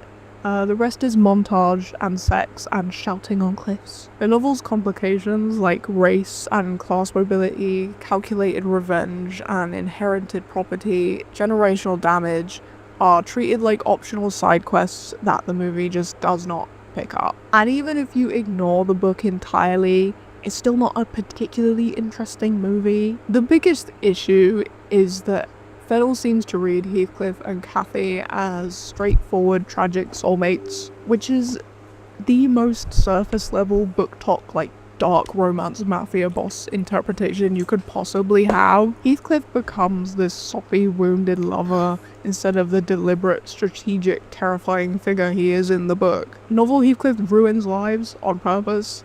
Movie Heathcliff mostly just like stares and broods, and he has sex. And Charlie XCX is there. He's sad. That's kind of it. Catherine, meanwhile, loses herself. In the book, her refusal to marry him is devastating because it's driven by pride and social ambition and cruelty. Here, their relationship is romantic almost immediately. So the tension collapses. If they're already framed as pure and meant to be, then what's the conflict besides circumstance? You can't build a tragedy if you sand off the character's worst instincts. The movie constantly tries to shock you into feeling something. There's a very early hanging scene that feels like it exists purely to show you just how edgy they're gonna be. A lot of moments gesture towards transgression, like sex and violence and taboo, but nothing actually lands because none of it is grounded in character or stakes. It wants to be like freaky and erotic and gothic, but it never commits. It's constantly flirting with excess and then backing away. Despite all the weird sex stuff, it's so safe. There's also the issue that is impossible to ignore. The novel's racial and class politics get completely just thrown out. Heathcliff's ambiguous, radicalized otherness is central to the text. He's described in explicitly foreign and unsettling terms. His outsider status is weaponized against him and informs how he moves through the world. It's uncomfortable and messy and historically loaded. Casting Jacob Elordi and then trying to signal otherness by giving him a beard and making him a bit dirty fundamentally dodges the point. They want the aesthetic of marginalization without the reality of it, like the romance without the politics. At one point he comes back clean with a haircut and a little gay earring, and it drove me up the wall. It's such a shallow visual shorthand, like, oh, here is his transformation. He's hot now. What a load of bullshit. Elordi isn't a terrible actor. Fennel's one genuine talent might be making him feel like a person instead of the walking red flag he plays on Euphoria. I thought for years that he himself was a dickhead because of the character that he played. He and Margot Robbie clearly have chemistry outside of the movie as well. And some of the sex scenes work on a purely physical level, but the performance itself is flat. He doesn't get to be calculating or cruel or frightening, which are the interesting parts of Heathcliff. He mostly just kind of is there. It's wild too, because he was really good in Frankenstein, like miles better. He was complex and he was genuinely affecting. This feels like a step back. Maybe he knew that Wuthering Heights wasn't it, so he had to like lock Frankenstein in so people would forget about this absolute shit show. Margot Robbie is there. She's present. Catherine is written so thinly that there's only so much she could possibly do. Catherine should be volatile and contradictory and hard to like, and here she is just kind of tragic and hot, which is safe. Visually, the movie is so very polished. It's bright and hyper composed and lush. Every frame looks so expensive, but the second you look closer, you realize that most of the credit belongs to Linus Sandgren, who appears to be absurdly good at his job. This man deserves a knighthood. Calling this Fennel's visual strength feels wrong when the cinematographer and the set designer, Susie Davies and Charlotte Durix, is doing the heavy lifting, and half the shots are clearly cribbed from other films anyway. She pulls a lot of direct visual inspiration, and by inspiration I mean near replication, from literally everything else. After a while you start playing spot the reference instead of engaging with the actual scenes. It's pretty, but it's not personal. Same with the costumes. They are so cool. They're so gorgeous. They're completely inaccurate, but they're very cool. Jacqueline Duran knows how to design clothes that make actors look incredible on screen. Normally I wouldn't even care about historical accuracy if the film felt coherent. If the rest worked, I'd be happy to accept the stylization. But when the movie is already hollow, The aesthetic polish just feels like distraction. Like it's trying to convince you that it's deeper than it is. Tonally as well, it never settles. The soundtrack is fine in isolation, but it sounds like it belongs to a completely different movie. Like, pick a movie. Any movie. It would work better in any of those. Charlie XCX popping up over Windswept Yorkshire tragedy is so jarring that it becomes funny. It kind of fits the, like, erotic melodrama that it is. It does not fit Wuthering Heights. Every time the music kicked in, I felt like the film was, like, accidentally admitting to what it really wanted to be, which is one big long music video. Structurally, it just drags as well. The first 2/3 are ridiculous and painfully derivative. It borrows heavily from basically every Romeo and Juliet adaptation you've ever seen. There's forbidden love and angry rich people and running through fields. We get it. There is no character study and no escalation and no sense of stakes, and it's just repetition all the time. By the time the third act shows up and it tries to get messy and tragic, it is too late. Nothing has been built properly, so the collapse feels weightless, which is wild considering how much narrative weight the original text carries. What really frustrates me is that there were interesting directions Fennel could have taken. The conflation of sex and death, the body horror of obsession, the claustrophobia of inheritance. You could push this into, like, genuinely uncomfortable territory. You could make it feral and sweaty and mean if you want. You could lean into gothic instead of just, you know, dressing up like it, and even then, hardly. Instead, everything gets smoothed into something marketable. We've had some really strong gothic movies lately, like Nosferatu and Frankenstein, and maybe the Batman, depending on what you consider gothic. Stuff that understands mood and moral rot and atmosphere. This does not belong in that conversation. The most damning thing, even setting aside the whitewashing and the political fanning and the thematic erasure, is that it's still just nothing. It's not risky and it's not bold. It's not particularly romantic. It's not disturbing. It's not even especially memorable. It's just there. It's just 2 hours of, like, Pinterest aesthetic. I kept waiting for it to justify itself, for one scene to, like, actually commit to the bit, for one moment to feel, like, a little bit dangerous, a little bit freaky. It never happens. By the end, when Catherine dies, the movie just stops, because of course it does. It feels less like a tragic conclusion and more like they just kind of gave up. Cutting the second generation means cutting the book's whole point. There is no reckoning and no consequence. There's no, like, hope there. Just, like, spectacle and then credits. Which I think kind of sums up the whole experience. It looks good. It sounds fine. Two attractive people kissing and whatnot. And underneath that, there is nothing. Here's the thing. If Emerald Fennell threatens to release another movie, I will be there. Oh, I will be sat. Invite me. I'll change my review immediately if I get free tickets to the next one. I don't want to pay for this anymore. Alright. Like I said, that's it. Enough. The hate is real. The hate is real. Stay tuned for more. And don't forget to like and